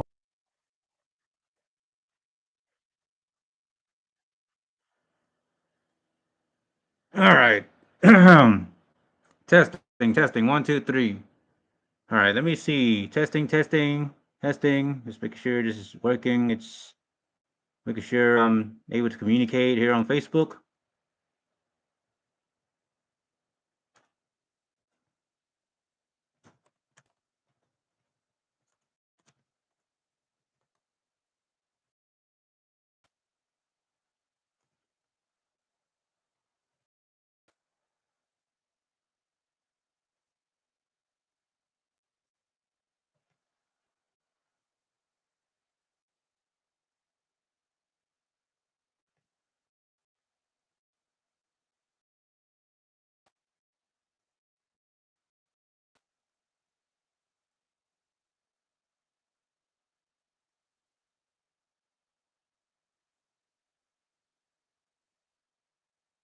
Okay, 3, 2, 1. I'm back. Okay, so I just finished eating dinner, and yes, I am back. Let's see, where's my phone? All right. So anyway, let me go ahead and put some jazz music as usual. I'm back. All right, thank you. I got 38 subscribers. I need 2 more. I need 40 subscribers. I'll even be happier if I can get 50 subscribers on my YouTube channel on General Sunbeam at General Sunbeam. So thank you for the support. Thank you for following me on Twitch. Thank you for, being friends with me on Facebook, supporting Soltaire Cosplay on Facebook, Instagram, DeviantArt. I appreciate all the love and the cherish. Thank you. Thank you for sticking around. Thank you for tuning in. Thank you for watching my boring live stream. Thank you for hearing out what I have to say. Appreciate it. I apologize if this sounds all monotonous, boring. Like it's just all talk, all lectures, political talks, whatever. But again, I'm giving a heads up. This is a boring hang out and chill, get to know me kind of thing. And this is me just being me here, being myself, doing what I enjoy doing as I'm promoting this on Twitch, Facebook, and YouTube. That I am live streaming my Wattpad, and I still have 7 followers, as I assume. I haven't refreshed it to see if I gone up to 8 followers or so, but it doesn't really matter because I'm not getting paid, or none of my content on Wattpad is going to get monetized to get any form of pennies out of it. I like to turn my passion and my hobbies into profits. I love to make a little bit of money, make some form of living, hoping to pay legitimate commission artists to produce my artwork, to bring my original stories, all my stories right there on Wattpad to life. So thank you for the 38 subscribers. Thank you for support and all the love. I appreciate that. So again, I'm just me, just being a weird, geeky, nerdy kind of guy here. The Asian guy talking about life. Right now it's 17:17 here in Texas Standard Time. TX. Okay, what was I doing? Oh yeah, putting in some nice traffic, nice jazz traffic. Let's see, let's go for some traffic jazz. Hopefully it's not copyright. I really hate getting in trouble for copyrights on YouTube. So far I haven't seemed to got busted or anything.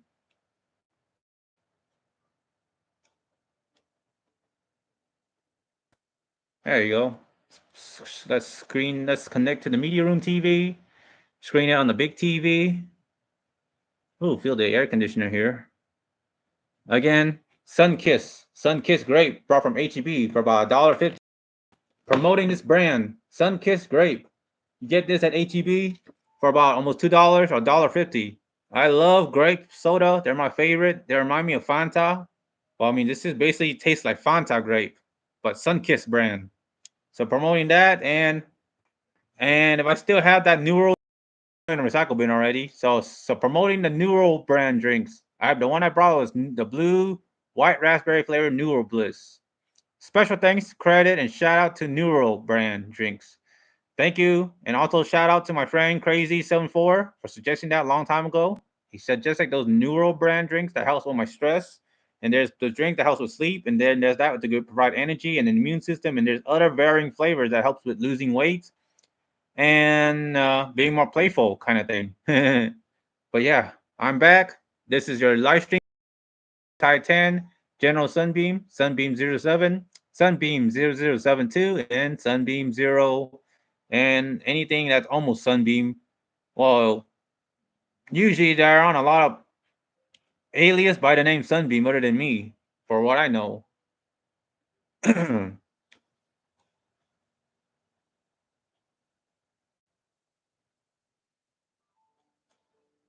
All right, so let's go back to talking about Amazon. So again, I'm not a big fan of working at Amazon. I cannot find any other better job than that aligns with my passion for Amazon, other than too good to be true, possible solicitation and scam websites. So again, when I first worked for Amazon, I didn't think the work culture is rate driven. Every second counts. I didn't think Amazon is a rate driven company. Final thoughts. working at Amazon fulfillment centers offers stable employment, competitive wage, and comprehensive benefits, but the work environment is physically demanding for those seeking career growth. Amazon's internal promotion culture and educational benefits provide ample opportunities. In my opinion, I personally appreciate the benefits that Amazon has to offer, but I don't resonate with the work culture and the way productivity is measured. The constant pressure to meet quotas and the atmosphere of being surrounded by conveyors and machinery feels draining and uninspiring to me. It's not the kind of environment where I see myself thriving long term. That's right. Here we go. Let me, if I gain any followers, I still got 7 followers on Wattpad. Whatever. Testing. All right.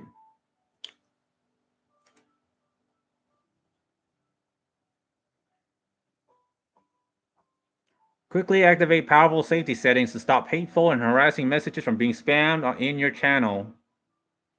Well, let's see if there's any flagged. Yep, no flags. Let's see, chat, all chatters, chat mode. All right. Let's see, is there any banned chatters? Oh, there is no banned chatters. Terms or phrases. Chatters who recently used terms and phrases added below will instantly be banned from your channel. These, okay. Sorry, I was just checking on Twitch. Trying to see if there's any lousy solicitors and spammers. But nope. All good. Life is good. Thank you for following me on Twitch. I am Sunbeam0072 on Twitch, General Sunbeam on YouTube, and of course, my personal Facebook account is Livestreaming. So I am just known as Sunbeam on there for my nickname. And I got that name from Zatch Bell in season 2 after the name Calf Sunbeam. I did not name it off of a brand or anything. I truly got it off of a character, so it has already been taken originally from Zatch Bell, from all I know. All right, so again, final thoughts. Working at Amazon fulfillment centers offers stable employment, competitive wages, and comprehensive benefits, but the work environment is physically demanding. For those seeking career growth, Amazon's internal promotion culture and educational benefits provide ample opportunities, but when it comes down to trying to seek an interview or to be moved forward, they take a long time. The process is very long and very ridiculously long and very impatient. In my opinion, I've been trying to apply for a learning ambassador position and they haven't gotten back to me. And few applications I submitted for non-inventory and few process assistants were rejected and they choose not to move forward with me. So I call BS and stupid on that. I find it redundant and absurd. In my opinion, I personally appreciate the benefits that Amazon has to offer, but I don't resonate with the work culture and the way productivity is measured. I strongly disagree with that. The constant pressure to meet quotas and the atmosphere of being surrounded by conveyors and machinery feels draining and uninspiring to me. It's not the kind of environment where I see myself thriving long term. And if I choose to quit that job, like last few years ago I did back in 2021, I would really be homeless, a starving artist. As what I'm doing does not pay the bills, does not put food on the table, it does not sustain a for my head.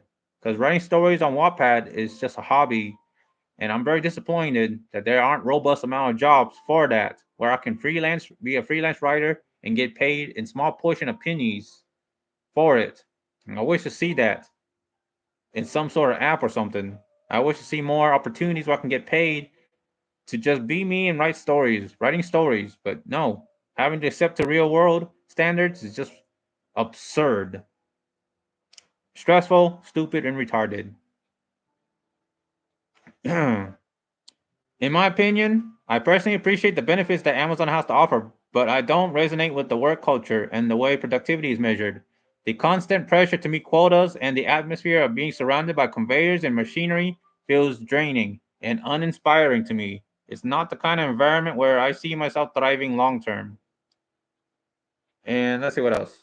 I'm a geeky, nerdy weeb and proud otaku who would much rather be immersed in the world of anime.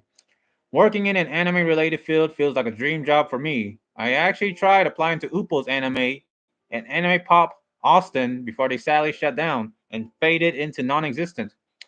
It was really disappointing, very furious, very infuriating to see those places disappeared and that they would reject me and not hiring and not moving forward with my application. As I'm willing to work there with open arms, with a bottom of a heart. I'm dissatisfied that that's how it ended for those two stores, and I'm dissatisfied and very stressed that Dragon's Lair, Motherships, and majority of anything that is considered geeky and nerdy that has tabletops and all that are not hiring. It's very sad because again, it was disappointing to see those places disappears as they felt like the kind of creative and fun environments I could truly enjoy working at. I'm very sad and very unhappy about that. It will make me really stressed, and I will never forget that. Will never forget the day that Uppo's Anime used to own 3 stores, and the day that Anime Pop Austin became the successor, opening their shops on Airport Boulevard, long time ago, and they all closed. At the end of the day, my passion lies in writing fan fiction and crafting general stories inspired by the shows and worlds I love. If I could turn that into a full time career and get paid to write, I'd jump at the opportunity without hesitation. For now, I one day my writing can be more than just a hobby, something that created drive. I pray to the Lord that be the case and hoping that things come my way. Out of all the good deeds and all the good intentions I did, but I'm generous, been doing my money something for the homeless. I pray to the Lord that I can get a job that aligns with my passion. Pray to the Lord. Pray, and pray to the Lord, hoping to grant my wish, hoping that my dreams come true, and hope to see that change come to America here around Central Texas. Pflugerville, Round Rock, San Marcos, San Antonio, Houston, Dallas, Texas, Granger, Manor, Huddle, Round Rock, Taylor, Austin, Northwest Austin. What else? Just any cities in between. I hope to see a big change in Central Texas of a lot of robust amount of artistic career paths and anime businesses, including a big change in changing the subscription and follower fan base to make it where every content creator has access to get paid in pennies for just uploading X amount of contents, at least 50 contents at the most. Then they can get in partnerships with TikTok, YouTube, Facebook, Instagram, Reddit, 4chan, Snapchat, MySpace, Tumblr, every social media platforms there are. And I'll be right back. I need to use the restroom again and drink a lot of tea and water.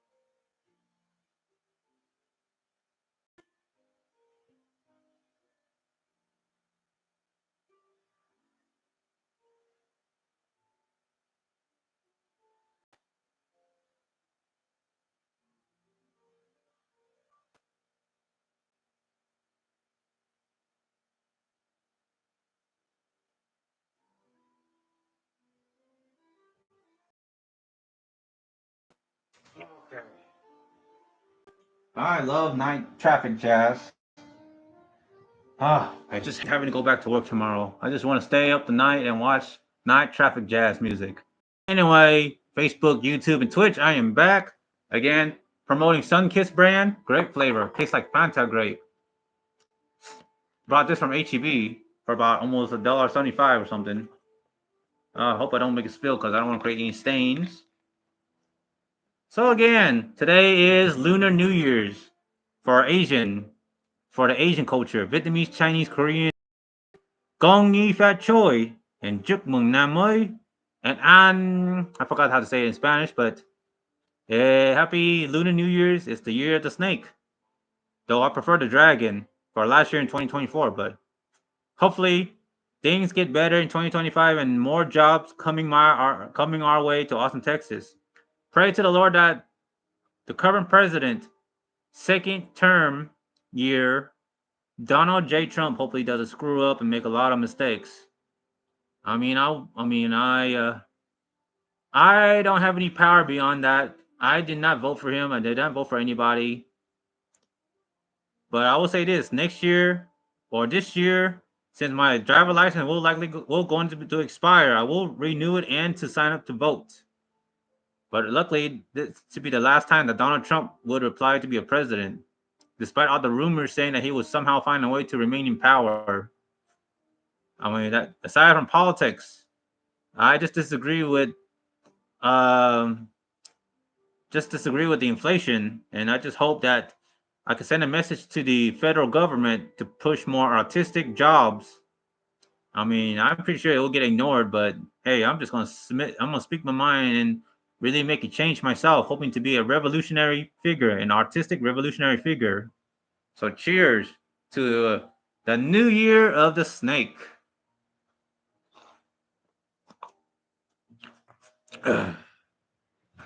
All right, let me continue what I was saying. So, I'm talking about Amazon and why I don't like working at Amazon. I made it clear. And I did show a lot of videos again, like NFC Production, who talks about Amazon, and C11. So shout out for them for letting me use their videos on my live stream. I hope I don't get flagged and violated for copyright strikes, because I'm just promoting y'all, and I don't take credit for that. So I'm just hoping that it would. Passion lies in writing fan fiction and crafting general stories inspired by the shows and worlds I love. If I could turn that into a full-time career and get paid to write, I'd jump at the opportunity without hesitation. For now, I just hoping that one day my writing can be more than just a hobby, something that can support me and fuel my creative drive. Yeah, turning hobbies into pennies, into profits, making money out of it, and not just be writing and not get paid for it. I don't like that. There you go. Action needed, too low FPS.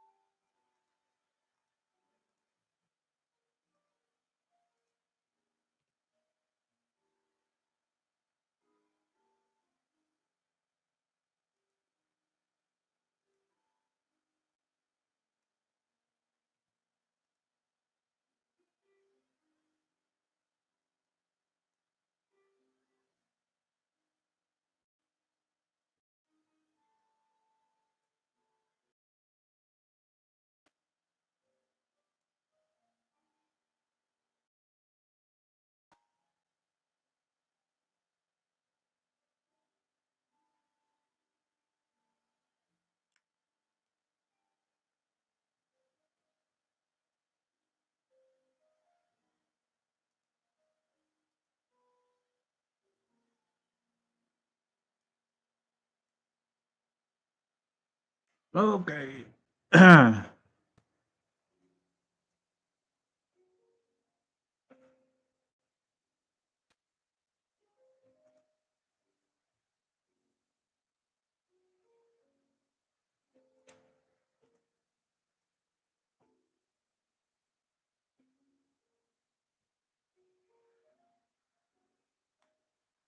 Okay, so what was I saying?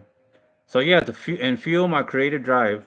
Furthermore, during the COVID-19 pandemic around 2021, my parents suggested that I apply to work at Amazon as a Prime Now Whole Foods shopper on a part-time flex basis. I work at a minimum 4 hours, and I get to pick my own shift, pick my own schedule for being a flex part-timer. That's one of the pros. I do like that. They even helped me through the application process and scheduled the online orientation.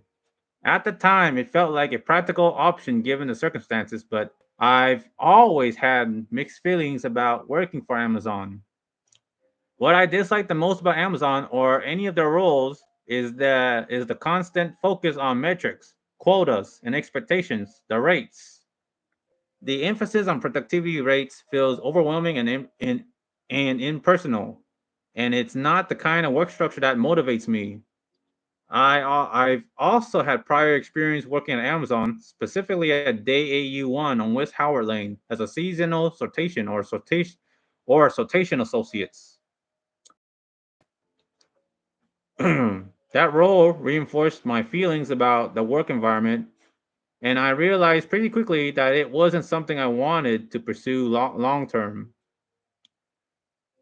While while I understand the stability and benefits Amazon offers, the work culture just doesn't align with what I'm passionate about or where I see my future.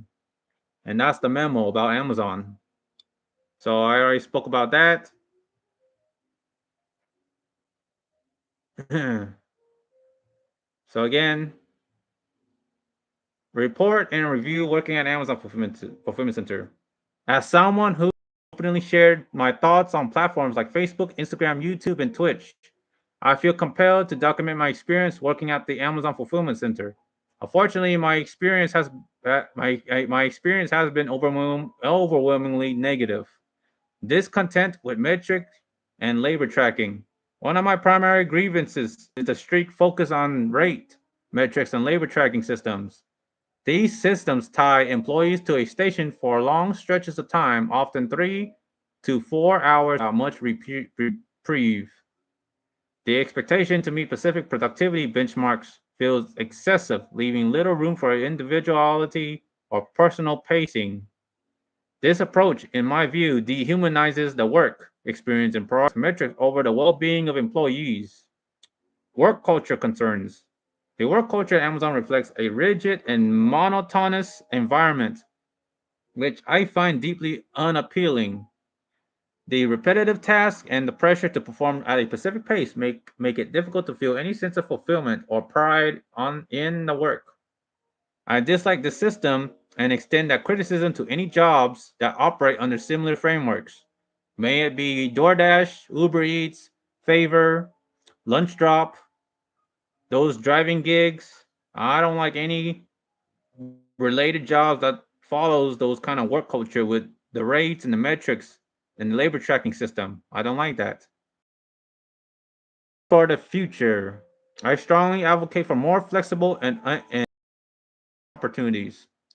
I believe in the value of 1099 gig based jobs, such as DoorDash, which offer individuals the freedom to be their own boss and set their own schedules.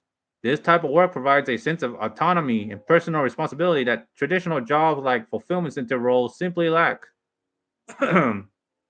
Additionally, I am a proponent of creating more artistic and creative job opportunities. Central Texas, particularly Austin, ATX, has has immense potential for industries like anime production, entertainment, and artistic endeavors to thrive. I want to see more investment in these fields, providing equal employment opportunities to individuals passionate about the arts. Call for change. Conclusion. I deeply dislike the current state of jobs that rely on rigid technical systems, such as fulfillment centers, gas stations, or fast food roles. They lack the engagement, creativity, and fulfillment that many individuals, myself included, seek in a career. I hope to see a brighter future where entertainment, creativity, and fun industries flourish, providing more diverse and fulfilling employment options. And I do want to see a similar form of Chinatown, but surrounded by animes. Each door to door anime theme retail stores, anime theme markets, anime theme restaurants, anime theme arcades, anime theme hangout centers, anime theme bubble tea, what I call Project Anime Town. Anime Town. And I really hope that Anime Town will come to life. That I've been wasting my breath speaking my thoughts out from the bottom of my heart for so long, hoping to push Anime Town and someone to take my word and hope it goes and gets spread to the right people, especially to successful entrepreneurships and businessmen that is also a big fan of anime. Hope to make that dream come true, a dream a reality. So yeah, that's all I had to say about Amazon, and that's the truth. So again, so Facebook, Twitch, YouTube. So again, greetings all viewers, social media, and the general public of the internet users. I am General Sunbeam. Additional names I go by on the internet: Sunbeam Titan, Sunbeam, Sunbeam Moonlight, Sunbeam 0071, Sunbeam 072, and sometimes Sunbeam Zero. At least I am known by that on DeviantArt. I love the name Sunbeam as I got the name from Calf Sunbeam off of season 2 classic anime Zatch Bell back around 2006 2008, around there. Love that name. Took it and not only made it my alias in game name, but a standalone original character, OC. I take that name and give it a full first, middle, and last name: Sunbeam Evonatic Moonlight. Then, when I watched one of the James Bond franchise series, GoldenEye, played by Pierce Brosnan, I like one of the villains that it is a Russian general by the name Oromov, and I basically make my original character Sunbeam a general. So basically, I address him as General Sunbeam Moonlight, and that is my standalone original character created. They thought the they thought the thought is, if I ask myself if I am an anime character, what would I look like, or are you how are you see myself, or how do I see myself? And I just look at myself in the mirror and say, well, my anime character or my original character in anime format will look like a reflection of me, myself, but orange, bright hair orange, and orange eyes, wearing all solid orange clothing, shirts, pants, shoes, all solid orange, or varying color or varying spectrum of the color, in a leadership military officer commanding uniform with a hat with authority and power. Then things naturally came to me, so I started coming up with more ideas, such as a created his world, Sunbeam's world, of a prosperous orange country or orange nation, as I call it, the solar regime, a vast land, a continent called Solariska with varying states and cities. So yeah, General Sunbeam, he has his own world, and being in the author, hoping to ever reach that kind of dream is a mental fantasy, largest fantasy. So I just grant that wish to General Sunbeam. He has his own world and he has his own happiness. The physical features of General Sunbeam is an absolute leader, a positive dictator of his own regime. He's young, mature, introverted, handsome, serious, firm, very quiet, or hardly speechless. Hardly ever talks, save it for diplomatic and political speeches. Truly very much reflecting my real self. For those that care about me and my personal passion, dedication, interests, as you can tell, I have been posted several content onto this channel on YouTube, or even maybe on Facebook and Twitch. I know I have been live streaming, so that's a fact. From my real life personal blog stories to producing my original character fanfiction fan art content based off my own overall fanfic story on Wattpad title. supremacy, clash between heroes and villains in an ever-growing expandable virtual alternative reality, each called Titan Numas. Yes, alternate reality of Earth called Titan Numas. It has been a long 7 years since I stopped working on it. Now it haunts me to go back to writing. Yeah, to go back to writing that story and catch up. Every day when I go to work or whenever I am writing stories is always is always what's coming to my mind. My thoughts keep racing, coming up with titles for the chapter.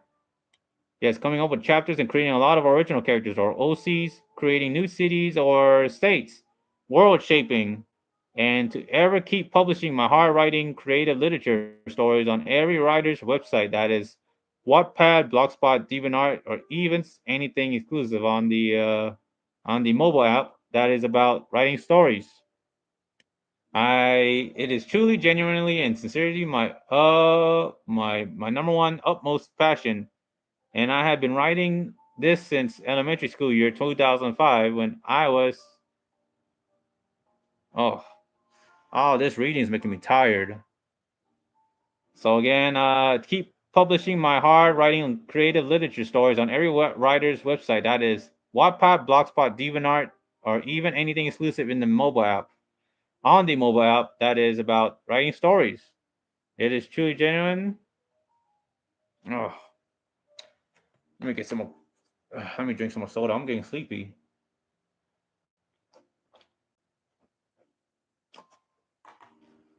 Oh,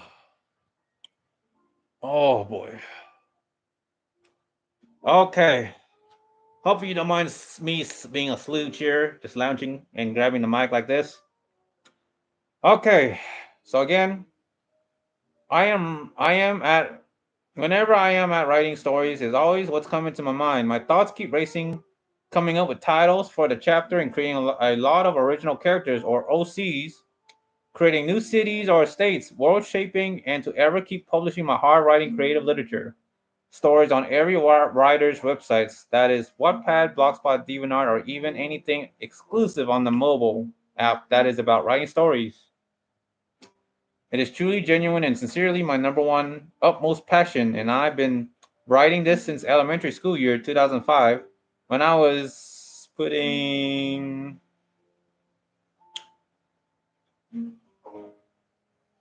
what was it? Putting oh my god, I'm getting sleepy.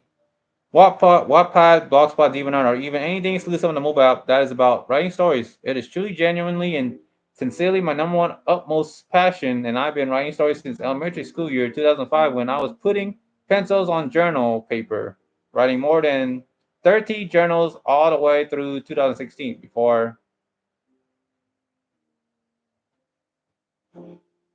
Sorry, I'm falling asleep again. I'm nodding off to sleep.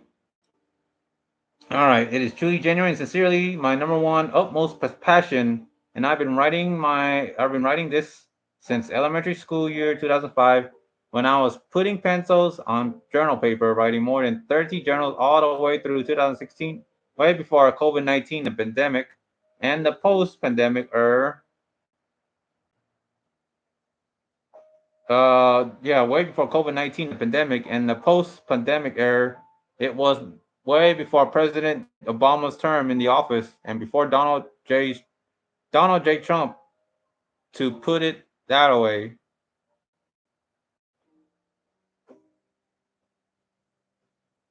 Yep. Oh, I got more work. More things to read. Oh man, I'm really tired. I deeply do care about being a literature novel, creative writer, or an anime author. As when I write my stories, I well, probably just gonna stop there and start reading. It's just a lot of story. Oh my god, I am really writing a lot. And my wife is just posting more Facebook stuff to the messenger with my brother-in-law. Oh boy, I'm so tired.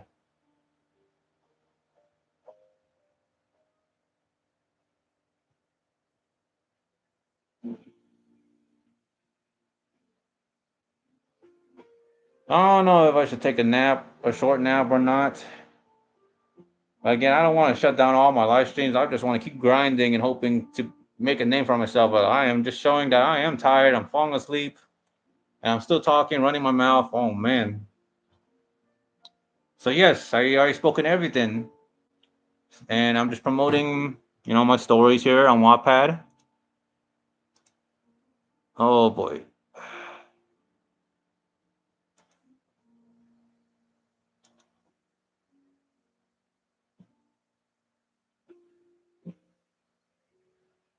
Oh yeah, I'm really been falling asleep. Oh my gosh, it's almost 8 o'clock. All right, who's messaging me? Oh, it's my wife.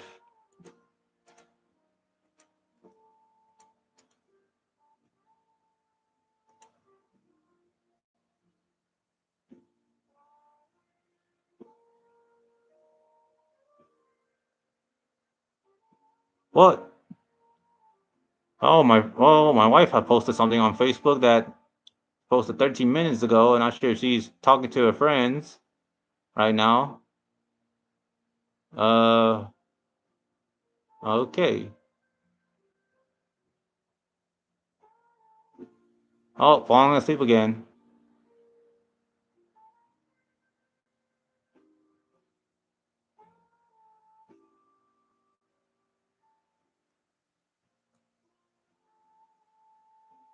Oh, falling asleep again. Oh my gosh. And my wife has really got us. My wife's been posting a lot of pictures on Facebook. I'm trying just to speak up that my wife is married to me, not to any other friends, so there should be no flaws and no difference. I am the husband after all. I already have discussed this on YouTube and Twitch, but I'm gonna go ahead and just.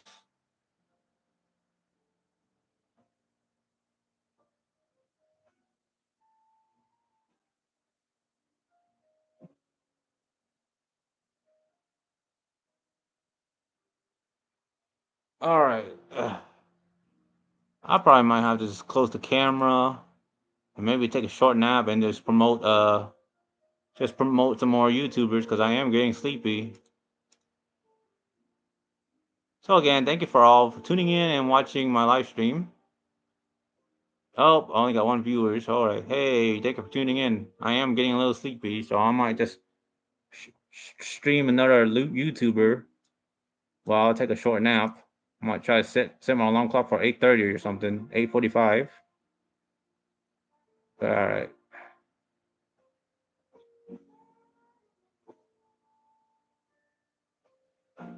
Yep, I'm falling asleep. Oh my gosh. It's really getting crazy here. All right, all right.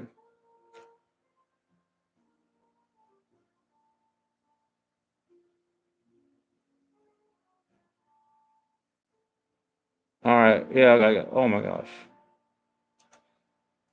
Yep, falling asleep.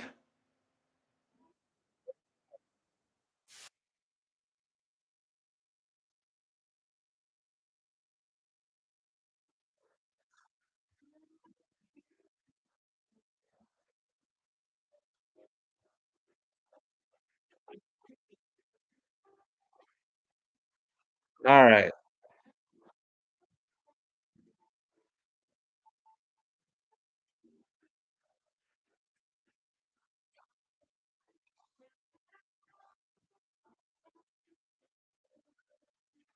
All right. I'm gonna go ahead and turn off the camera.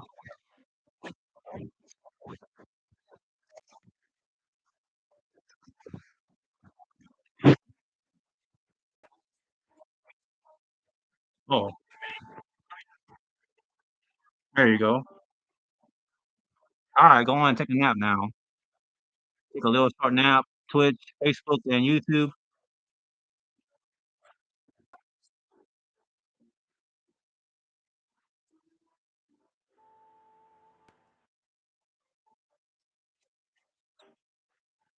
Oh.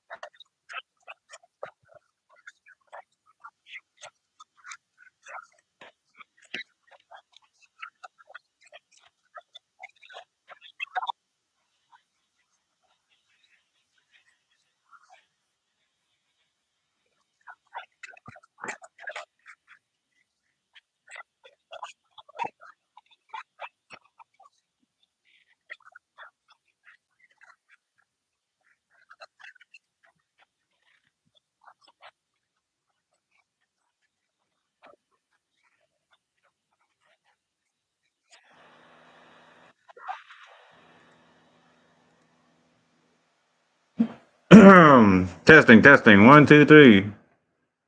All right.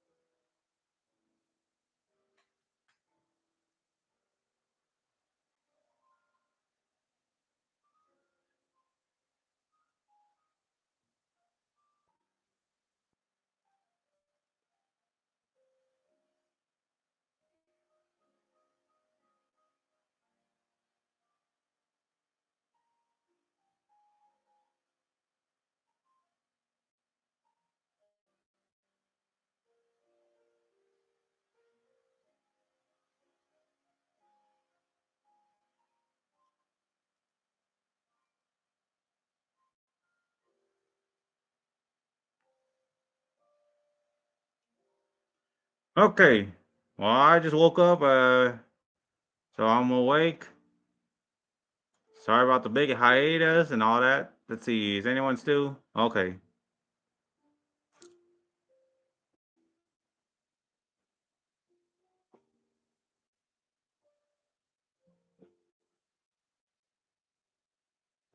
So anyway,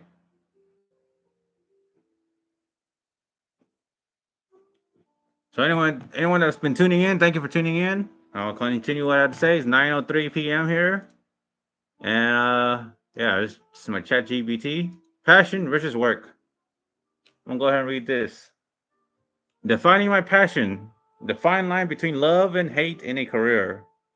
Passion is the driving force that fuels true fulfillment in life. Let me go ahead and get me some drink. I just woke up and I'm still feeling a little tired.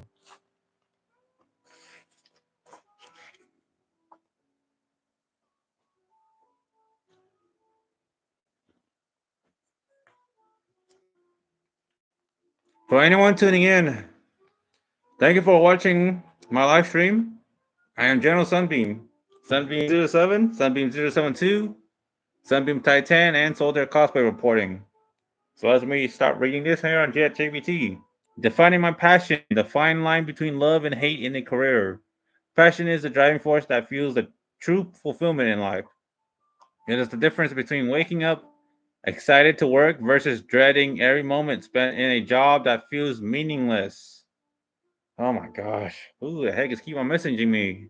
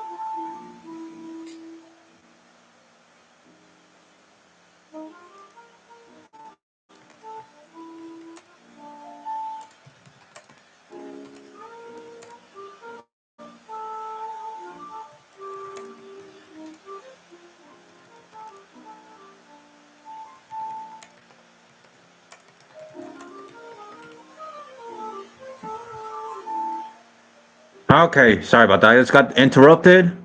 So I just want to say to you all, I'll say this out loud. That I've been live streaming on Facebook, and everyone should be seeing this. I mean, 0 viewers, 0 comments, 0 reaction. I've still been live streaming. It's almost 2 hours onto Facebook, and sorry, I was just messaging a friend on Facebook. So I'm gonna read. I'm trying to not to be bothered, but again, really hate distractions. So again, passion is the driving force that fuels my true fulfillment in life. It is the difference between waking up excited to work versus dreading every moment spent in a job that feels meaningless.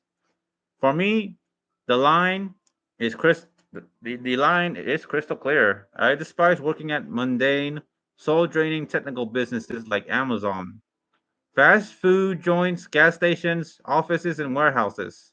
These environments do nothing to align with my passions, nor do they inspire creativity or joy.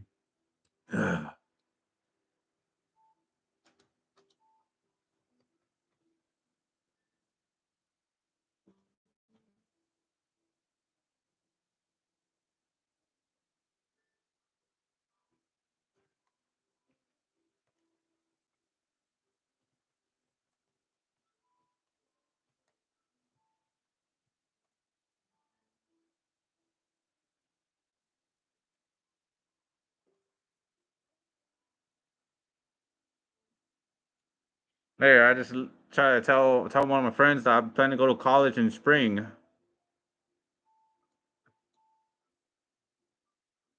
All right, let me go back to reading what I was saying. So again, I don't like working at Amazon or fast food joints, gas stations, offices, and warehouses. These environments do nothing to align with my passions, nor do they inspire creativity or joy. I have no desire to waste my energy on jobs that do not resonate with me. What truly excites me, what sets my soul on fire, is writing stories and immersing myself in the vibrant world of anime. My passion lies in storytelling and crafting intricate worlds and characters.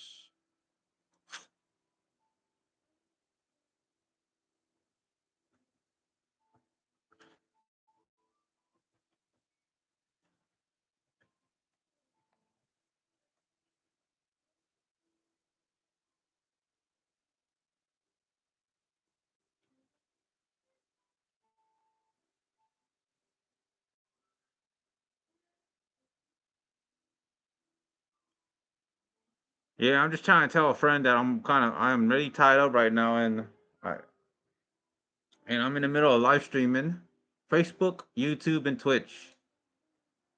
Right now, I'm just checking to see if there's any commentators. I mean, I have the shield that's still activated on Twitch. Oh yeah, it's really showing all that on Facebook.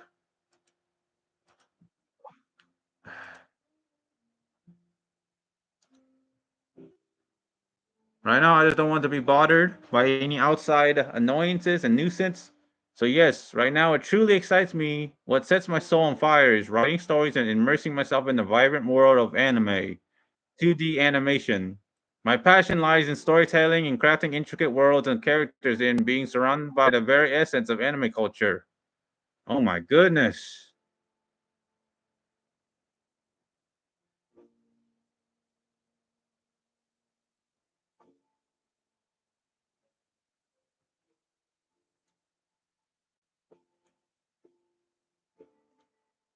All right, so I'm just going to ignore that. Like I said, I don't want to be bothered by outside things. What truly excites me, what sets my soul on fire, is writing stories and immersing myself in the vibrant world of anime, in the vibrant world of anime, 2D anime. So again, I am live streaming this on Facebook, YouTube, and Twitch.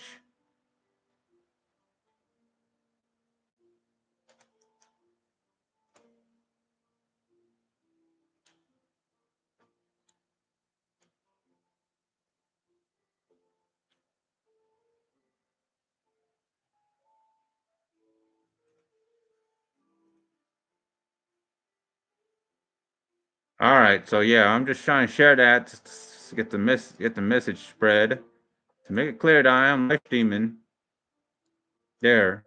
So yes, what truly excites me, what sets my soul on fire, is writing stories and immersing myself in the vibrant world of anime, 2D anime. My passion lies in storytelling, in crafting intricate worlds and characters, and being surrounded by the very essence of anime culture. Whether it's working in anime retail stores, large merchandise parlors, or even contributing to the anime industry in a creative capacity. This is where I belong. It has been my dream ever since 2005 when I was writing pencils to journals back in fifth grade in elementary school. Been writing towards middle school and all towards high school. I've been writing with pencils to papers all those years, even writing throughout 2016, I believe. That was right before COVID-19. I have expressed this time and time again. I want to see visionary business leaders those with the power and resources step forward and turn this dream into reality. I want to be surrounded by anime, embraced by it, working in an environment that drives on the very passion that drives me. My calling is clear, and I refuse to settle for anything less than a career that fulfills me. It's not just a wish, it's a necessity. It's time to make it happen.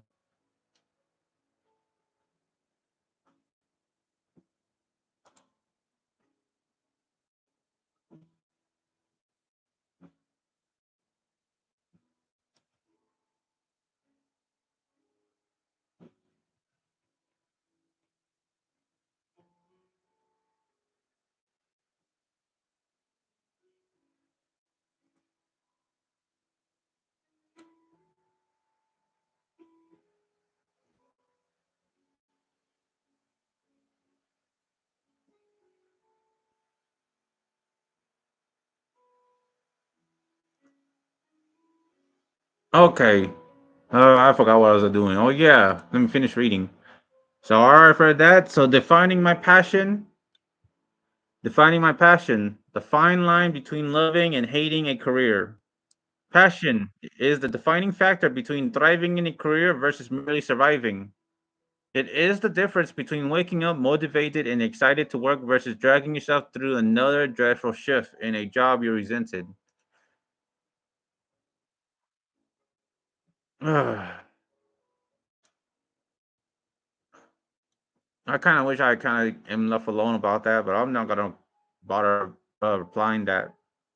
I mean, that's my friend, my photographer, but again, he's in California, he's in another state. I don't want to travel and go all that far.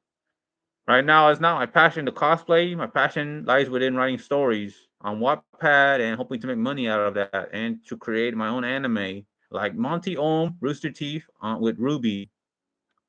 So let me repeat this again. Defining my passion, the fine line between loving and hating a career. Passion is the defining factor between thriving in a career versus merely surviving. It is the difference between waking up motivated and excited to work versus dragging yourself through another dreadful shift in a job you resent. For me, this contrast is undeniable. I hate working in dull, lifeless technical businesses like Amazon, fast food chains, gas stations, offices, and warehouses.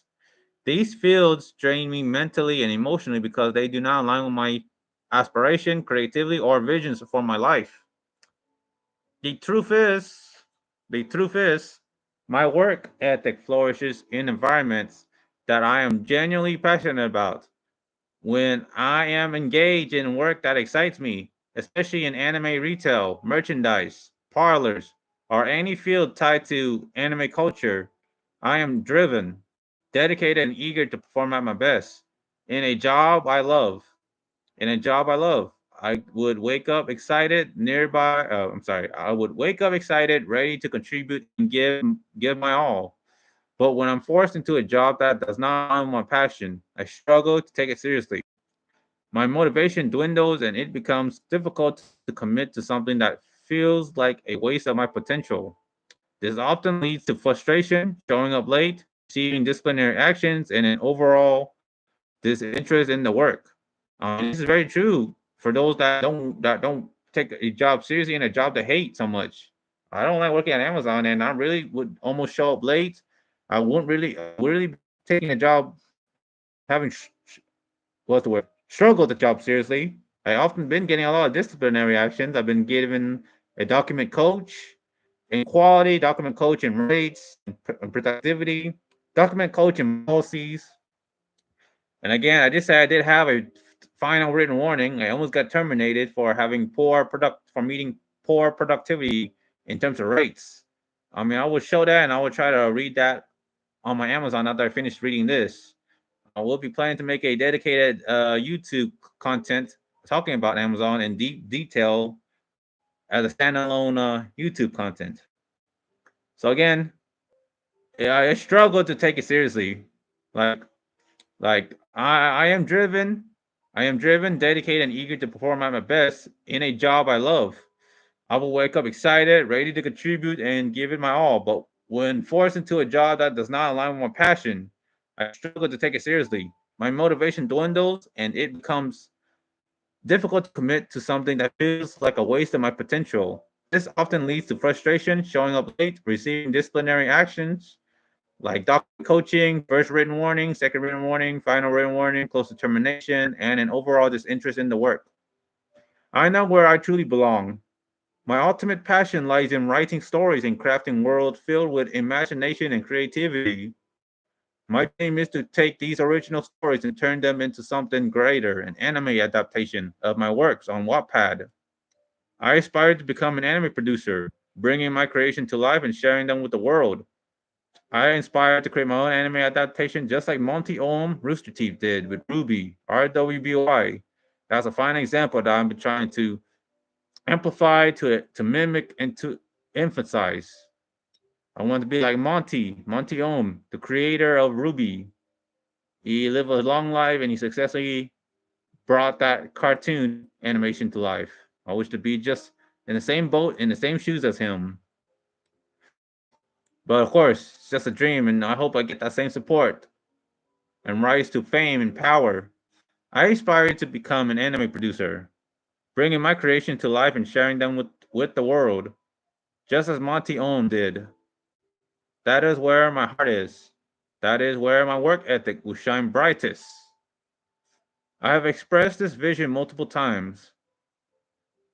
Again, I have expressed this vision multiple times, and I am eager for visionary business leaders, investors, and creative minds to help make this dream a reality. I am ready to fully immerse myself in the anime industry, whether through storytelling, production, or retail. My passion is unwavering, and I refuse to settle for anything less than a future where I thrive doing what I love.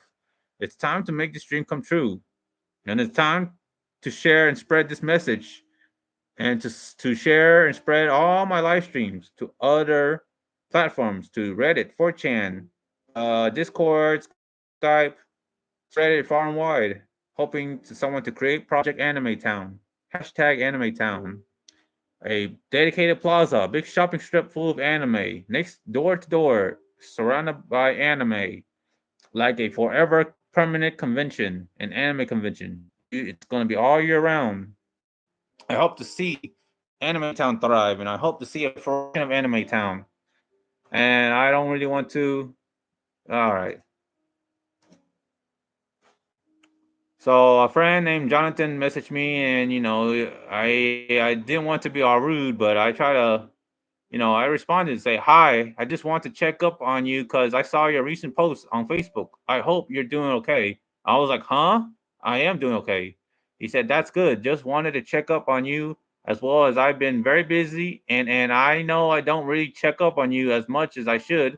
Kind of wish you were able to come to Vegas in March for that convention I showed you about." I'm just like, "Okay." And he said, "Well, is there anything you need or want?"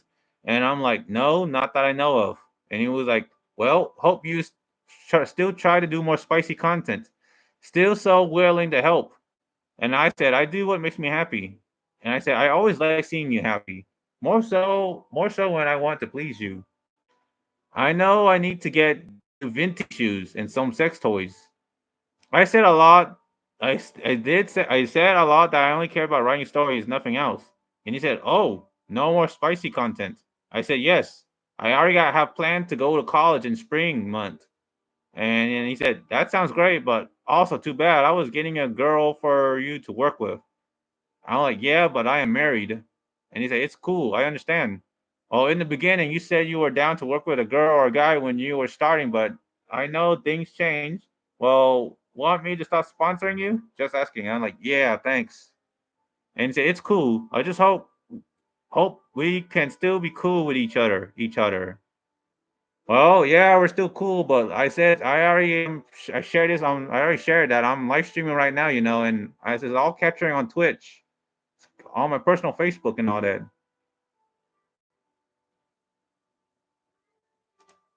Yeah, my wife. Yeah, again, my wife, Asuna Ni 45 is sharing all this on Facebook, just sharing a lot of things.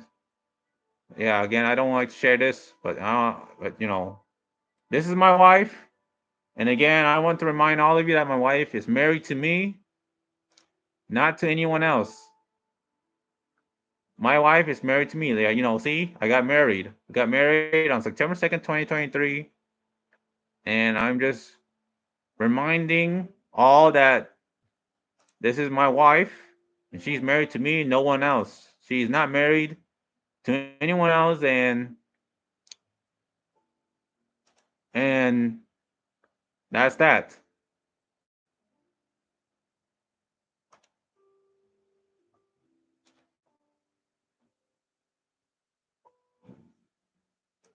Ugh.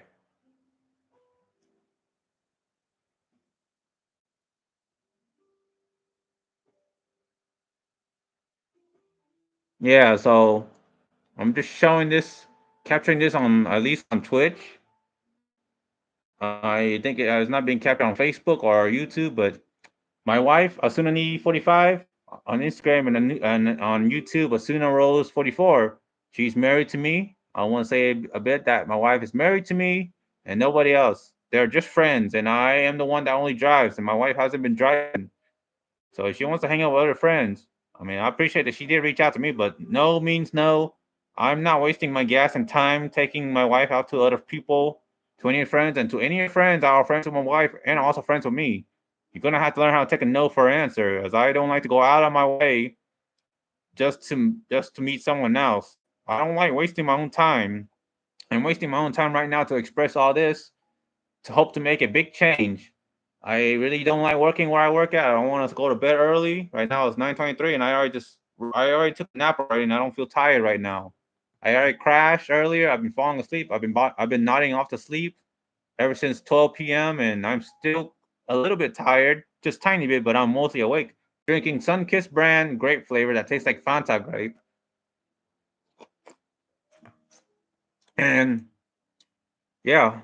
Oh, there you go. There you go. Yes, testing. All right. So yes, right now, let me check to see if there's any chatterbox. Right now, I've been live streaming on Twitch for 7 hours. So yeah.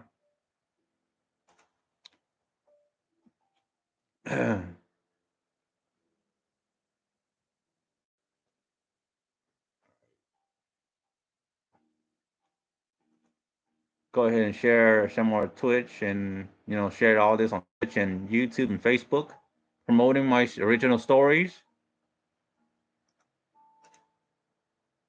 Right now, I got 7 followers still. 7 followers. Here, let me just promote that. Get them all on Twitch, Facebook, YouTube. There, all my 7 followers. I don't know if they're still active or if they're not.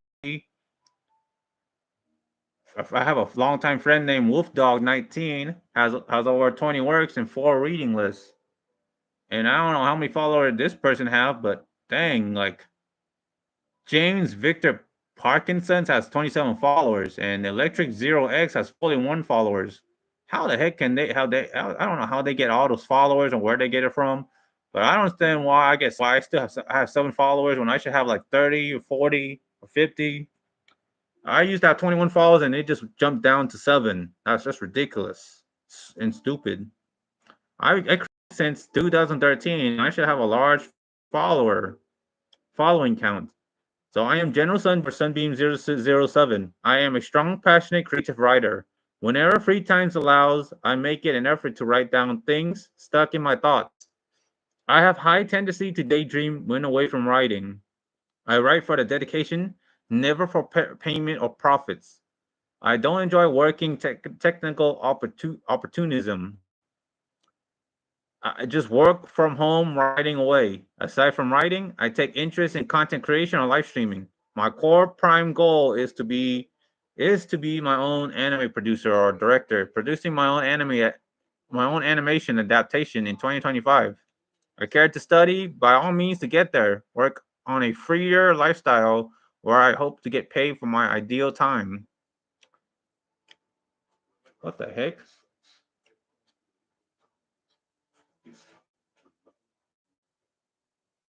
Oh, okay.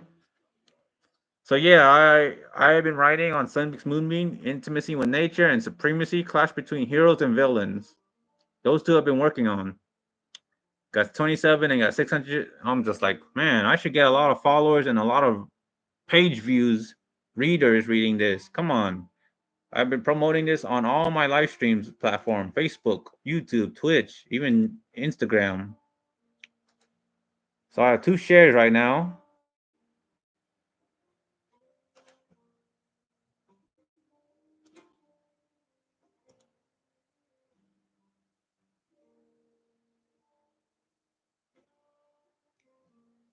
So yeah, I am still going strong, still live streaming on Facebook, YouTube, and Twitch.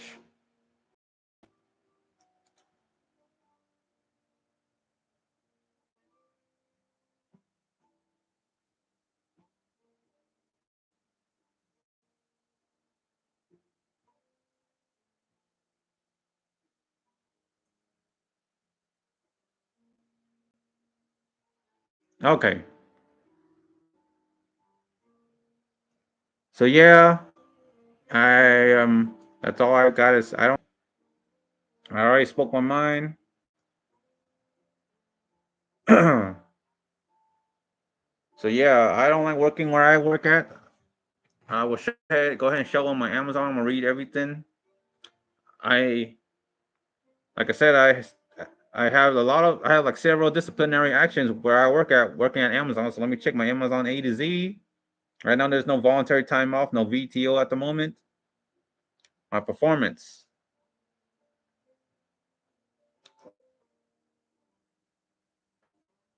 So right now, current period, productivity details. Ship dock, 200 total units per hour, 17.72 total hours. Container move, 9 total units per hour, 2.74 hours. Container load is 10 total UPH. Units per hour, 10 hours, 10.93 hours. Container build is 64 total units per hour, 4.05 hours. Stow. My stow is at 221 total units per hour for 4 hours and 4.52 total hours. Stow to prime is at 308 total units per hour for 0.09 hours. Each transfer in is 219 total units per hour for 4.43 hours. Pick is at 255 total units per hour for 3.86 total hours. Yep. That's my current period. Right now, coaching. Right now, I have none in quality. I didn't receive any document coaching. I probably might get a coaching in quality since I have a lot of misscans in Stowe, like last Friday. It kind of went too fast, but right now I had 3 coachings. But right now I have none are active. Well, so I have policy and procedure, 1 document coaching, a behavioral document coaching on the 1st 24/25. So let's go ahead and read that. So there we go. Let me have that shared on the YouTube and Facebook. Oh, if it shows my phone. There you go.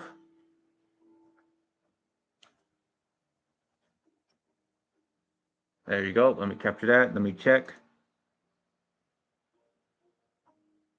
There you go, YouTube. I ain't hiding. I'm showing my weakness and why I don't like working at Amazon. I mean, this shows really who I am and my work ethic that lies at Amazon, working at Amazon, or any other job that is just boring and full of machinery and convenience like Amazon. That's my disciplinary action, my document coaching. So yeah, that defines my life. That defines my passion for working there. Acknowledged by associate on January 24th, 2025, 1:09:24 p.m. Delivered by the manager Mohad Moody Subhankar. Supportive feedback document behavioral documented coaching. Associate name by me, Sunbeam Titan. My alias is NGYEMNMA. Manager name is Queen Alyssa. DC 70730. So 730. Created on January 24th, 2025 at 1:09 09:24 p.m. So I don't know how to scroll this, but I'll try to read it from here. Your recent job performance is not meeting behavioral expectations. Meeting performance standards is a critical component of your job. This document provides specific details about your performance and how you are not meeting expectations. In addition, this document describes the steps you and your manager will take to assist you in improving your performance. As part of this conversation, we are interested in understanding what barriers you think need to be removed or what improvements can be made which would potentially assist you in improving your performance. The following is a summary of your behavioral feedback. Details of current incident specific concerns. On January 20th, you clocked in for the start of your shift at 7:22 a.m. Your scheduled start time on this day was 7:30 and you were not approved to clock in early. There was no operational reason why you should have clocked in early on this day. Areas of improvement required by associates. Going forward, you are required to obtain approval from your management team before clocking in prior to your scheduled shift start time. If you believe there is a reason for you to report to work prior to your start time, you should gain approval from your leadership team in advance. Not gaining approval for early clock-ins or late corrective action up to including separation. Associate comment. Now I will well, here's my associate comments to the management of OS2 and to the management of Amazon entirely. The associate comments from me from this employee, this associate NGNMA is that I know that many managers and staff have been saying this, and I just trying to see if it's true that it gets documented in ways if I'm clocking early, and I did this on purpose just to receive such feedbacks to test the system, to test the policy corrective system. And that, I seen other people do clocking earlier, like 1 minute early at 7:24. And I'm just like, I just want to see what happened. And yeah, looks like they do take this seriously. Yes, I'm just sharing this on live stream on YouTube and Facebook, and of course Jonathan's been messaging me. I want to say I am not a dedicated fan of cosplaying. I was cosplaying because my wife has some experience in sewing and she did hand sew, and I was doing it on her behalf and not for myself. So I got into cosplaying because of that. But now my real passion is writing stories, truly writing stories. And again, I'm just reading this and showing this on YouTube, trying to capture all that. There you go.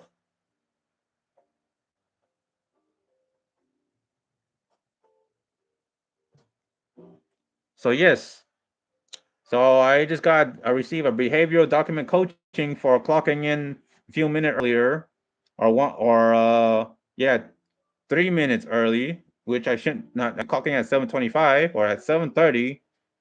So oops, just trying to see what happened. Yeah, I got written up for that. A supportive feedback document behavior documented coaching for clocking in early. I mean, I know my parents been saying this, and I thought a lot of this is just BS. Like everything is all talks and no action.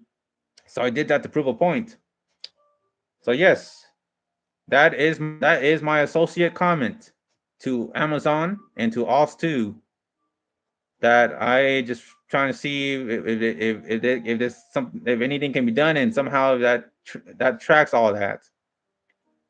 Associate signature acknowledged by me, badge ID, yeah, on January 24th, 2025. Manager signature acknowledged by the manager, Moody Subhankar. Yep. So there, that's my document coaching. I'll go ahead and just share all that. Put it on YouTube. Put it on YouTube as content. Take that as a trophy. Okay, well, I don't know what Jonathan's trying to say, but okay, let me read this. Jonathan C here says, "But for real, don't be a stranger. I got your back no matter what." That we couldn't do any of that content we agreed to do. I was looking forward to it, but I understand.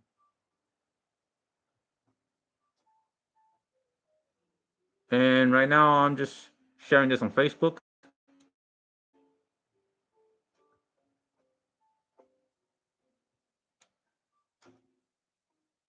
Amazing Art Expo. Okay. See, about Amazing Art, as the first time I seen that, I saw that on Instagram, but yeah, supporting Amazing Art Expo, that's what I'm talking about. Hoping to see some robust, permanent anime businesses and all these artistic careers going into Austin, Texas and Central Texas, hoping to see more robust business and not just technical business. I don't like warehouses, fast food, gas station. I don't want to see all that. Hoping that changes something. So yeah, that defines my passion, all right. Me getting written up for clocking in a few minutes early at Amazon, that defines my passion between the fine line between love and hate in a career. Because passion is the driving force that fuels true fulfillment in life. It is the difference between waking up excited to work versus dreading every moment spent in a job that feels meaningless.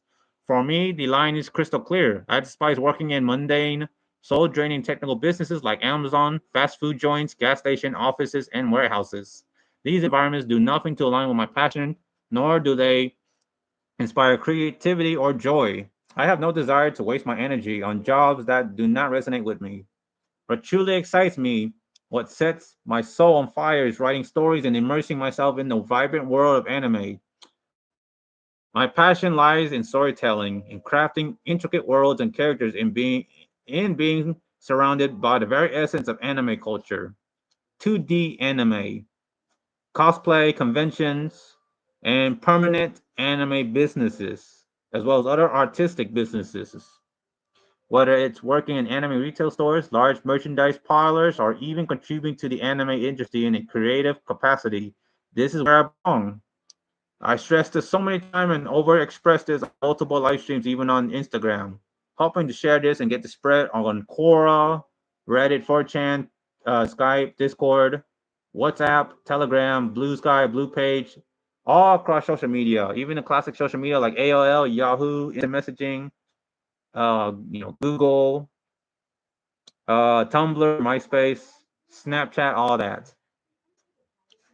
So yes, me getting written up and showing my disciplinary actions from working at Amazon shows my work ethic and shows where my passion lies.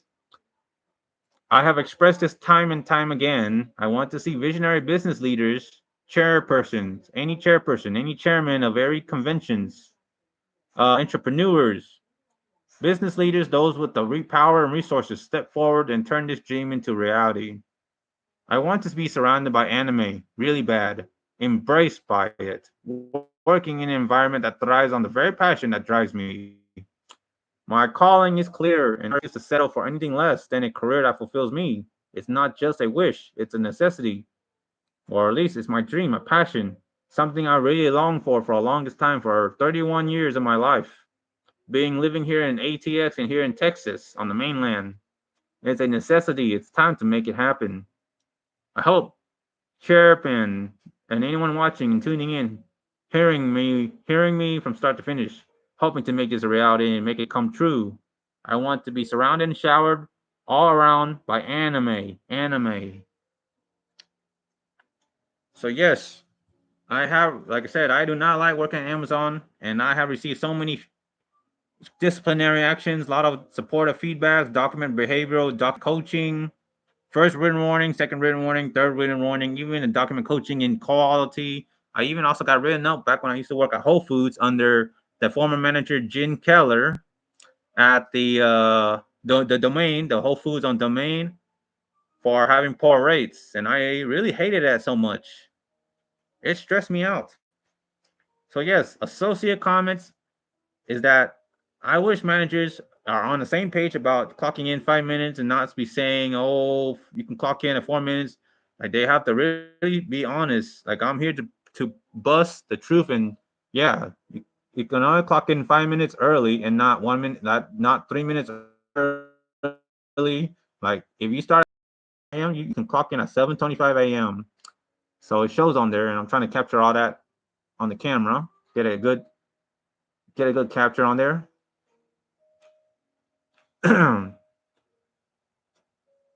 So yeah, defining my passion, a fine line between loving and hating a career. Because that shows my passion, and I do not love working at Amazon, and I feel like quitting that job, but I don't want to be a starving artist, having to find a job that's so fantasy and not true.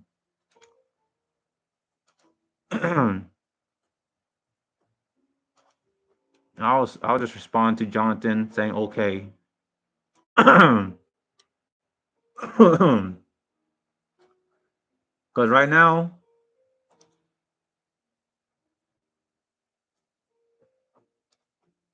because right now my wife is checking. I know my wife checks on my profile, checks on Instagram.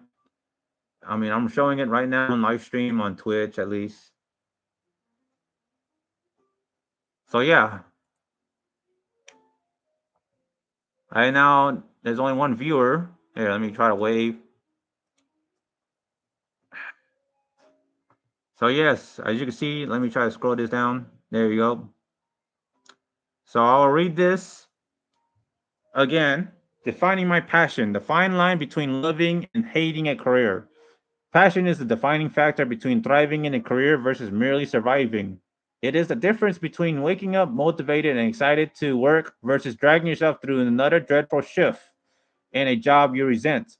For me, this contrast is undeniable. I hate working in dull, lifeless technical businesses like Amazon. As you can see on my phone that I'm showing on my OnePlus 12, my one of my my recent document coach, my behavioral document coaching disciplinary action, where I clocked in a few minutes earlier when I shouldn't be, because I did not clock in within 5 minutes prior to my start time. So I'm showing that as proof of where my passion lies in my work ethic. I mean, I do not like waking up looking forward to going into work where I don't like to work. So again, it is a fine line, a difference. It is a difference between waking up motivated and excited to work versus dragging yourself through another dreadful shift in a job you resent. For me, this contrast is undeniable. I hate working in dull, lifeless, dreadful shift in a technical businesses like Amazon. I don't like working in something like that. Fast food chains, gas station, offices, and warehouses. These fields drain me mentally and emotionally because they do not align with my aspiration, creativity, or visions for my life. The truth is, my work ethic flourishes in environments that I am genuinely passionate about. When I am engaged in work that excites me, especially in anime retail, merchandise parlors, or any field tied to anime culture, I am driven, dedicated, and eager to perform at my best, which is very sad for any other remaining anime stores that are not hiring. Upple's Anime and Anime Pop Austin used to exist and they closed its doors and they were not hiring nor moving forward with my application or resume. And I'm very disappointed and frustrated about that. I really don't like business that are not very open to hiring people that are very passionate about working there. So in a job I love, wake up excited, ready to contribute and give it my all. But when forced into a job that does not align with my passion, I struggle to take it seriously. My motivation dwindles and it becomes difficult to commit to something that feels like a waste of my potential. This often leads to frustration, showing up late, receiving disciplinary actions, such as the document coaching from clocking a few minutes earlier, and even warnings and so, and an overall disinterest in the work. I know where I truly belong. My ultimate passion lies in writing stories and crafting worlds filled with imagination and creativity. My dream is to take these original stories and turn them into something greater, an anime adaptation of my work on Wattpad. Just like Monty Ohm Rooster Teeth did with RWBY. I want to be just like Monty Ohm did, and many other anime producers, anime creators that created various anime on Crunchyroll and Funimation. For example, Shonen Jump common anime Bleach, Naruto, One Piece, Yu-Gi-Oh, Pokemon, Digimon. Well, I don't know if they're considered Shonen Jumps, but all these common Shonen Jump anime that has a large amount of seasons. Fairy Tail, for example. So I'm trying to be like all these anime producers. Creating that's my core prime objective. Besides creative writing. My creative writing serves as a groundwork, a baseline to help me generate the art If I know how to draw, that would have been a much more head start. But I know how to write stories, and I know how to write with a heart to an art. So again, I do not take where I work at seriously. I wish I could quit, but I don't want to be a starving artist or be homeless and broke. My job pays competitively, so I have no choice but to keep it and to really persevere and hope to hold on, as I am often am working in a boring environment surrounded by conveyance and machineries and being told left and right by management where they put me at instead of my own choosing. I hate that. Oh, excuse me. Because I am driven, dedicated, and eager to perform at my best in a job I love. I will wake up excited, ready to contribute, and give it my all. But when forced into a job that does not align with my passion, I struggle to take it seriously. My motivation dwindles, and it becomes difficult to commit to something that feels like a waste of my potential. This often leads to frustration, showing up late, receiving disciplinary actions, document coaching, written warnings, and an overall disinterest in the work. I know where I truly belong. My ultimate passion lies in writing stories and crafting worlds filled with imagination and creativity.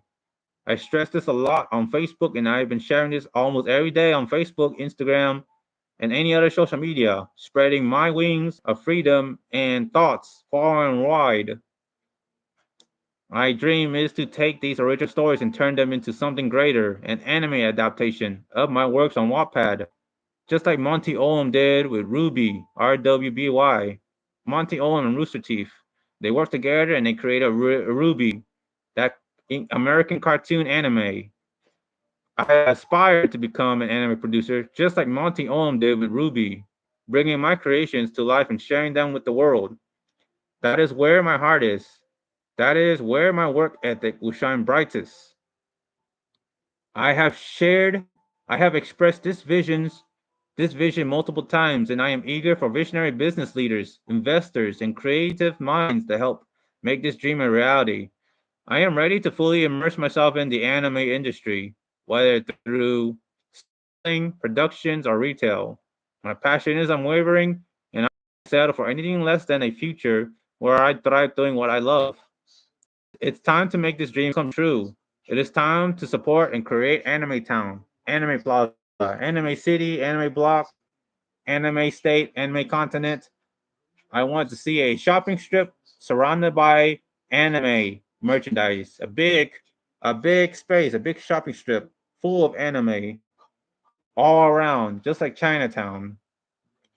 I know it will come true. I know it can be possible. I hope business leaders that are watching my live stream can heed and make this a reality and hope to come true. Right now it's 9:50, almost 10 p.m., and I don't want to go to bed. I already took a nap and I'm not tired. I'm not looking forward to waking up early and going to work at Amazon, as you can see on my phone. That document coaching for clocking in a few minutes early. Really trying to get that on camera on YouTube to document that for good.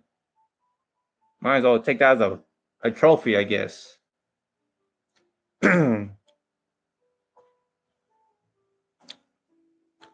So yes, again, your job performance is not meeting behavioral expectations. Meeting performance standards is a critical component of your job. This document provides specific details about your performance and how you are not meeting expectations. In addition, this document describes the steps you and your manager will take to assist you in improving your performance.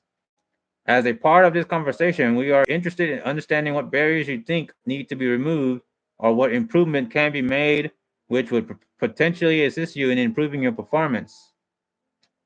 Oh yeah, I would love to screenshot that, and I probably would just log on to A to Z on this laptop and document that as something to keep. Consider that as my trophy, as proof of I work there. Because the following is a summary of your behavioral feedback. So yeah, that's my associate comment, my employee comment to Amazon, to us to the rest of the Amazon. So I read that. Let me check, see if I have any. Well, I know I don't have any coaching for quality. All right. So let me show that on here. This is my first written warning. Capture that. on Amazon. Yeah, me working at Amazon, that shows my work ethic and my passion. So again, supportive feedback document productivity. First written, acknowledged by associate on August 7th, 2024 at 19 p.m. Delivered by Watts Charity. Associate name, of course, is Sunbeam Titan, NGYENMA for my Amazon alias.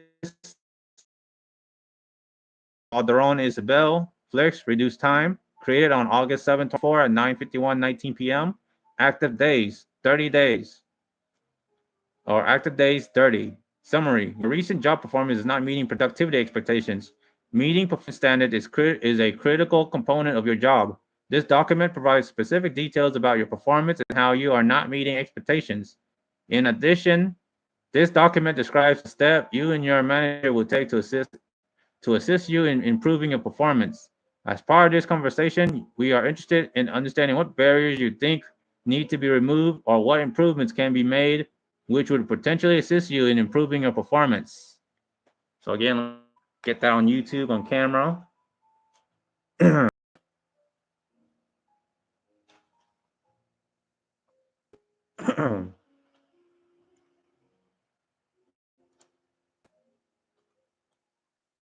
Let me promote my Wattpad. Share that on YouTube. There you go. Let me share that on Facebook Livestream.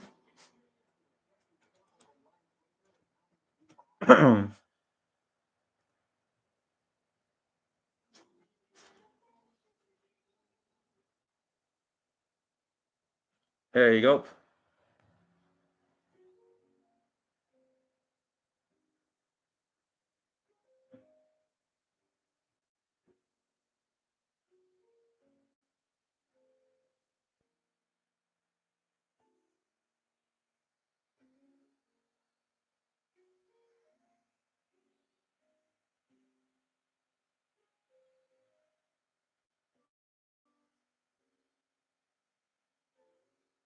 All right, so I already showed that enough. Let me go ahead and read that. So again, it's my first written warning. This was a long time ago. It all have fallen off.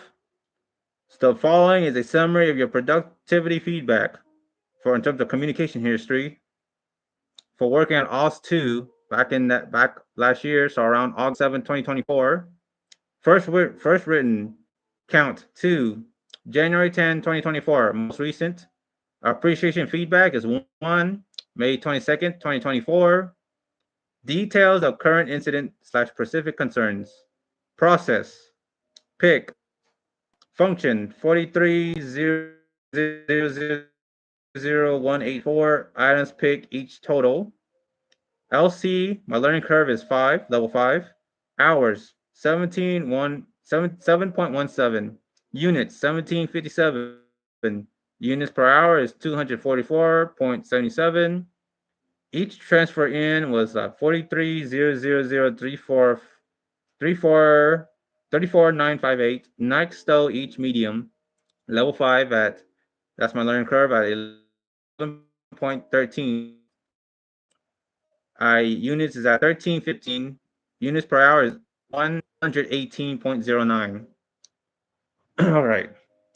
So, okay, so that just tells me the units per hour and all that. Performance trend. Below is a summary of your past productivity performance. Period start, July 31st, 2024. July 31st, 2024 at 5 a.m. Period in at August 7, 2024 at 5 a.m. Units process is 3914. Hours work is 21 hours, 0.71. Units per hour is 180.2. Percentage to peers is at 99.82. 39 for a lot of numbers. Exempt? No. July 24th, 2024 to 5 a.m. to July 31st at 5 a.m. is process at 4,200 at 19.63 hours worked. Units per hour was 213.95. Percentage to peer is at 70.34%. Exempt? No. Okay. July 17th, 5 a.m. to July 24th, 5 a.m. on the year of 2024. Units processed were 63.55. Hours worked at 23.48. Units per hour is 270.58. Percentages to peers is at 27.91. Exempt? No.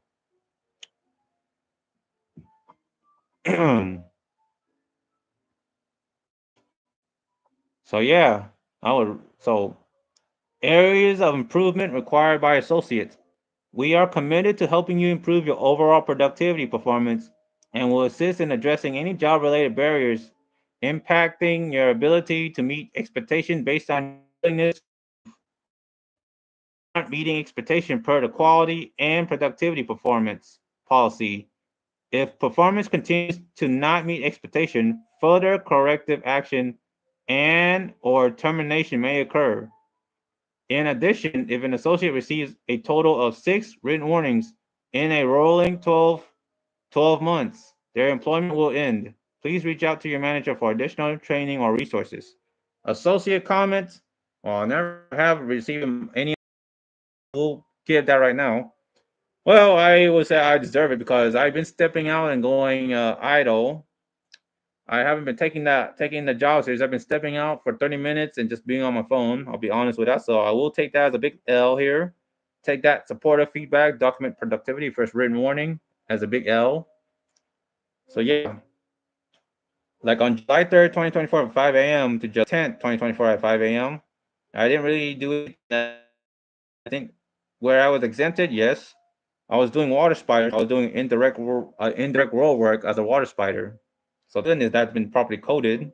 On June 26, 2024 at 5 a.m. to July 3rd, 2024, 5 a.m.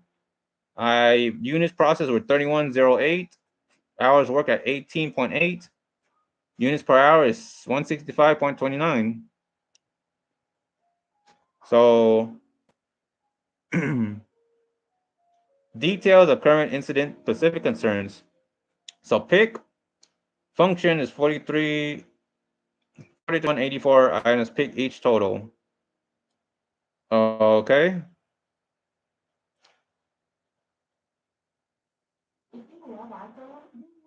So it looks like the problem is that I was doing pick and I guess I was really being away on there. I was stepping out for long periods of time, I guess. Wasn't picking enough item.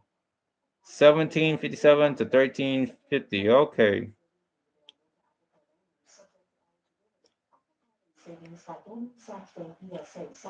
So again, next one here.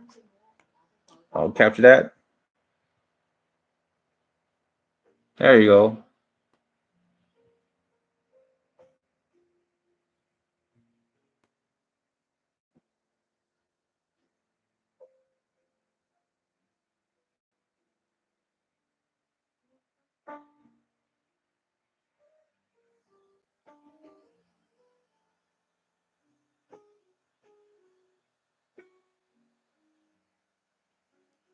All right, so I acknowledged by associate on September 6, 24 at 3:54:43 p.m. delivered by Gresham Brittany, by area manager Brittany. Sort of feedback, document productivity, second written. Again, by me, GYEMMA. Manager name is Cadron Isabel for Flex Reduced Time, created on 6, 2024. And active days, 60 or 2 months. Summary. So again, your recent job performance is not meeting productivity expectation. Meeting performance standards is a critical component of your job. This document provides specific details about your performance and how you are not meeting expectations. In addition, this document describes the steps you and your manager will take to assist you in improving your performance. As a part of this conversation, we are interested in understanding what barriers you think need to be removed or what improvements can be made which would potentially assist you in improving your performance. Communication history. The following is a summary of your productivity feedback. First written, count 2. Most recent, August 7, 2024. Appreciation feedback 1. May 22nd, 2024.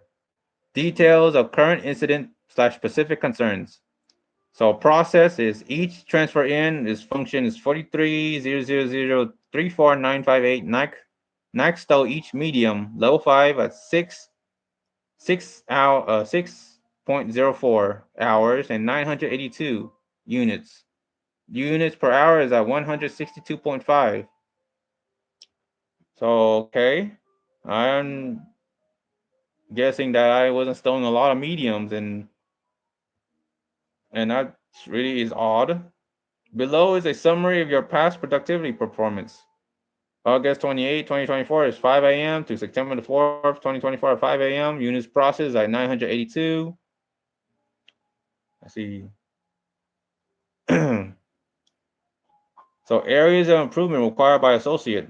We are committed to helping you improve your overall productivity performance and will assist in addressing any job-related barriers in ability to meet expectations based on your willingness to improve.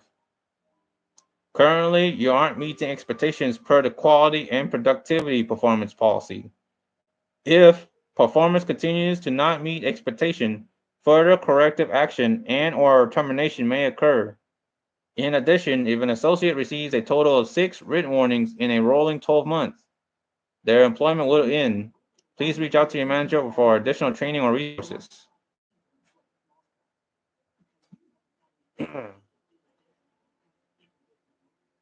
So yeah, I'm gonna show this again.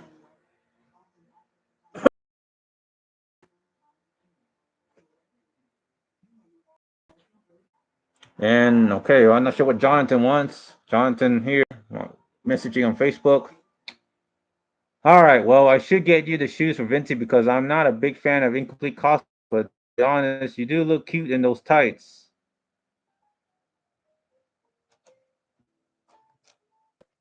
And I'm like, okay. Yeah, that's what Jonathan said, just to throw that out there. Sorry, Twitch, YouTube, and Facebook.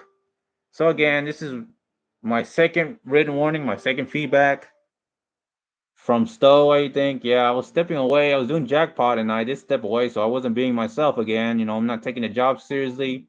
Again, I said that is where my true passion lies in my work ethic. That defines my passion and work ethic so far. Not a big fan of working at Amazon. Not a big fan of it. I don't want to work there. I just wish to find jobs where I can write stories and get paid for it. I wish I could get paid the same amount to write stories on Wattpad.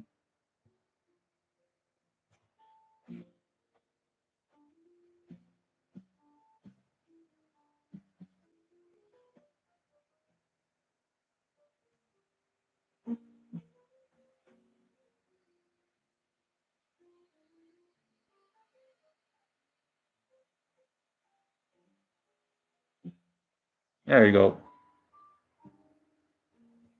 And let's talk about the final written warning. My final written warning. Supportive feedback document productivity. Final written. Associate name, of course, is NGYEMMA. That's me. Manager name is Moreno Pascal. D70730. Created on October 11th, 2024. 1:09:47 p.m. Active days 90, 3 months. So acknowledged by associate on October 11th, 2024 at 1:09:47 p.m. Delivered by Surface Davis. Surface Davis. Davis Surface. Okay, that's a funny name, but yeah, delivered by the manager. Of course, your recent job performance is not meeting productivity expectation. Meeting performance standards is a critical component of your job. This document provides specific details about your performance and how you are not meeting expectations. In addition, this document describes the steps you and your manager will take to assist you in improving your performance. Yeah, the same old, same old. So yeah, and now I'm not sure what Jonathan won.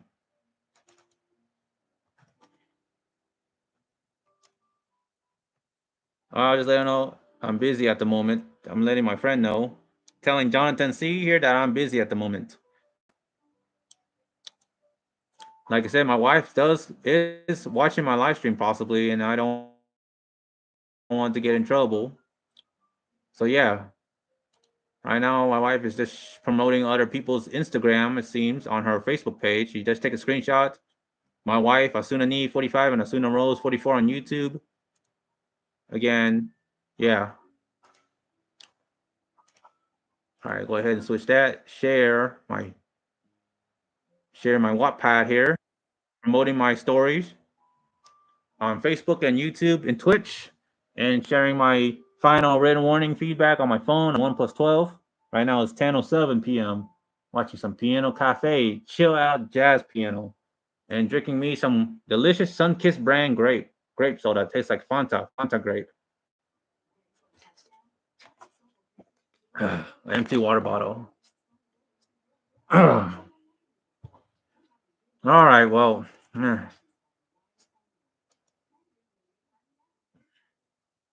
So, okay, so again, let me read this.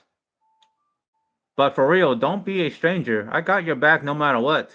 That we couldn't do any of that content we agreed to do. I was looking forward to it, but I understand. I just say okay. Well, I should get you the shoes for Venti because I'm not a big fan of incomplete costumes, but to be honest, you do look good. You do look cute in those tights. I'm saying okay, and he said it is the truth. Okay, I'm busy at the moment. Sorry. I hope we can talk some more later. Hope you have a great day. Great day. I'll just give him a thumbs up. I'm trying to be nice here. Yeah, I'm kind of busy doing live streaming, I already am sharing on Facebook and I am live streaming on YouTube almost 8 hours into YouTube, and I think I'm almost like 8 hours going to Twitch. What is it? Yeah, almost 8 hours on Twitch. Let me refresh the stream chat. There you go.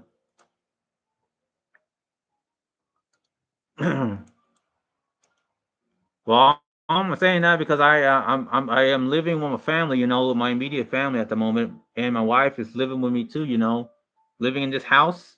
I'm no longer living in an apartment. That's over with. I'm glad that I'm not owing any more money towards the Century Stonehill North apartment. And I see another tenant living where we used to live at. Me and my wife and my former roommate and current friend Marvis Mackay. So yeah, so again, I'm just sharing this. See, this is my final written warning. I hoping to share, hoping to get a clear view of that.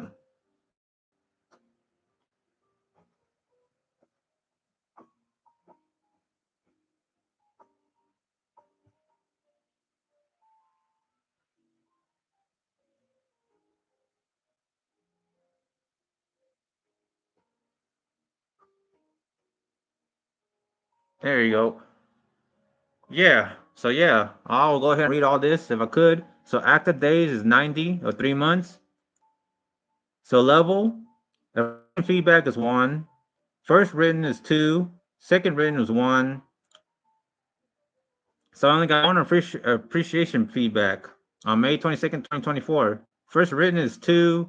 I got 2 first written on August 7th, 2024. Second written is September the 4th, 2024. Details of current incident / specific concerns. Process is pick 430000000184 items picked, each total level. So learning curve is level 5, hours are 6.71 units. 1517 units per hour is 225.8.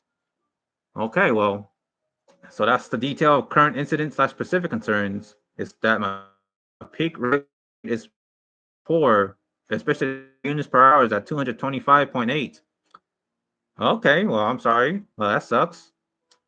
Below is a summary of your past productivity performance. October the 2nd, 2024 at 5 a.m. to October the 9th, 2024 at 5 a.m. Units processed is 1517. Hours work is 6.71. Units per hour is 225.8. Percentage to peer is at 98.85. 98.85. Exempt? No. September 25th, 2024, 5 a.m. to October the 2nd, 2024, 5 a.m. Units. So I'm exempt on that. So I've been doing water spiders on those few of those months around September, which are exempt. The final written warning here. August 28th to September 04 is our units process is at 982. Hours worked 604. Units per hour is 162.5. Percentage to peers is at 95% or 95.50. Exempt? No. So areas of improvement required by associate. We are committed to helping you improve your overall productivity performance and will assist in addressing any job-related barriers impacting your ability to meet expectations based on your willingness to improve. Currently, you aren't meeting quality and productivity performance policy. If performance continues to not meet expectation, further corrective actions and or termination may occur. In addition, if an associate receives a total of 6 written warnings in a rolling 12 months, their employment will end. Please reach out to your manager for additional training or resources. Associate comments. Well, this time it did been say something on there. So associate comments. I acknowledge that I have been informed of my right to appeal this feedback if I meet all eligibility requirements defined by the appeals policy and that I know where to obtain an appeal packet. Associate will likely appeal because they find the process unfair. Yes, associate signature acknowledged by me and manager signature acknowledged by Davis Surface on October 11, 2024 at 1:09:47 p.m. So there you go. Let me adjust the lights. There you go.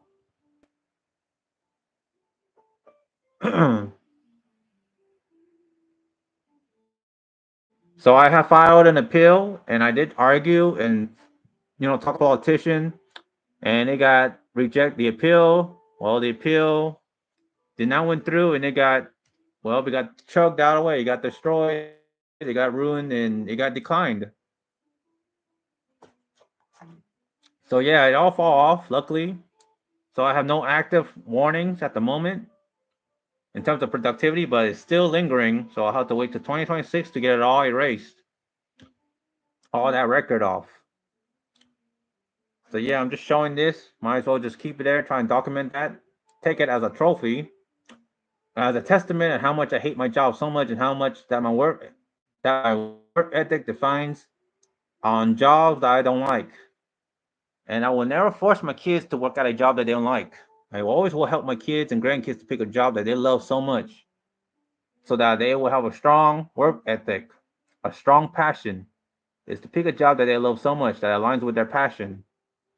As I've been showing that on ChatGPT and I've been expressing this so many times that I have a big circle. The biggest circle is entertainment. So working at Game Over, GameStop, Pinballs, Austin Power Pizza, Dave and Buster would all align with my entertainment goal on the biggest circle. Middle circle is anime, any anime retail stores or any anime theme businesses will fall in that category. Smaller circle, creative writing, and the bullseye is anime production, being an anime producer or a director. So right now it's 10:15 p.m. So yeah, I'm just trying to get it all on the live stream camera, capture all my document coaching and all my written warnings.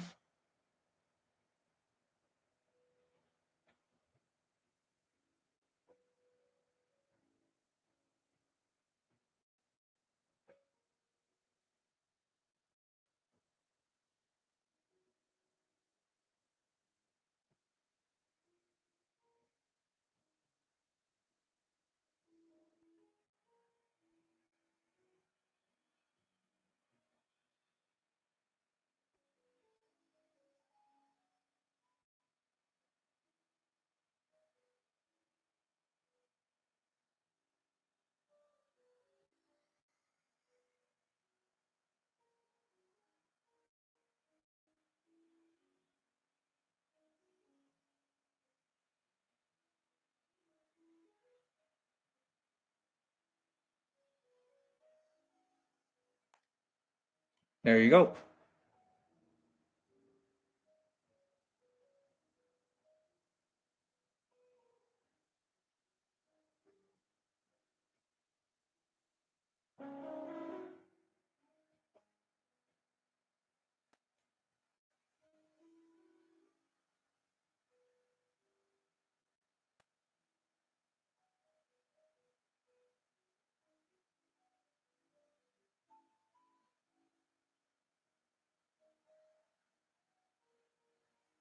Sorry, I'm just messaging a few of my friends. All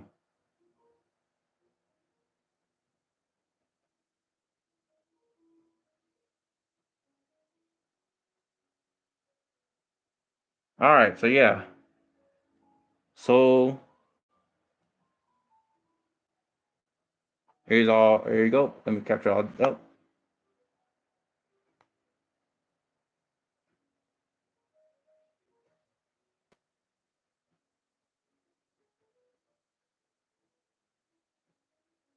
So to answer your question, yes, you can get terminated and you can get written up for failing to meet productivity expectations.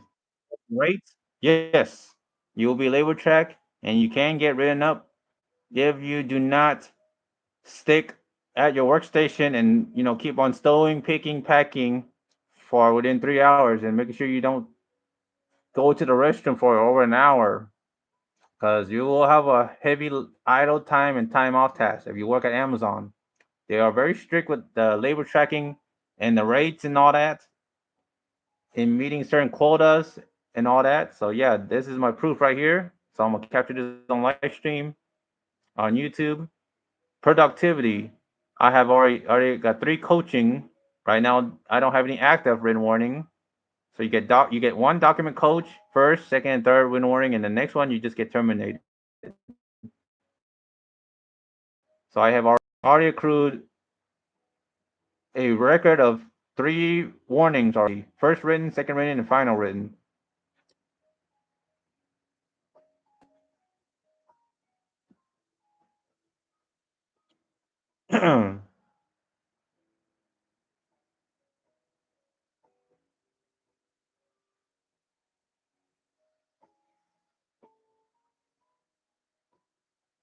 All right. Oh, let's see what my wife is saying. My wife is saying on Facebook Messenger. Jonathan just gives me a hug. Well, thank you, Jonathan. Yep, there's a picture of me. Thank you. My wife is sharing that. There you go. There's an image of me and my wife, me cosplaying Kirito and me cosplaying Sino. Yep, my wife is. I have 95 followers on my Sunbeam Titan on Instagram. So promoting that on Twitch. Yes, I have a personal Instagram called Sunbeam Titan, spending time Happy Lunar New Year's. So again, Happy Lunar New Year's, the year of the snake. Gong Yi Fat Choi, Chúc mừng năm mới. Cheers. So yeah, I guess so. My wife is just sharing all that, sharing a lot of random things on Facebook as always, and maybe talking to her friend on Discord. So yeah. All right. So yeah, I'm still live on Facebook, on YouTube, and on Twitch.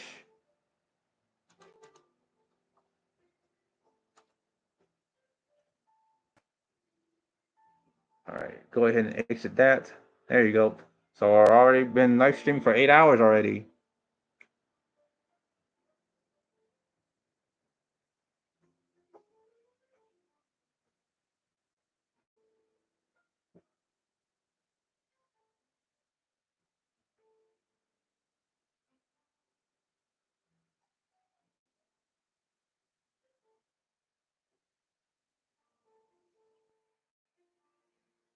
There you go.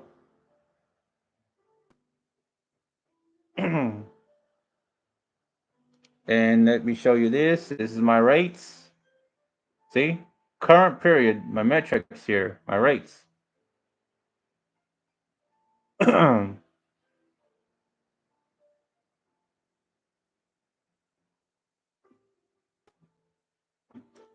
this is my performance, my rates, the Z app on my mobile phone for working at Amazon at OS2.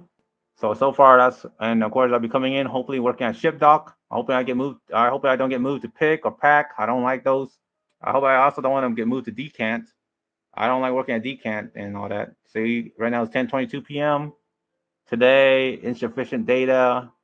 So there's my metrics quotas right there, all documented on my A to Z on my performance. Again, my coach.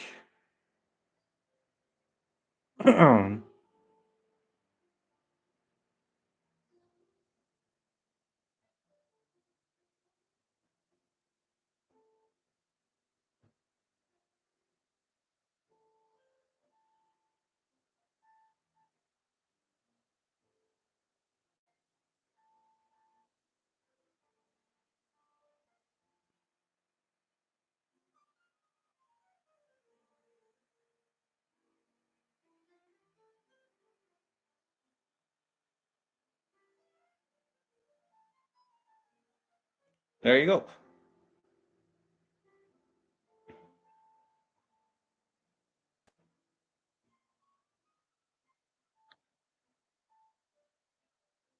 And this is my work schedule for January. Today is February, so yeah, look, that's just somewhat I don't really take my job seriously. Again, this defines my work ethic and my passion for working at Amazon.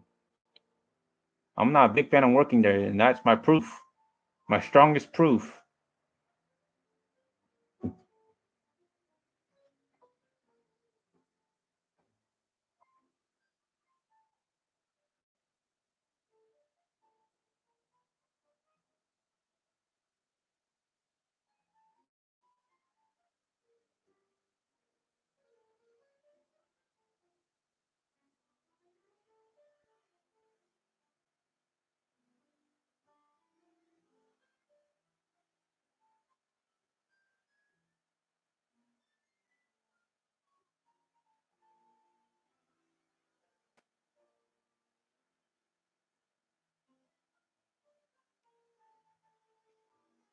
Yeah, so I'm just checking on Facebook Messenger. My wife is sharing a bunch of random stuff on the Facebook Messenger with my brother-in-law and all that.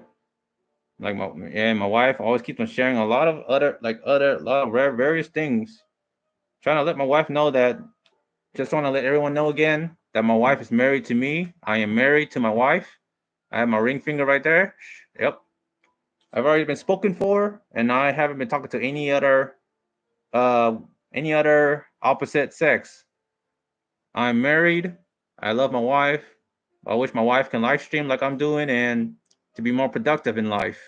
Try to take work seriously. Well, like, getting clothes ready for work and to be more, quick, and not too slow. Right now, I haven't taken a shower yet, and I will brush my teeth again because I'm drinking the soda, Sunkiss brand grape flavor that tastes like Fanta grape. So yeah, I already spoken out, and again, right now I have too low frame per second on my Facebook live stream. Promoting my Wattpad. Gonna pin that. Come on, pin it. There you go.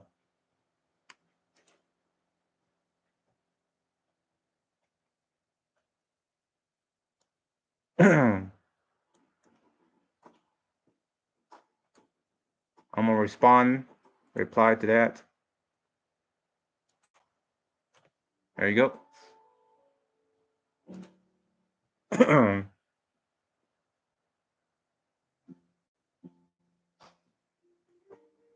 I'll go ahead and translate that in Spanish. Habla español. Sí.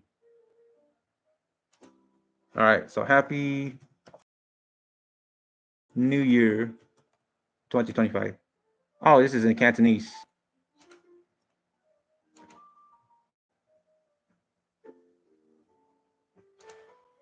Feliz Año Nuevo Lunar 2025. Feliz Año Nuevo Lunar 2025.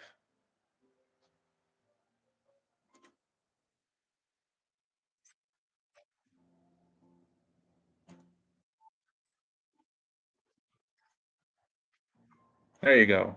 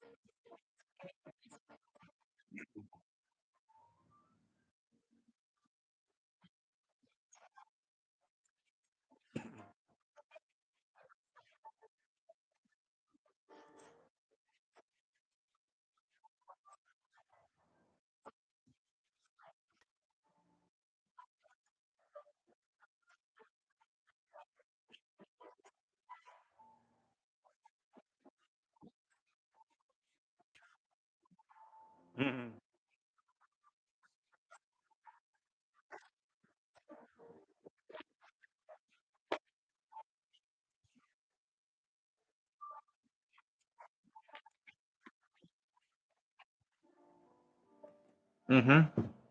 Sí, sí, sabe, comprende. Mi historia la escribe de historia. Let me say it again.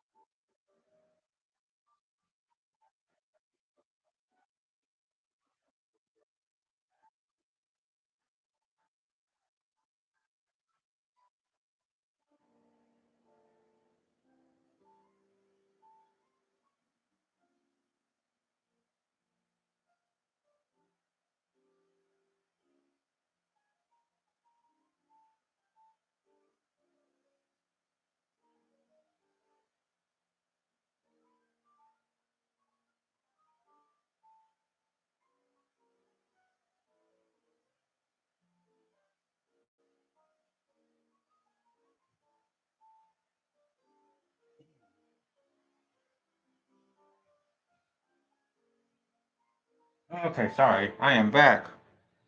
So yeah, there's my. There you go.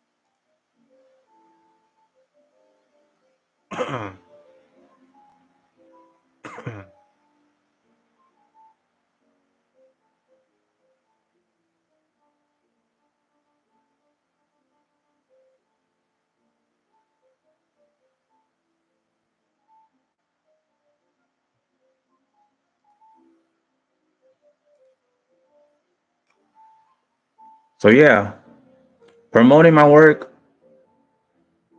and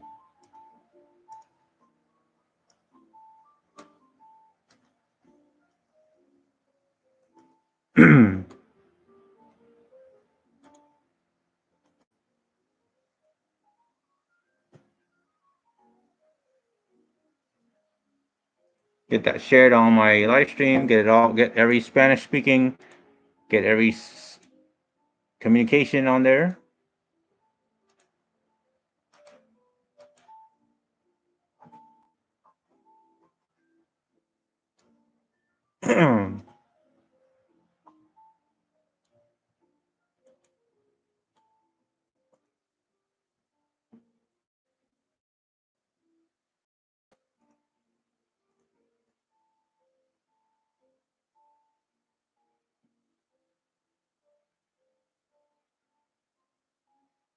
Well, that's all I have to say. I'll go ahead and I'm gonna go ahead and switch back to AMSR. I already spoke what I have to say earlier. I already spoke about what I wanted to see. I hope to see Project Anime Town thrive and strive, and hoping someone will make the effort to commit to creating Anime Town, bringing more anime business to Central Texas, precisely in ATX, Austin, Texas. Hope to see more robust of jobs of artistic careers for painters, pianists, musicians, creative writers like myself, and all that. And hope to create an easier way to monetize content on YouTube, TikTok, Instagram, and all that. So yeah, I'll go ahead and disable the mic and head and go back to AMSR. So I won't be commentating, and I'm just gonna focus on writing my stories, as it is already almost halfway to 11 p.m. here in Texas Standard Time. So yes, thank you for hearing what I have to say. Thank you for tuning in. Thank you for sticking around. This is your live stream host, Sunbeam07, reporting, and yeah. Follow me on Twitch, follow me on YouTube, subscribe to my channel, General Sunbeam, and follow me on Facebook. I'm known as Soltaire Cosplay, as well as on Instagram and on DeviantArt. Follow me, and thank you for your support.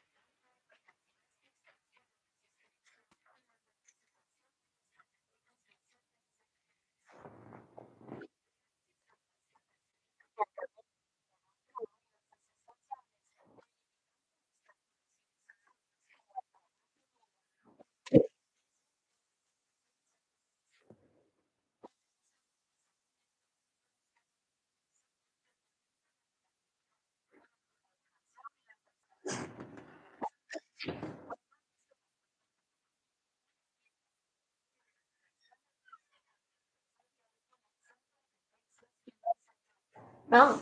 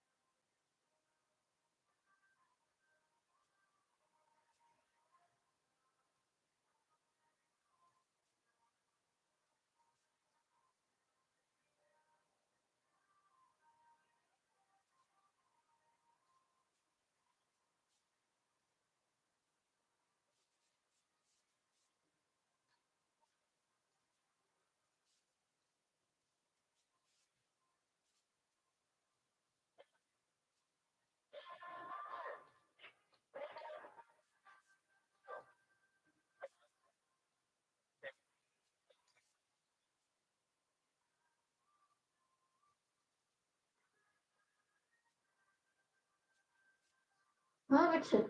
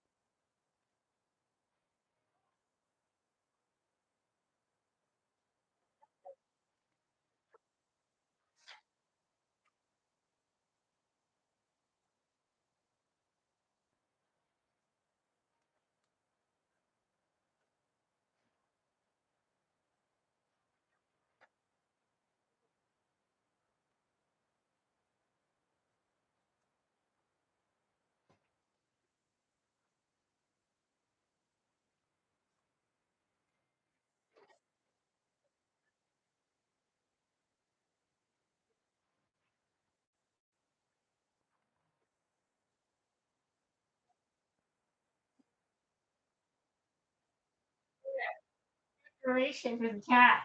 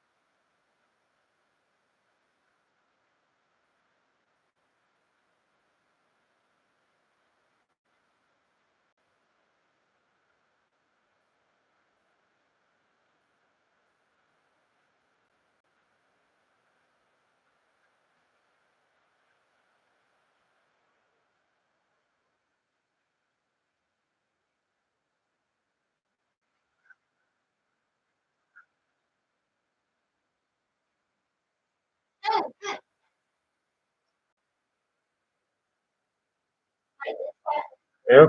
Oh my lord. Nothing. Love you too. I love you too.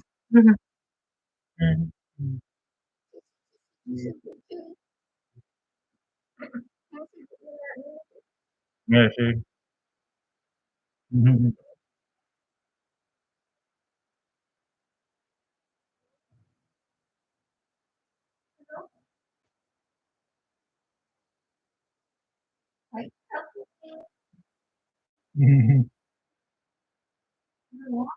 Yep. Mwah.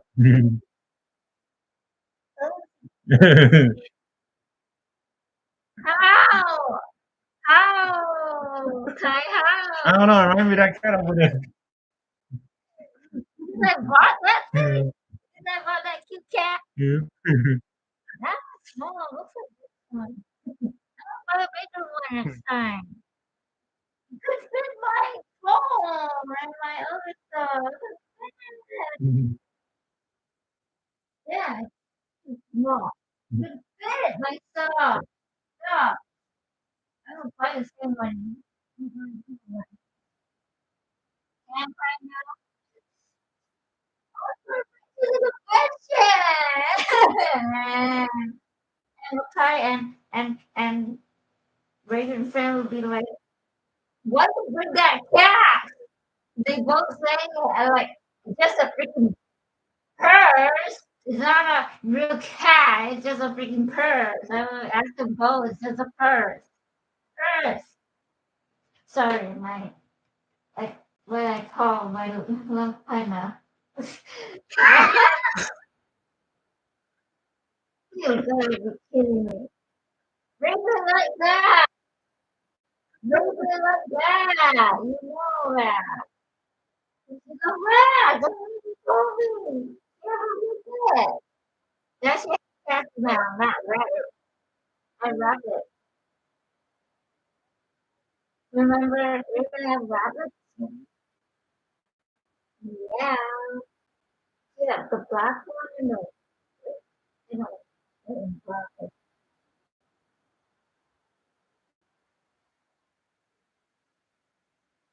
And the cats are watching them. The cats are watching them. Yep. The mouse or hamster. Oh, the hamster. Oh, good to know. About their mouse. Never mind. Okay, good. Hamster are good. It's just their fingertips. Mm-hmm. Yeah, it looks big. I don't know how they managed to keep it moving. It just hurt their face.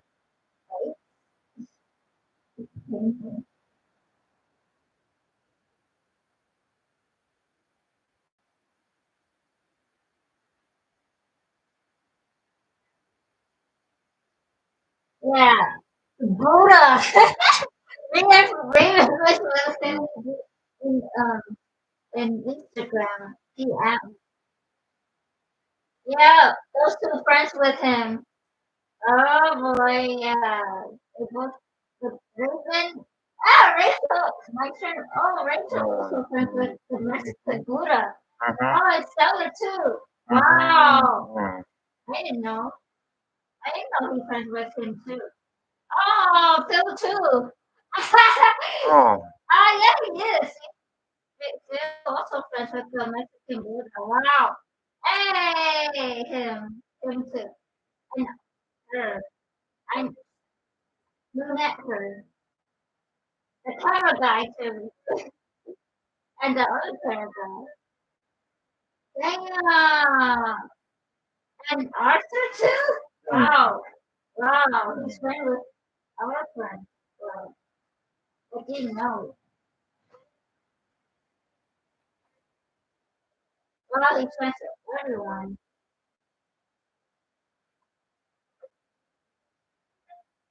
Mexican Buddha. Friends with every our friend.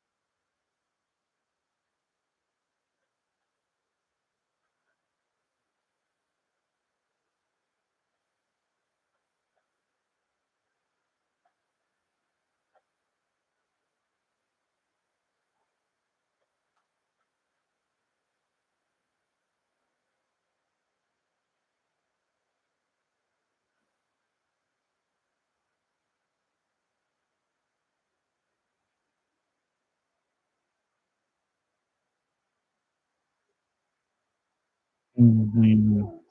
Yeah.